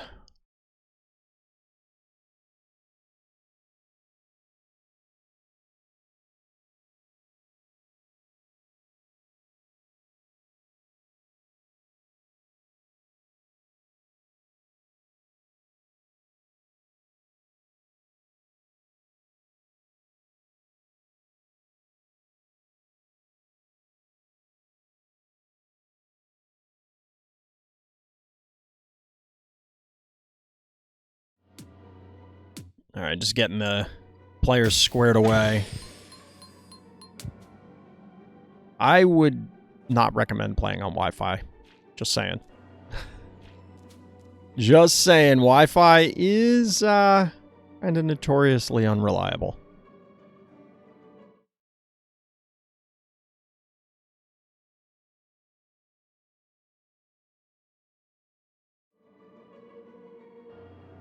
So officially, for anybody who is unsure, the rules, yeah, I pretty much plan for all contingencies, and of course this is a common and or expected one.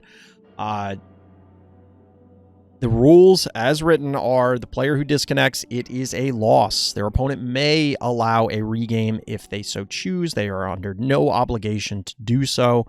We'll see how A. Markin wants to handle it. So that may be, because it looks like Potenzia is back online, obviously, as they're communicating in Discord, but see what happens. All right, A. Markin's willing to do the regame, so we're going to regame. All right, so we'll drop out.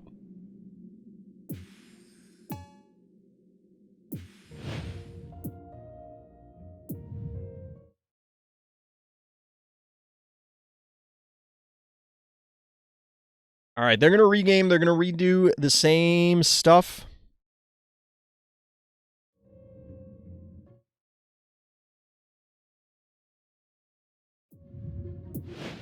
Why not, chat? We're making the event even longer. Definitely don't need to stretch my legs or anything. Definitely not cramping up because I've been sitting here for hours at this point. I understand the players have as well, but at least they've had little breaks. All right, regame of game number 2, a Markened Potenzia. Let's try that one more time.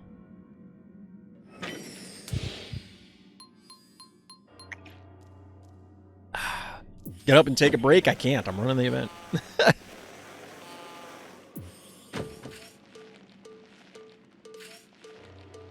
That is something that we monitor for Titan. I think in this scenario that is incorrect. It is, of course. So, for anybody who's wondering, because I didn't read the comment out, it essentially boils down to, can someone disconnect intentionally in order to favor themselves? That's why the default scenario is they lose. The rules are structured in such a way as to actively discourage and prevent anything that would allow for players to try and game the system. However, because this is the internet, and because we do have a number of players who, at this point, a Markened Potenzia have played a ton of times, I think that it is known to, like, it sounds a little silly, it's the honor system in this case, but I think it is reasonable to believe that, no, that is not happening. On top of the fact that, like I said, it was a Marken's prerogative. They do have the option to say, nope, I'm just going to take the win.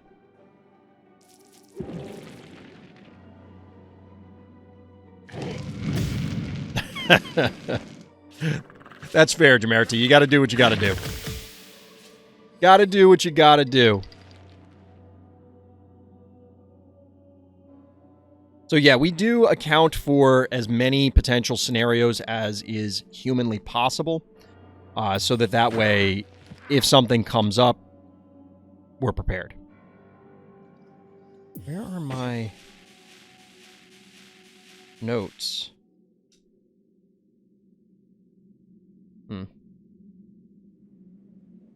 Must have gotten rid of those. That's all right.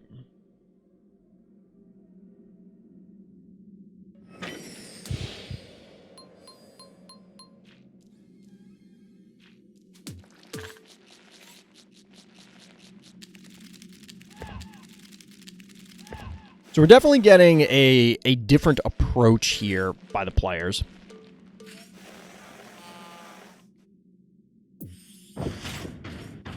Different approach coming out here. Mostly the same phobies in this case for the Redux.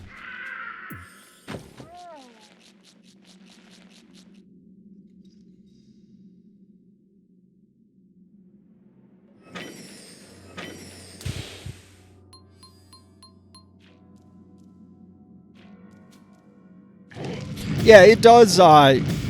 It does take a certain level of stones, we'll say, to allow the regame. And we have had players in the past, because again, it's not a super common thing. It does come up every once in a while. Yeah, Strahd gave a regame to Alien Engineer. Alien Engineer ended up taking that series. So there have been instances where the player said, no, I'm just going to take my win. And that's also acceptable. Players should not feel obligated in any way to grant a regame. It is the player's responsibility to ensure that their internet connection is functional, that their devices will behave for the entirety of the event. That's the way the rules are written and structured intentionally in that way, to try and prevent people from gaming the system. But in the interest of we want to see Phobies games, we want to play Phobies games, and I think everybody recognizes that, hey, if you're on Wi-Fi, you're on mobile data, you're on whatever, sometimes things happen. Yo, we get a dial! Just to finish the thought, it does allow for a little honor code exception, we'll say. That is baked in, but obviously if there was ever a scenario where we identified someone trying to abuse things, they're just going to get banned from the events. It's that simple. I'm not going to tolerate that kind of crap. So we get a little dial action.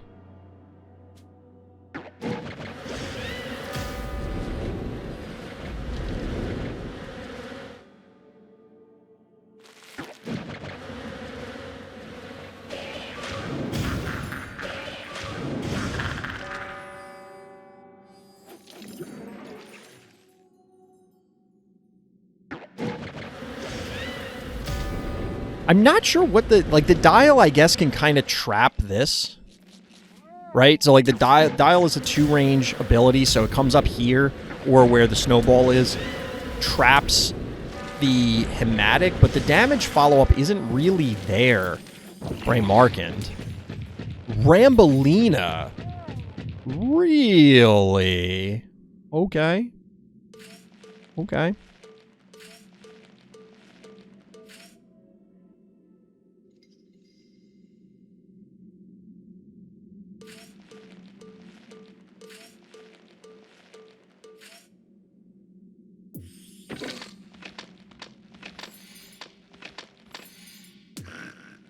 Get a little Daisy action to follow up. We did see this previously. Boom coming in. No Rambolina for now. Electrocat. Is this a dead? Because you can just slap this. It's only 260 damage. I feel like Dial, I don't know.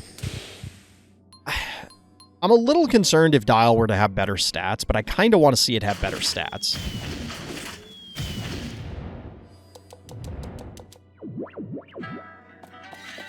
So we do get the power down. This makes sense. It halves the damage, essentially, from the Hematic Ginsting. It also pins it here, so it's not as likely to escape. Panic point advantage is actually orange at this stage. 5-2 as compared to what we saw in the first go-round. 5 keys available for a Markand. What is their follow-up here? Going to be a Murder Wing to eliminate this Cowbell. Notably, the Tooth Fairy is already gone, or otherwise that probably would have made an appearance. 5 keys for Potenzia as well, but we got some stuff here. We got some stuff going on. Go Rambolina, you coward. True. True.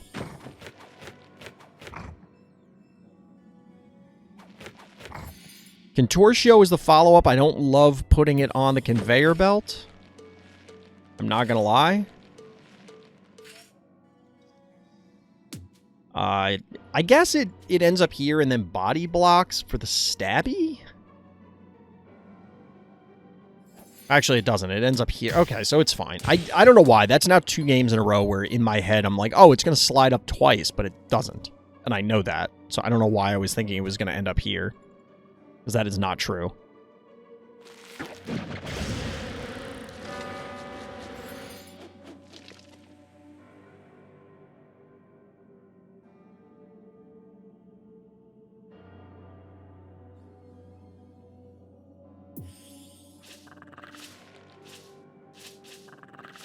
So Tooth Fairy coming out, continuing to press the panic point advantage for our orange player.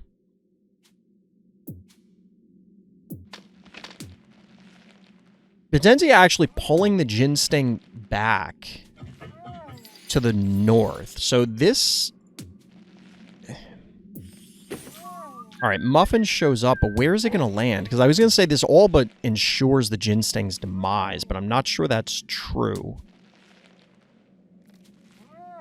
There isn't really a great way for a Markand to push it. I think we probably see Cowbell, Contortio, and then we get the replacements from Boom and Cat.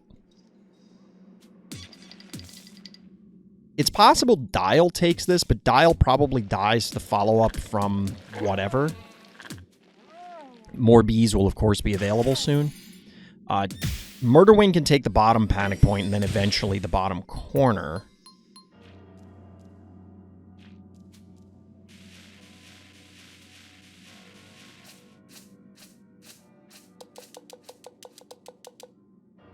Interesting positioning from Dial here. So Stabby is going to try and trap this Ginsting. The combination of the poison and the damage isn't quite enough. You're going to need some additional help. Wait, did that Muffin not come out? I got distracted by other stuff, and I guess the muffin didn't actually make an appearance. That's... Huh. Okay. I mean, don't get me wrong, I'm the first person to disrespect the Henrietta poison, but still. So, why... What is A. Markin's next play here? Okay, we're going for a displacement tool. I don't love the displacement right now. Displacement is great, but at the same time, this is not a map that poles are often going to get kills through Abyss tiles. And on top of it, you don't really have the damage. Stabby and Hevo are not the most thrilling damage dealers in the world. Raucous! Wait, what? Okay. I don't know about that one. So this boom is going to get value. I don't know if this Hevo dies, but I guess there's a world in which it does, because it can get hit by more bees, Tooth Fairy, Gin Sting, Daisy, boom. I don't know if that's enough. It's certainly a lot of damage. This should be enough. If you hard commit, this is enough. Now you'll get the AoE hit, which means that probably this dies. You might be able to get 2 things as A. Markin, but I don't think you can get 3. I don't know why there was an undo there. Like, it must have been to get this Gin Sting back. They probably hit the Stabby to start.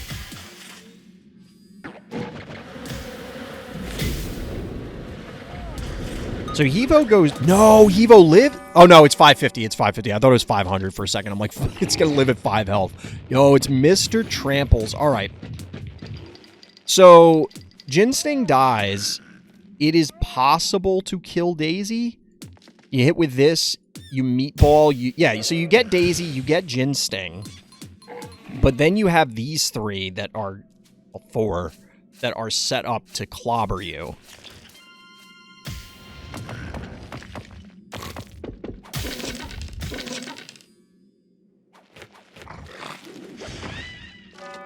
Droney?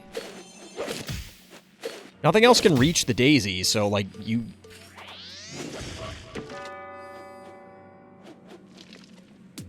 We don't have Dial back yet. This does have Bull Rush. Rambo! Yo! We got them both. We got them both. 5 keys to 10 keys remaining. The retaliation from here could be pretty significant for Potenzia. You get the Bull Rush. You can get some challenge plays. I don't really love the Rambolina, to be honest. Like, I think you might have been better off going, like, 1, 2, 3, 4, 5, 6, 7. Okay, so Droney, this would have been the only thing that could reach, because Snowball's already gone, that would be a singularly powerful phobie. You couldn't go Droney plus something else, because you would have been maxed out.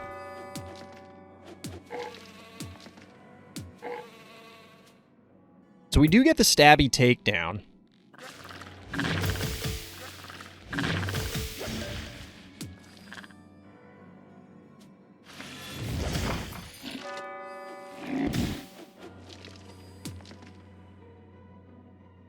Electing to go for Raucous instead?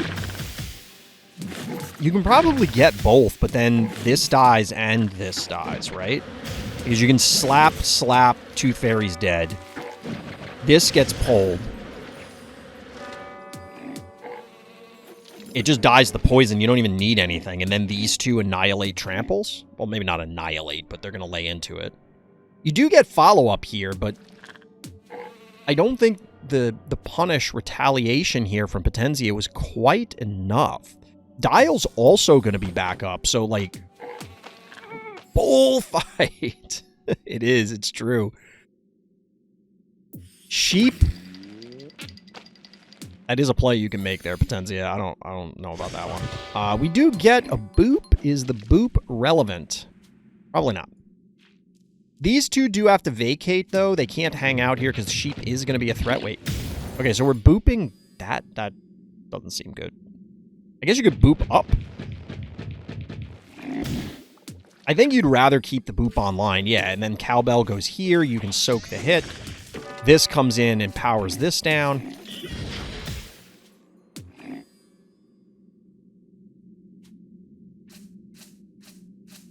I don't love that. Actually, you could do that and then hit it with a dial, because then it only gets one attack. The thing is, with range 3, the dial is not as good on Rambolina. Because it can still get, like, 1, 2, 3. It could be right next to the heart.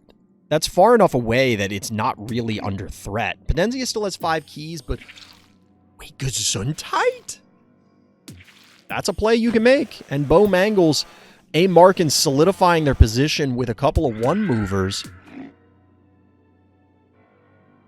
They're pretty tanky, and the panic point advantage is now 5-2 in favor of our blue player. Potenzia's got to make it happen with Mr. Tramples. Okay, so this... I don't know if this was bait or if this was a mistake. I feel like this is bait, trying to get the sheep to come in after the murder wing. This has to be bait, right? All right, down goes Cowbell. Murder wing taking its life.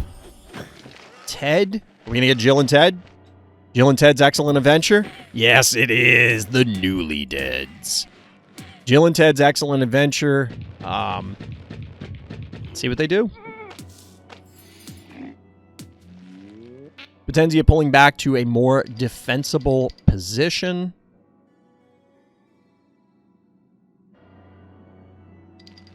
I don't think there's any way you can boop this sheep in. Oh, certainly not now, because it's moving up anyway. I don't think there's any valuable boops to be had. I really don't like the Gesundheit. Not a huge fan of the Gesundheit play. It's very frail, which is my biggest issue. But I think the Gesundheit really just guards this bottom panic point, and that's all that matters.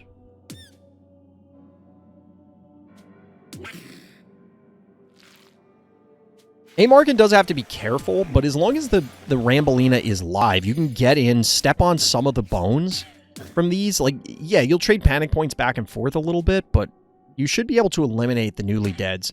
It's funny, because Potenzia was talking about this in Discord earlier today. The Newly Deads, that is. This has one more turn of being distracted by TV. Can get... No, you can't get 2 hits, because this can't go in. You can get 1 hit with this. Newly Deads inching their way up.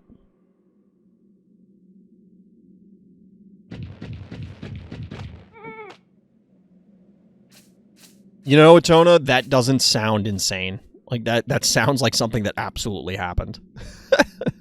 Sounds like something that absolutely happened.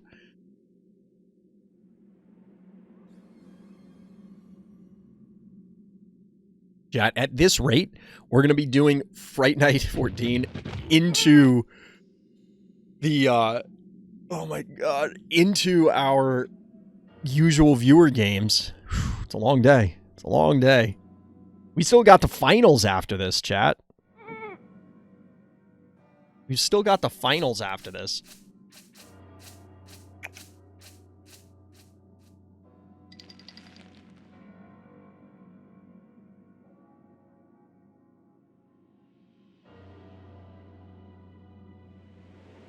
Potenzia being very careful with their positioning now. That'll boop back. 1, 2, 3. Yeah, there's no way. No way! Oh my... I was wondering... This is what I was talking about a minute ago. I'm like, you have to try it to see if it works that way. Got him. Get booped, nerd. Get booped. I think Potenzia just got. Potenzia just got.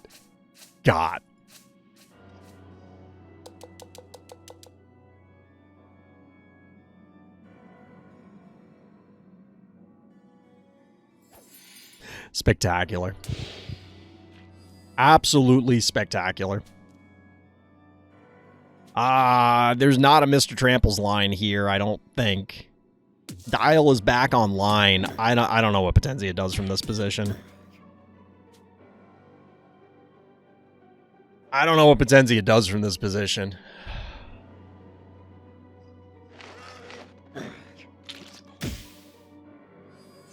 I don't think the newly deads are getting you out of this one.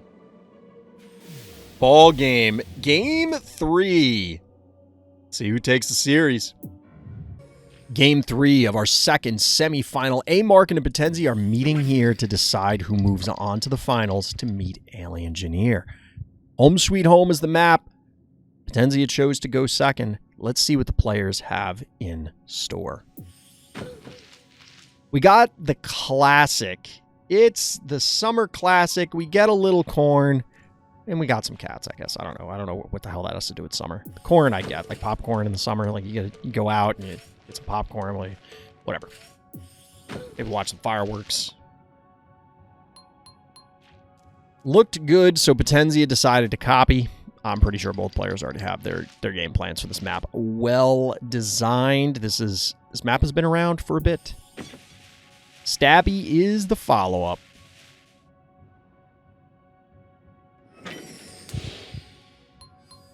Chat, I have a blank hat on.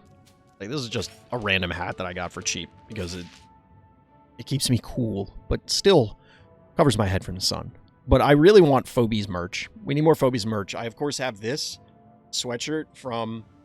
It's hoodie from the Phobies team. A little smoking gun. Smoking gun is on this side. Phobies symbol on this side.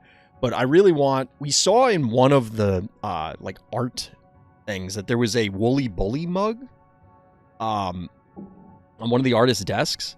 I really want some Phobies hats. I think there needs to be Phobies merch. We really need Phobies merch. I'm stunned that they haven't done anything. Even if they just did it through, like, one of those made-to-whatever services, you know what I mean? So that they don't have to order 70 million of them, they sit in a warehouse and then figure it out. So we're eliminating some 1 keys. That's a quick pick for Potenzia there, and there's not really an easy, or quick pick by A-Mark and on Potenzia there, and not really an easy retaliation, which means that A-Markin's going to jump out to a panic point advantage in short order. I would expect. It's possible that they play it more defensively. But this would allow possibly a 3-0 panic point advantage, and not a great way for Potenzia to respond due to the double 1 movers.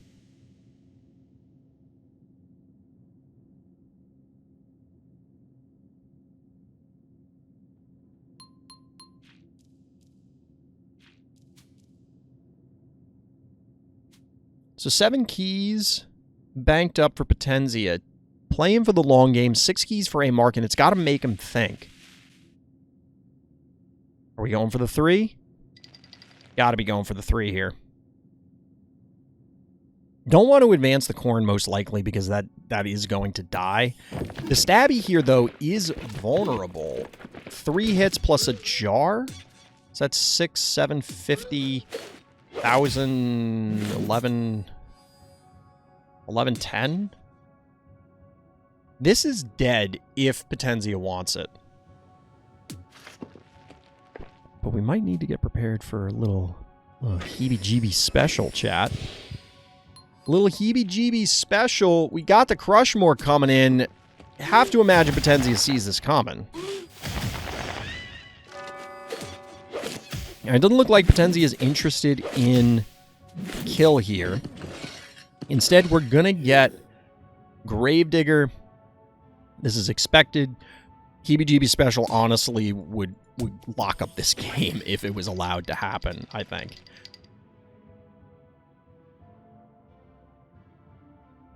But instead, we're going to have to exist with simply a 3-0 panic point advantage for now. Potenzia debating the Shove Shark.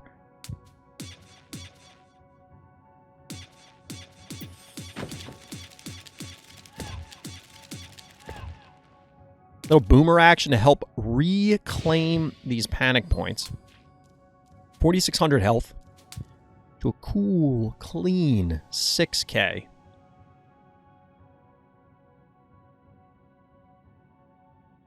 Smell the remnants of my coffee.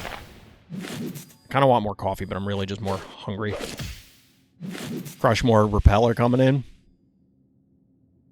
Quite possibly. It has been an A mark and special, but the repeller's going to have to wait a little bit. I don't love this play. What is happening right now? That can't possibly be good, right? Really? I mean, you're going to take a beat. I guess you'll have time to pull back and heal. So maybe this is fine. Maybe this is fine. Because you'll have time to pull the Crushmore back and heal.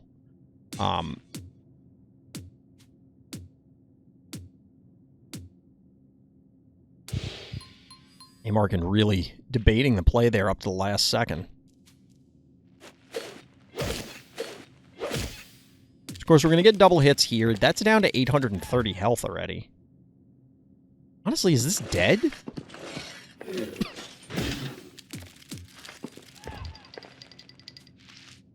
No, they're maxed out. Potenzia is maxed out, so no threat of the Crushmore going down. It is obviously going to have to retreat. And this is a lot of stuff in Potenzia's face. You could roll back and Clinico, because I don't think a Muffin's going to be sufficient here. Actually, no, a Muffin should be fine, because you're not going to be able to follow up with the Stabby Unicorn.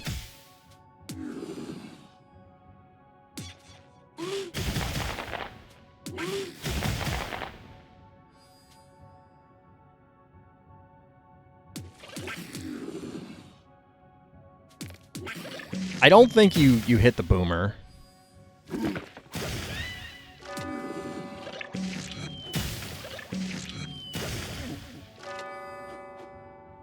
I think the corn has to clear the cat. Oh no, never mind. I thought the Crushmore used its action, all of its actions already.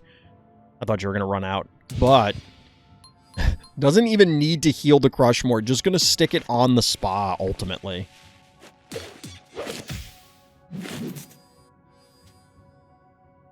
Could have killed Crushmore if he hadn't played Boomer. I'm telling you, people overuse Boomer.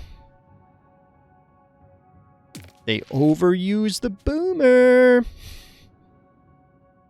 70 health. Just imagine if this was a Tickles. I'm telling you, nobody wants to believe me. Stop using Boomer. Like, especially on these maps where it's like a knife fight in a closet.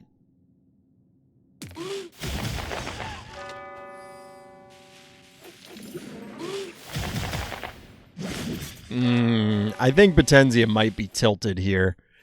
Definitely some uncharacteristic mistakes out of them. They did bank up to 11 here, but I think I can smell some tilt through the internet.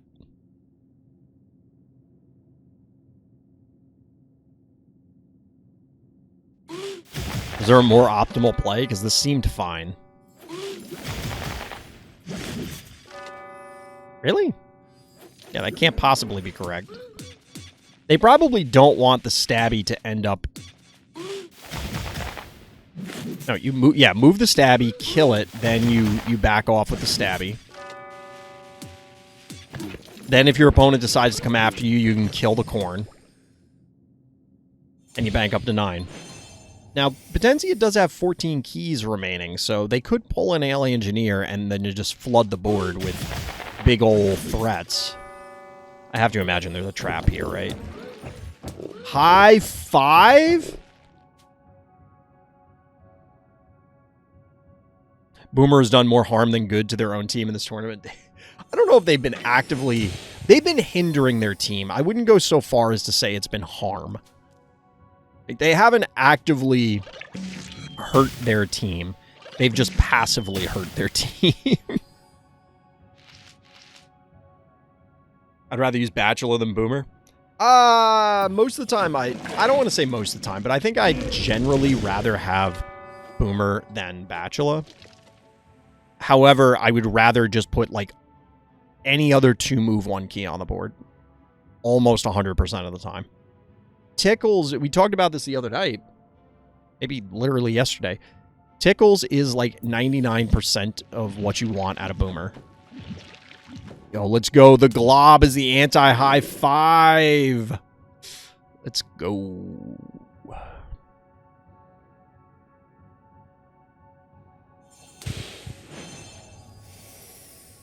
This one's all but in the bag, right?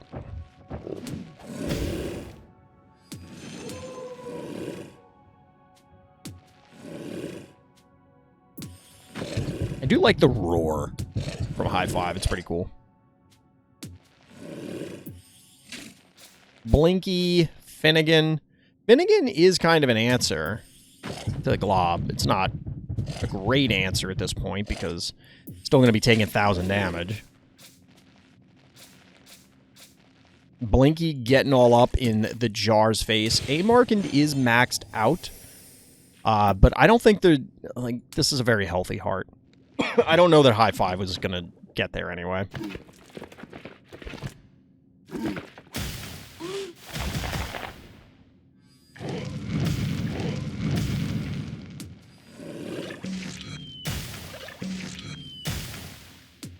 $10.40, not quite enough health. To be honest, I think the best play for A-Markand here is you glob and then put something behind the glob so it can't be displaced. Like, there's no world in which Potenzia can kill the glob, so just put things behind it so it can't be displaced and then it can't get dislodged. Did they figure it out? What's happening? Running out of time mighty quick. Oh, God. Oh, no! A-Markand just got arena'd. Oh, my God. Did A-Markand just lose to the arena timer? I'm not even trolling. A-Markand might have just literally lost to the arena timer.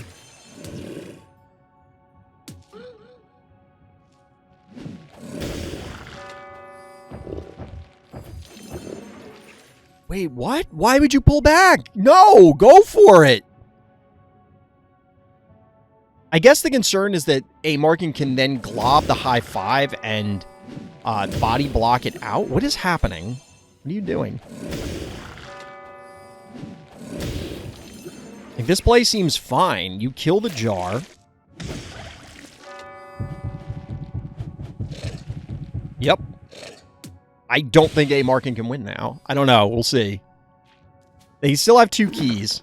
So, like, a Cassowary Leap could be a thing.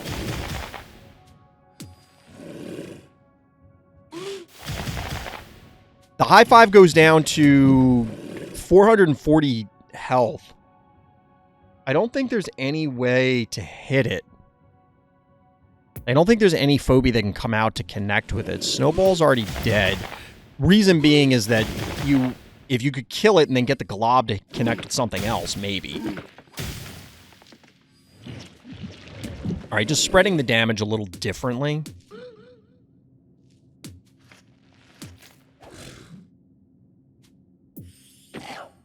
Sucky? I mean, Sucky is a Phobie. Sucky is a Phobie. Down goes High Five, Glob, Om Nom Nom's the big 8 key.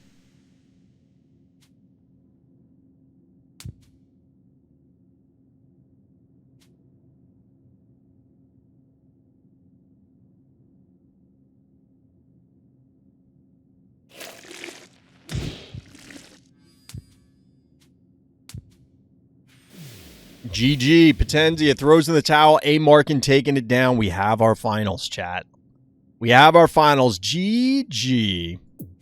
All right, here we are. Game 1 of the finals. A-Markand and Alien Engineer going at it to see who is our Fright Night 14 champion.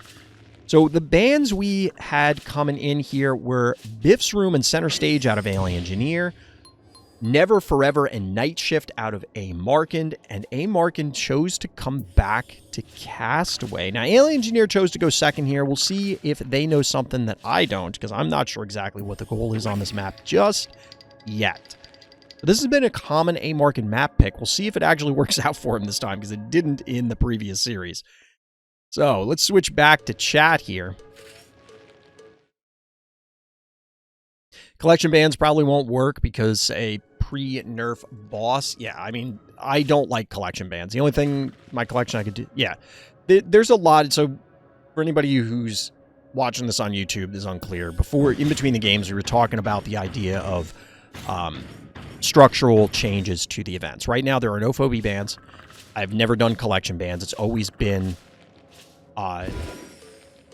blanket bans if they exist, but this event had no phobie bans. And then we have our map ban system, which I think is much more fair. I am of the opinion that collection bans favor people who have spent more money and have more time and more collection. It only serves to hurt people with small collections, because it's like, well, I have my one good phobie, and they ban it out. All right, well, I just lose. Or if you're on a map that requires, say, displacement tools, and they ban your displacement tool, well, guess what? You're screwed.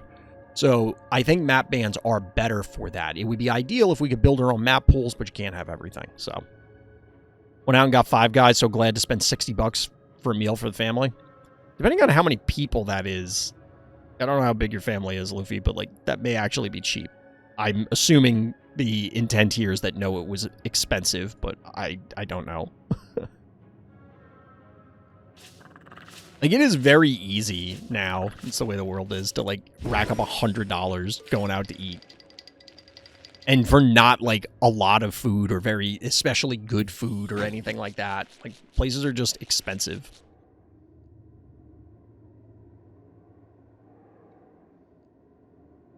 This is what StarCraft 2 casters do in the beginning of games when, like, nothing is happening. They just start talking about random stuff.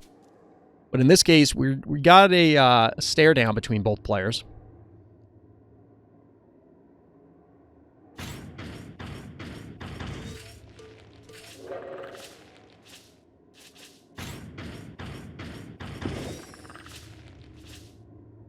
So this is definitely a departure from the previous game we saw between A. Markand and Potenzia, where Potenzia ended up opening up with a werewolf opener, being very aggressive and ultimately pushing the game down. But A. Markand and Alien Engineer both taking a much slower approach to this game. Much more patient. Stabby even coming in.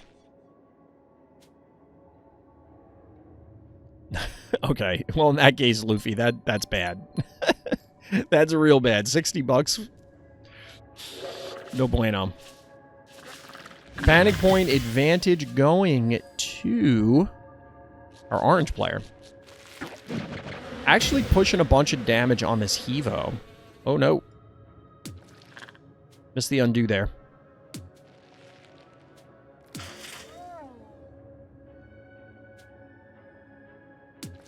I think the Tooth Fairy is safe, right?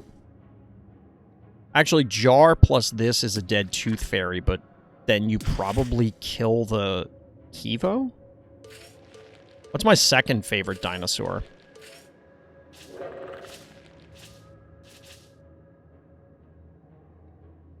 Well, believe it or not, my favorite probably is a Spinosaurus, or used to be. I think it really is just a T-Rex, which sounds very basic as the favorite one. But, like, I used to like Spinosaurus, but the thing is that we don't... If you follow dinosaur news, like, people don't really know. It keeps changing what Spinosaurus is all about. I think Spinosaurus just kind of looks cool. Second favorite dinosaur could be, like, a Stegosaurus. But I will tell you a cool prehistoric animal that I do really like that would be number 2, probably over a lot of other dinosaurs. Maybe it's not number 2, but a Titanoboa. And if you don't know what that is, you probably want to look it up. It's just a cool animal. There's a deck builder game, a physical deck builder game that I think it's called Apex Theropod. I've talked about it before on stream. I forget whether it's Apex Theropod or something Theropod. Ooh, Puff coming down. Speaking of prehistoric things, I don't know. Maybe not. But in that game, you choose, like, you could be a Velociraptor or a T-Rex, and then they have an expansion for Megalodons and other aquatic animals, and then they have Titanoboa and a couple of other, like, non-dinosaur prehistoric creatures, and the goal is it's a deck-building game, but you try and become the apex theropod, the apex predator. And it's pretty cool, and, like, it's just interesting that they had Titanoboa in there.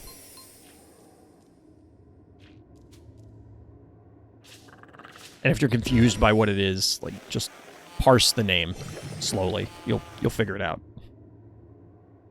Wasn't Spinosaurus the fishing predator one? Kind of. It depends. Like, it's gone... A lot of dinosaur stuff has gone through, I mean, over the years, especially since I was a kid, like, the understanding. Spino went from terrifying to soft and squishy guy. Yeah. I mean, there's also the interpretations of things. Like, clearly, Jurassic Park is not biologically accurate. It wasn't even biologically accurate at the time of the original book and movie. And it was intentionally so, because the idea was that InGen and Hammond were creating monsters. Like, the point was that these were not even the original animals. They were these monstrosities. Nurex, what's good? But Spinosaurus, yeah, it had, like... it's bigger than a T-Rex. It was seemingly aquatic. I think it still is. I don't know, because, again, it keeps changing. And then it had, like, that huge sail frill on its back. But it was like, this is an enormous predator. So it was cool. But things keep changing. T-Rex has kind of stayed the same. I feel like at different points in my life, I wanted Spinosaurus to be my favorite more than T-Rex. More than it actually was, which sounds weird. The reason being is like, oh, well, T-Rex is just kind of like the basic thing. It's like everybody likes a T-Rex, but I do really like T-Rexes. They're cool. And inaccuracies or not, but like the roar that it does in Jurassic Park is just cool. Like, it is just a cool roar. And I will say this, feathers or not, I think, like, the design of like the look of a T-Rex with feathers is kind of cool. I've seen some cool artwork. Whether that's what they actually look like or not, I don't know.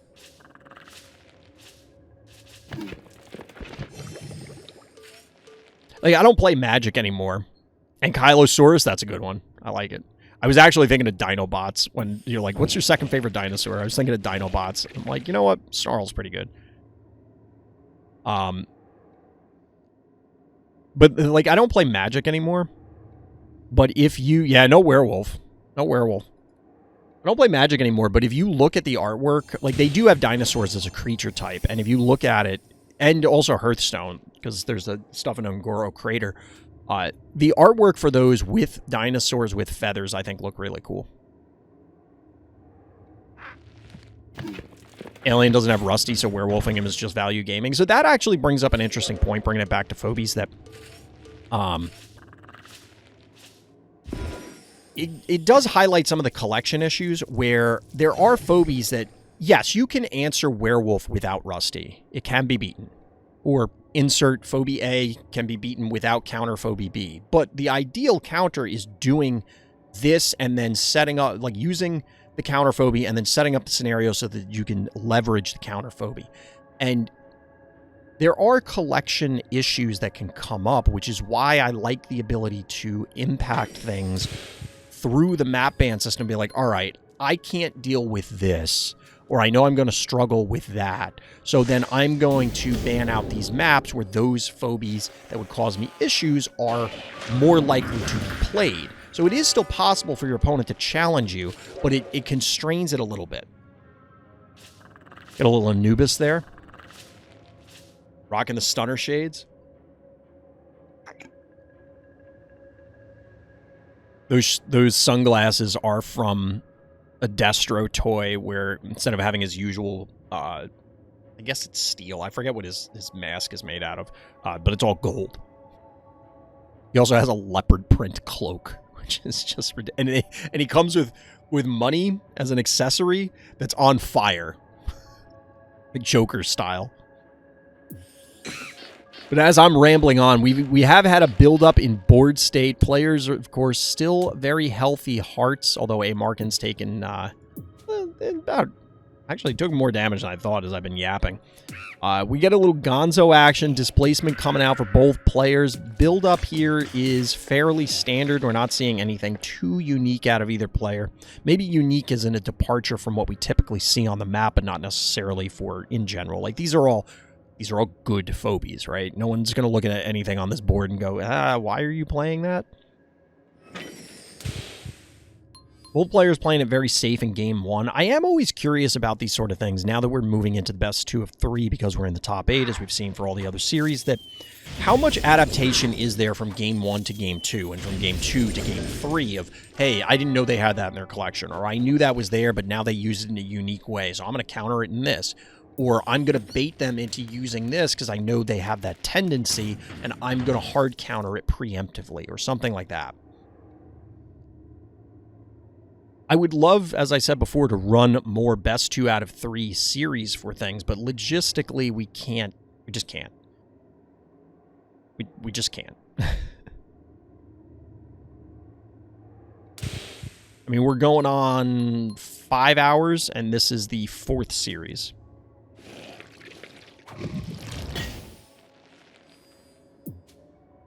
I think chess timers would help alleviate some of this, but not entirely. Also, we're getting the yoink. This is a dead spider. A Markin caught slacking.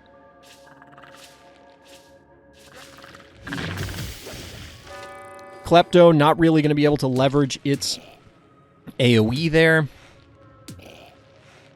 Could get a takedown here onto the Octonauty. You're going to have to commit a bit, so you go like one hit,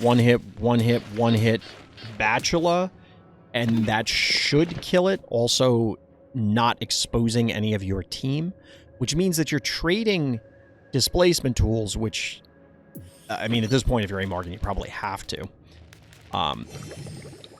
It may leave you open, actually, it almost certainly leaves you open here, because the Gonzo is just a big threat.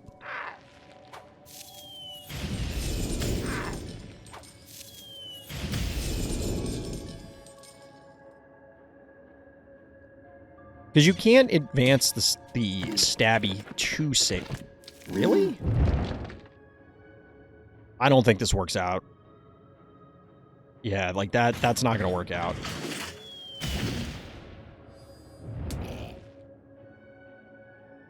Yeah, you just move stabby down and then Bachelor in, and voila.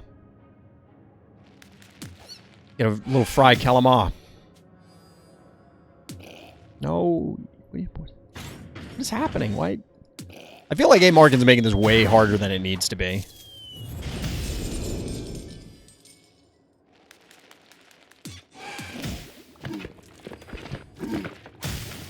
You are making this so much harder than it needs to be.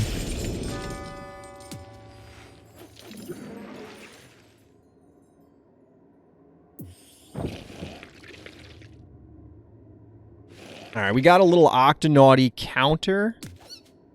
I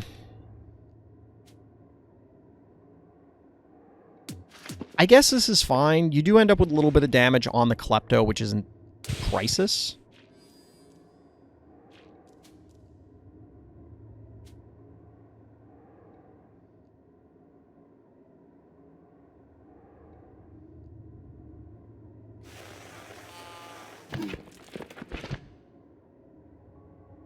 I'll hydrate. We're almost out of water. Noxious. I feel like we've seen Alien Engineer do this to a bunch of people on this map. 5 keys remaining after the Noxious play. That's a maxed out team versus a maxed out team. Never mind, no Noxious yet. But with the Gonzo on the board, the Noxious is a big threat. We also have 5 dimensionals. I mean, one of them's Bachelor, but still, come on. Alien Engineer, of course, going to win the 1-key exchange. This Bachelor comes in, this Bachelor replaces, and A-Markin's down to 2,800 health on their heart. Holy crap. Oh my God, get Brony. Is Brony the meta on this map? Brony's meta, right? Like, Brony is the meta here. I don't even know what the hell A Markin does here. Real talk, chat. Does Brony need a 2-turn warm-up?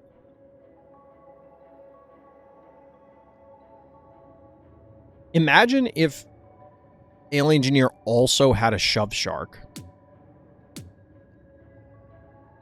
Imagine if Alien Engineer also had a Shove Shark here.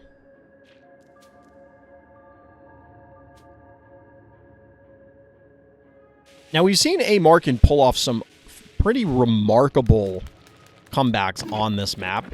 Not all of them successful, but pretty remarkable comebacks.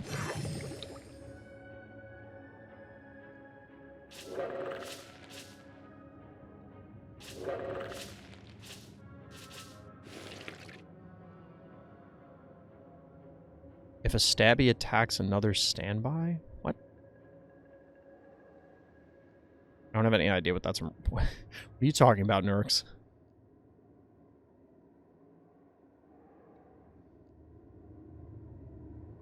It is funny that people are busting out the random toy channel redemption again. You're gonna have to let me know when people get tired of seeing the ones that are up there. I'll put up different pictures. All these people bank so many keys, so I feel like I have to invade to counter Akira, and then none of them Akiras. Oh, if a stabby attacks another stabby, do they hurt each other until they die? No. Light passive, get bronied, I like it. I mean, Brony feels like the new thing. It was always one of the, like, worst kept secrets, Brony being super powerful. Game would be over if Alien had Shove Shark. To be honest, probably. Brony is balanced. If you get your heart to like 3,000 health, that's on you. Honestly, I don't think this is really... It is a function of the heart health. Like, that makes a scenario worse.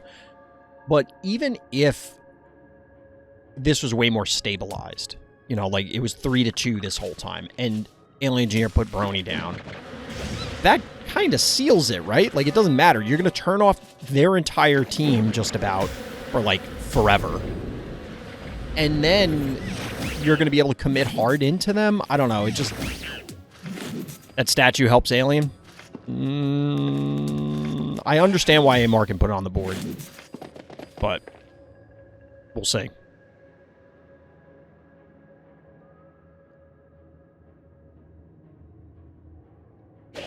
It worked in Advor versus Alien, but Firk and Paschetti was the wrong response. It should have been Furnace Face or something. I remember Brony foul, just something, but not those two. Yeah, I mean, Firkin might have been okay. I don't really understand the Paschetti.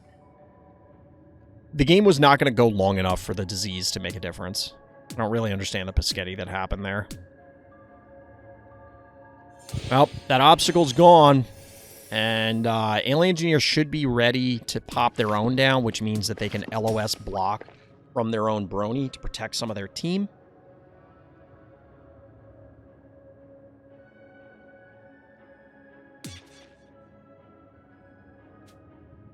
What does A-Markin's play here? Both players down to 3 keys. I feel like, understandably, A-Markin backed off, but I don't know. I feel like you have to commit.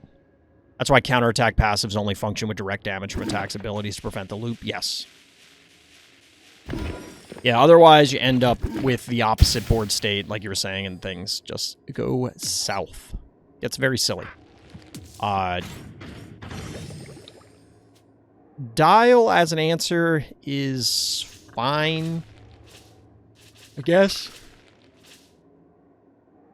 Honestly, I think the Tooth Fairy should be here. The Tooth Fairy here is out of the way. But, like, if Alien Engineer wants to go here to Brony in order to get it, you turn these 3 off and the dial. But if they go here, they get these 3 instead of the... Or they get these 4. I'm not a huge fan of this positioning. Admittedly, I'm not really sure what else A-Markin does.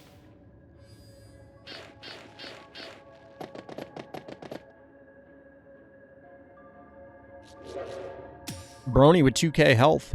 Honestly, I think Brony, I mean, there's not much you can tweak on Brony. You can't lower damage on it, but a health nerf could help here if Brony proves to be problematic.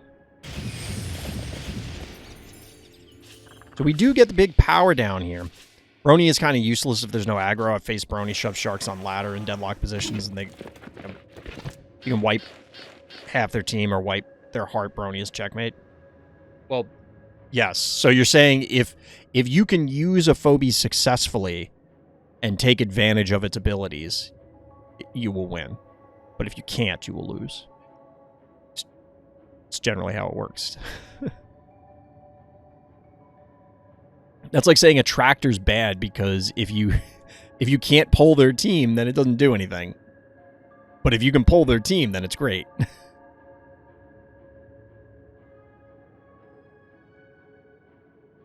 feel like Octonauty should have been in the front, not all in the back, where it does nothing, even powered down. It can still pull. I agree, Koro. I was going to point that out with respect to Dial, where Dial at least can still power things down. Octonauty could do something similar, but in this case, it's not going to matter. So we're going to get a Dial activation on Crushmore. This play makes sense because if you Gonzo the Crushmore, it's going to clobber something, but that can't happen here. The Amarkin is trying to, like, they're somewhat stabilizing, but they're doing it with 1,600 health left on their heart. There's not a whole lot of time. You can't be screwing around here.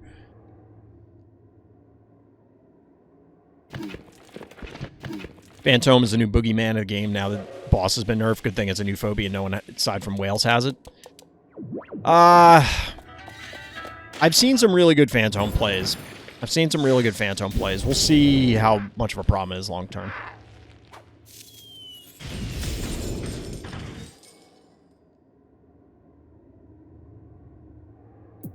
So Amarkin chipping away. I don't know that I love the stabby there. Although I guess it doesn't matter, because either the stabby or the Crushmore dies. So, because either you can Gonzo it, or you just simply move this up and then attack. Like this, just a plain attack is enough damage. I mean, hell, you could do it with a Gonzo.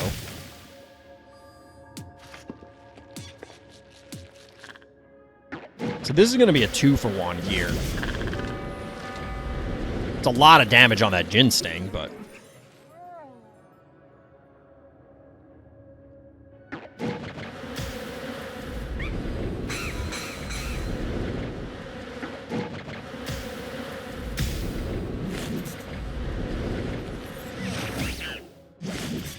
Alright, so takedown on Stabby. Alien Engineer going through the motions, trying to determine what the best option is here. There's a lot of plays.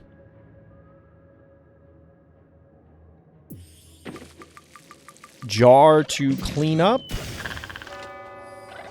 Yeah. Any of the other ones, I feel like we're getting progressively weirder plays that are unnecessary.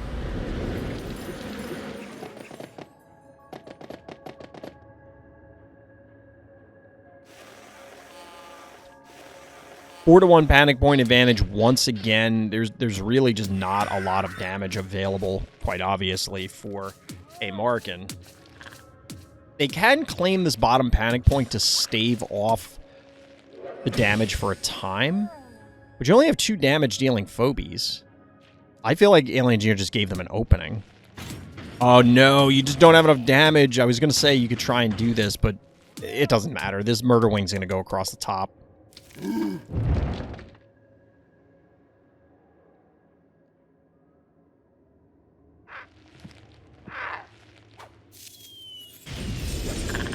Alright, we take the snipe here, but that's going to put this in range.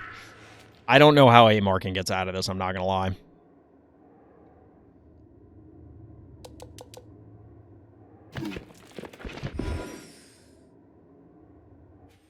GG, Amarkin degrees, Alien Engineer takes it. Game 1 in the books. Here we are, Game 2. Amarkin going first on Home Sweet Home. Down 0-1 in this best-of-3 series. Can they pull it back, or is Alien Engineer going to take the series 2-0? We're going to find out here in the finals. And maybe I might be able to eat soon. I'm hungry, chat. I'm actually starting to drag. I can feel my blood sugar getting really low. So we get fairly standard out of A. Markand, also fairly standard out of Alien Engineer. Get a little stabby going on.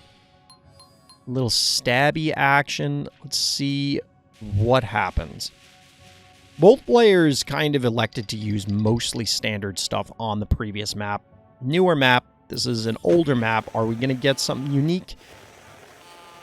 Doesn't appear to be the case. Fairly standard strats, going double turret out of Alien Engineer. Everybody wants to go home. Sweet home.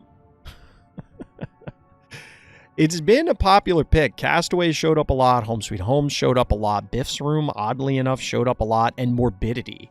So it is interesting looking at the map bans. So, for example, Never Forever and Night Shift and Center Stage. Center Stage has been an unpopular map, but Never Forever and Night Shift are relatively new. Well, Never Forever, the newest. Night Shift came in with Center Stage. But the point is, I think that, as always, the competitive players want to avoid the unknowns. They know what to do on these particular maps, although Castaway kind of throws a wrench in that because it is one of the newer maps. However, it seemed as though A. Markand had a game plan on it. It is now, the two games we've observed on that map, it has not gone well for them. So we get a takedown here. Cat biting the dust as well as Alien Engineer's Cat ultimately. Panic point stalemate.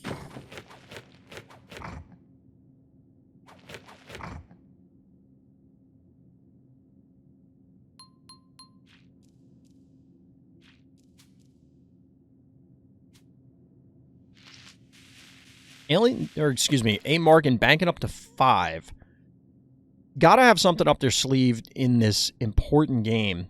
Gotta be able to pull this one back, and I am not sure exactly why they chose this map. Not saying it's a bad choice, but Alien Engineer has a propensity to, I mean, they win a lot everywhere, but I feel like it's a significantly bigger threat on small maps. I could be wrong. We'll see what happens here. Ugh. Getting tired because I'm hungry. So hungry, chat.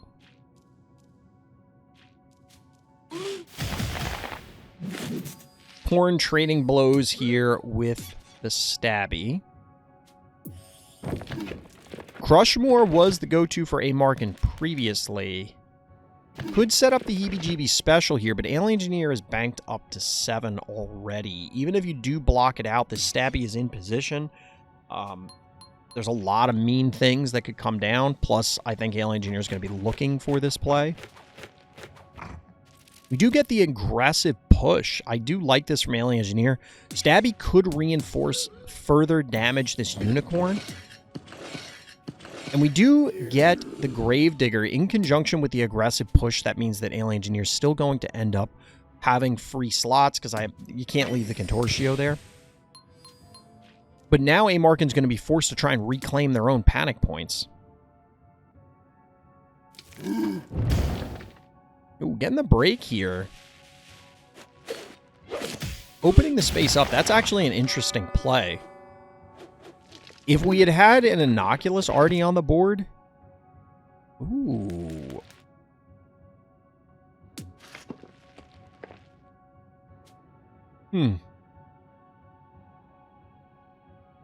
With the Terraform down, it would be kind of interesting to set up almost a...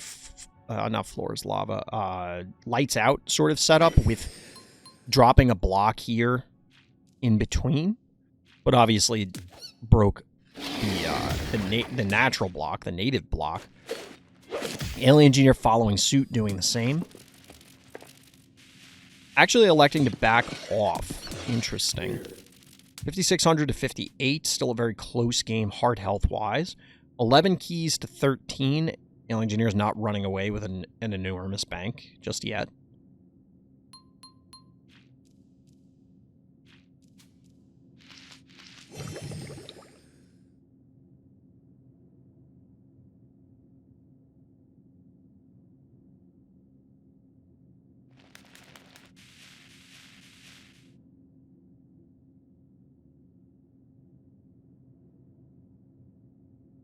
I'm not really sure what A Markin drops out here. Yeah, you're just going to bank to 11, play it patiently. Panic points are stalemated. I wouldn't be surprised to see Alien Engineer do the same thing. Just pass, heal up their team. Ooh, take it back. Gonna go with the Henrietta.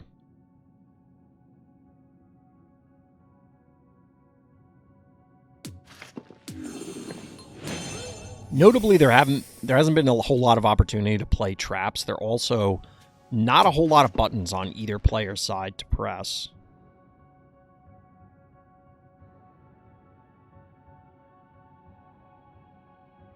I feel that A. Markin really wants to commit something to the board, but knows better.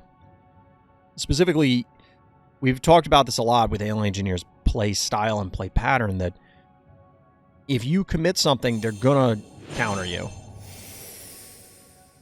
And Alien Engineer has proven time and time again, they have no problem playing the long game and just waiting. But ultimately, Alien Engineer is going to press the advantage here. They are maxed out, so eliminating one of their 1 keys is to their benefit to a degree.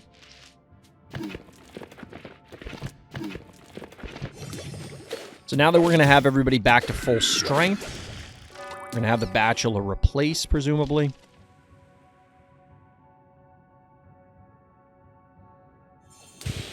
Ooh, we're not. A. Markin just going to wait it out. By the time the event ends, you're going to have to do viewer games. That's what I was saying earlier. At this rate, we're only a scant few hours before it's time for viewer games. I told you it's going to take like 3 days to download the download the VOD so I can edit it. I could be recording it locally, but it's easier this way. Gives me another backup.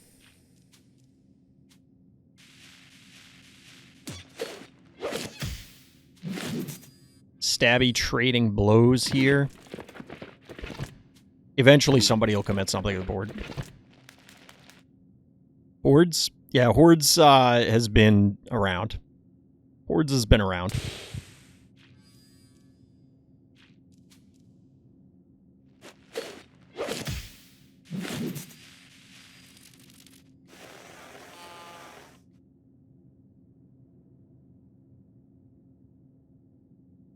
Crushmore just can't help but keep falling apart. This is exactly the scenario that I am confused about in a lot of these cases. And maybe the players are confused, and that's why it's occurring. We talked about this earlier. I forget whose game we were observing. But clearly we're stalemated, right? Alien Engineer now has the advantage because they are... This is not going to work out.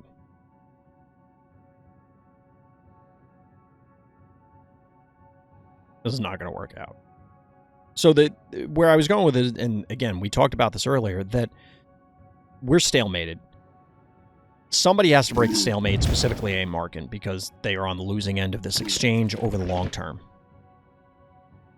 The challenge becomes... Why are you waiting until you're down to like 1,000 health?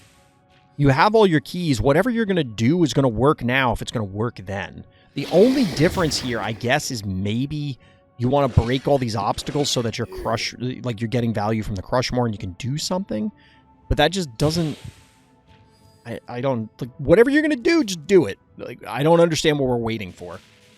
And we saw this happen on a number of maps, including on the Castaway games for A. Markin, where you just take an enormous amount of damage and then suddenly you're in danger on 2 fronts. You could lose your phobies in fights, or they could push hard and kill you. And sometimes they can do both. And it's not just A. Markin doing this. There's a number of players we've observed that have made this kind of play, and it didn't work out for them. Now, if the indecisiveness is literally due to indecisiveness... I mean, that happens, but...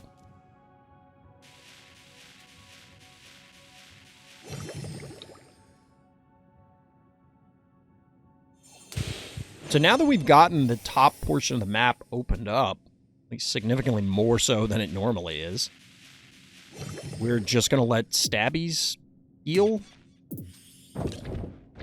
Woolly Bully is the play. All right. That's a thing that can happen. Imagine they play Ogre. Well, we did see an Ogre put in work yesterday when we were observing games. I don't think Ogre is... Well, obviously it's not coming out now, but I don't think that was ever in A. Markin's head. Imagine if they play Bloat. Then we know they're just trolling. Smiley. That's incredibly awkward for A. Markin because at least 2 things are going to get diseased. There's no way you can avoid that.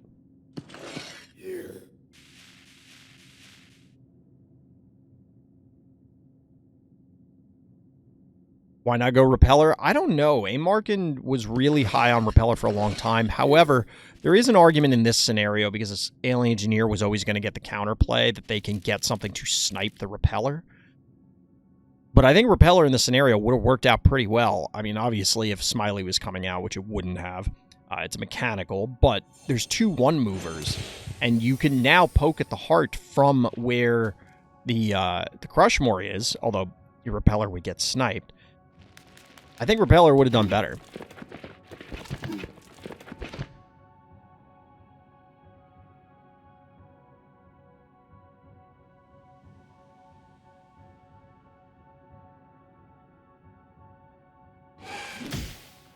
Truthfully, I'm not sure how A. Markin deals with the Smiley.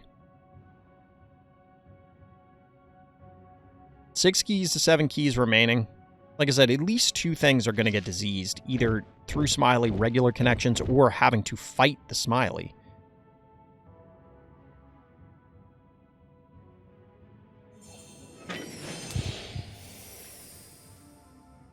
This doesn't seem unreasonable. If Alien Engineer... Oh, it looks like Alien Engineer is going to remove the Bachelor. Because now the Smiley's just going to work its way into A. Markin's team, and how are you going to stop it? The good news is for A. Markin that they now have an open slot on their team, so you could put some kind of mechanical on the board. I wouldn't be surprised to see a Repeller or a Hevo or even Bo Mangles, whatever. Power down here makes sense.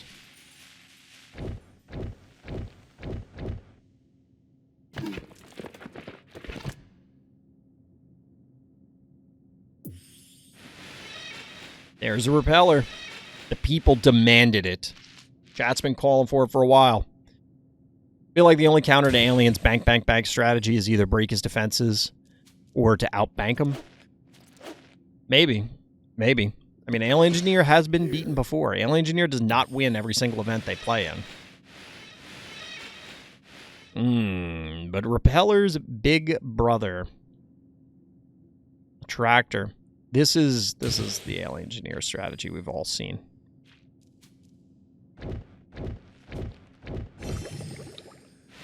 Panic point advantage, orange. I don't know. I mean, I keep repeating myself, but like, I legitimately don't know how A. Markin stops this.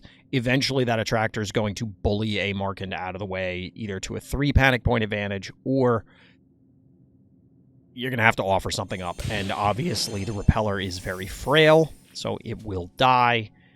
The Repeller is clearly the answer to multiple things on Alien Engineer's side, so it's crucial.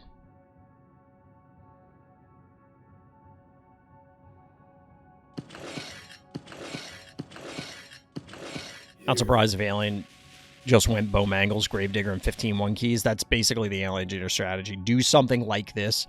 The Smiley's kind of a departure from what I've seen Alien Engineer use in the past, but the early parts of this game, very much classic Alien Engineer that we've seen in a ton of previous games, and then the attractor is the nail in the coffin. It's past the point where A. Markin can reasonably respond and has an answer to it, and in this scenario, it means that... Well, the connection's going to happen. So this does prevent the Smiley from connecting. This is game 2, Jamerity.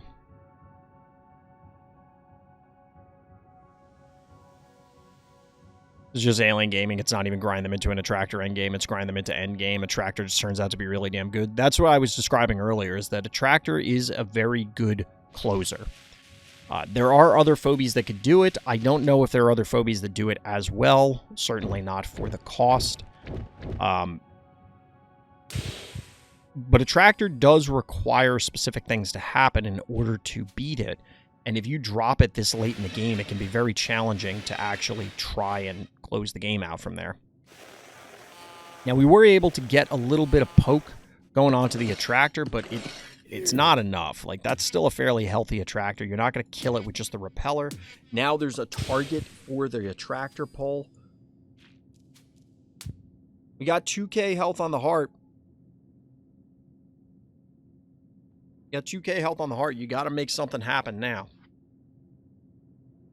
What that something is, I don't have the foggiest idea.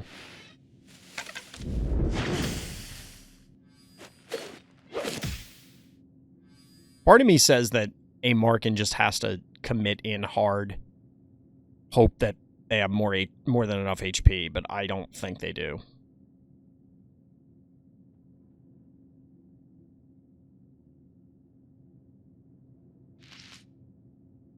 The window of opportunity may have passed. Maybe... No, because the Crushmore would have died. I was going to say on the turn where the obstacle went down, maybe you should have repeller booped plus Crushmore hit on the attractor. It wouldn't kill it, but it softens it up, and then you get it later. But the problem is that I think you just lose the Peller then. Or the Crushmore, rather.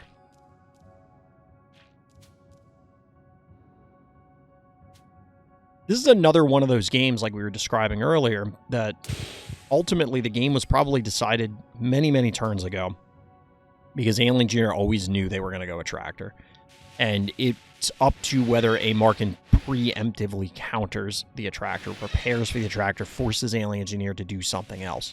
And we saw a few people try to beat the attractor with globs, with Cerberus, with whatever. They didn't really work out, so I don't know, chat. Let me know what you think, but does attractor need to go back on the ban list for events? It's certainly looking pretty damn powerful in Alien Engineer's hands, but to be fair, a lot of things look powerful in Alien Engineer's hands.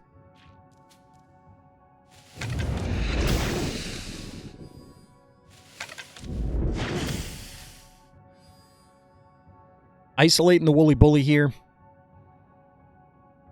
Can probably kill it.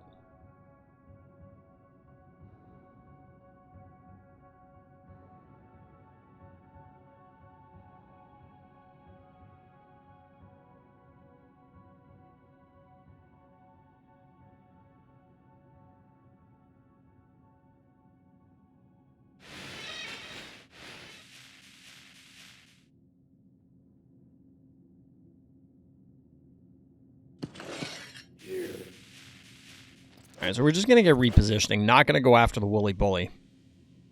Feel like you could have, but I guess there wasn't enough damage to actually take it down.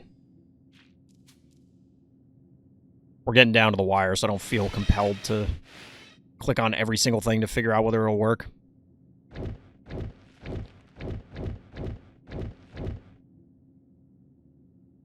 Why do people pick stall maps? Even if you think your opponent is favored there, at some point you have to learn how to beat them on it, right?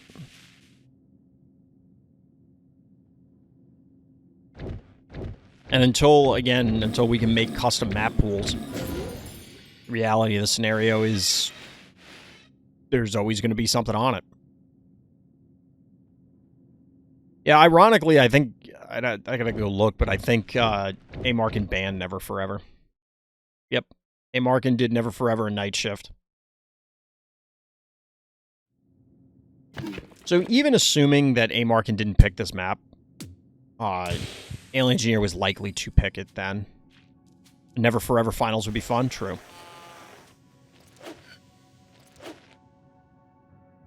Maybe for the next event, I will define the map pool. The problem is I really don't want to define the map pool on Friday, and the event is Saturday. Like that's obnoxious.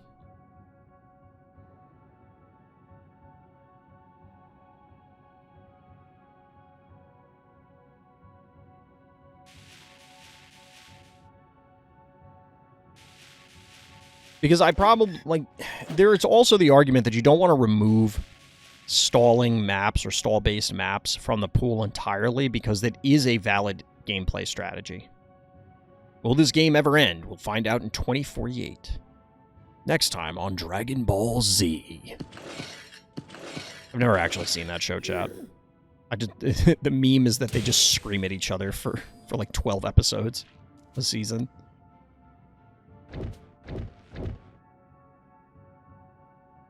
I can play this and this will work versus everything Phobies anymore except maybe Phantom. I mean, that's an argument to not, like, to leave Phantom alone. I think that Phantom is a valid phobia to use. Alright, we're screaming at a tractor. That's a bold move there, Cotton. I mean, realistically, A-Markin's gotta go for it now. They don't have a choice. Going to still end... Unless you boop the smiley here. Can you boop? Because if you don't, the smiley's gonna get the Woolly Bully and the Stabby. And the repeller's exposed.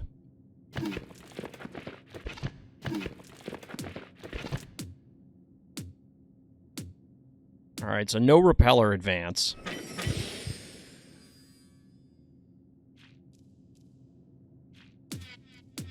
So Boop is available now. Smiley's actually tracking down the Crush more. So ultimately, the power down is 300. So it doesn't matter that 300 would have been 300 reduced damage no matter what. But this requires everything to hit it, which doesn't really matter.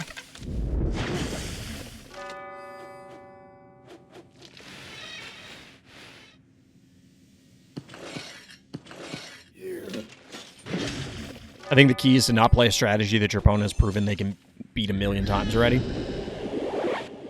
Yeah. I think that's a very valid argument, DT. What's the definition of insanity again?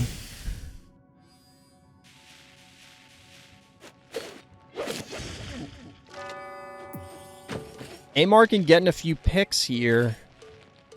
Don't know if it's enough.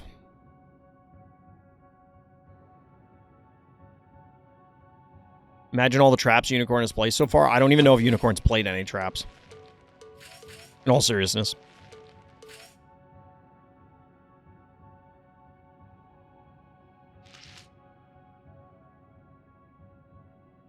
Brony would have worked here, Patonza. Like, I'm not even trolling. Brony might have worked this game. See, the problem is, and what people are concerned with is like, well, what could A-Markin have done with if they do what they did and then Alien Engineer goes a tractor? Well, the answer is don't go what you did. The answer is not solving it. What's the one phobie that's the silver bullet to deal with the monster? There isn't one. Don't be in the position to get bodied by the monster.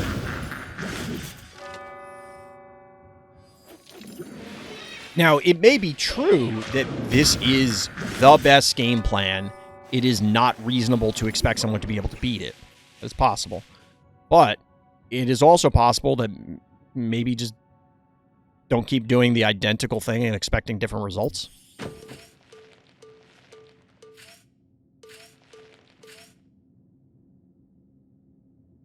Like, we did see one game where Glob almost contested the attractor, and I think there were other misplays in the game that might have led to attractor going down. We saw a Cerberus game where it just wasn't even close, but that was for, again, other reasons. A-Markin didn't go for either. Is that incorrect? I mean, it didn't work, but that doesn't mean it's incorrect.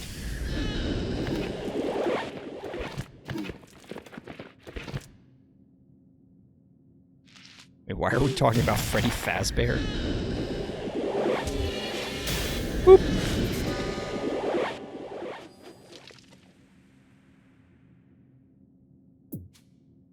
Pretty full health team.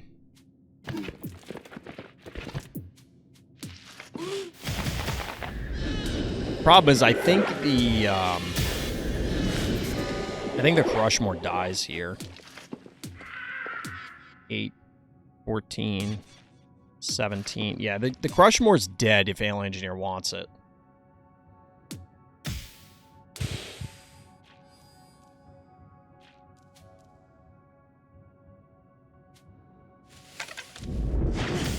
The time is on Alien Engineer's side because of the disease. You can soften this stuff up and then eliminate it when you're ready. But probably just taking the pick right now is worth it. Alien Engineer seems to be respecting the potential for traps. I feel like Glob Blasto. It's the best answer to a tractor. I don't know if I can agree with that one.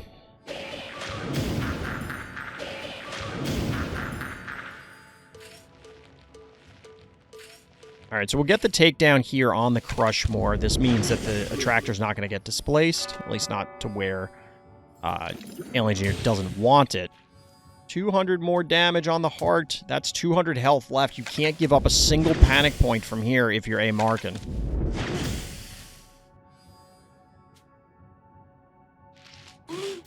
You can kill some stuff, but the reality is that Cowbell is not going to claim one of these points and live.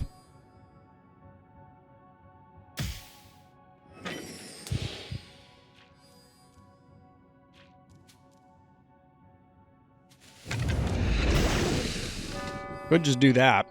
Don't even need to deal with the Cowbell. Just yoink them right off the point. Cowbell can claim it. Looks like Alien Engineer wants to do cleanup instead. And that's every phobia eliminated. And that's also A-Markin eliminated. We have our champion, chat. After many hours. Many hours. We have our champion. Congratulations to Alien Engineer, our champion for Fright Night 14. Definitely a lot of fun watching these games. There was a lot of cool plays that happened throughout the event. Thank you to all the competitors, and thank you to all the viewers. Definitely a lot of fun casting this with you. But that's going to do it for now. Hit up the Random Thoughts Discord. The link for that will be, of course, in the description, the live stream as well. If you're interested in playing in Phobies tournaments, that's where you're going to find out about details for them first. But that's going to do it for this time. So as always, everybody, thank you for listening. Thank you for watching. And tune in next time for more Random Thoughts.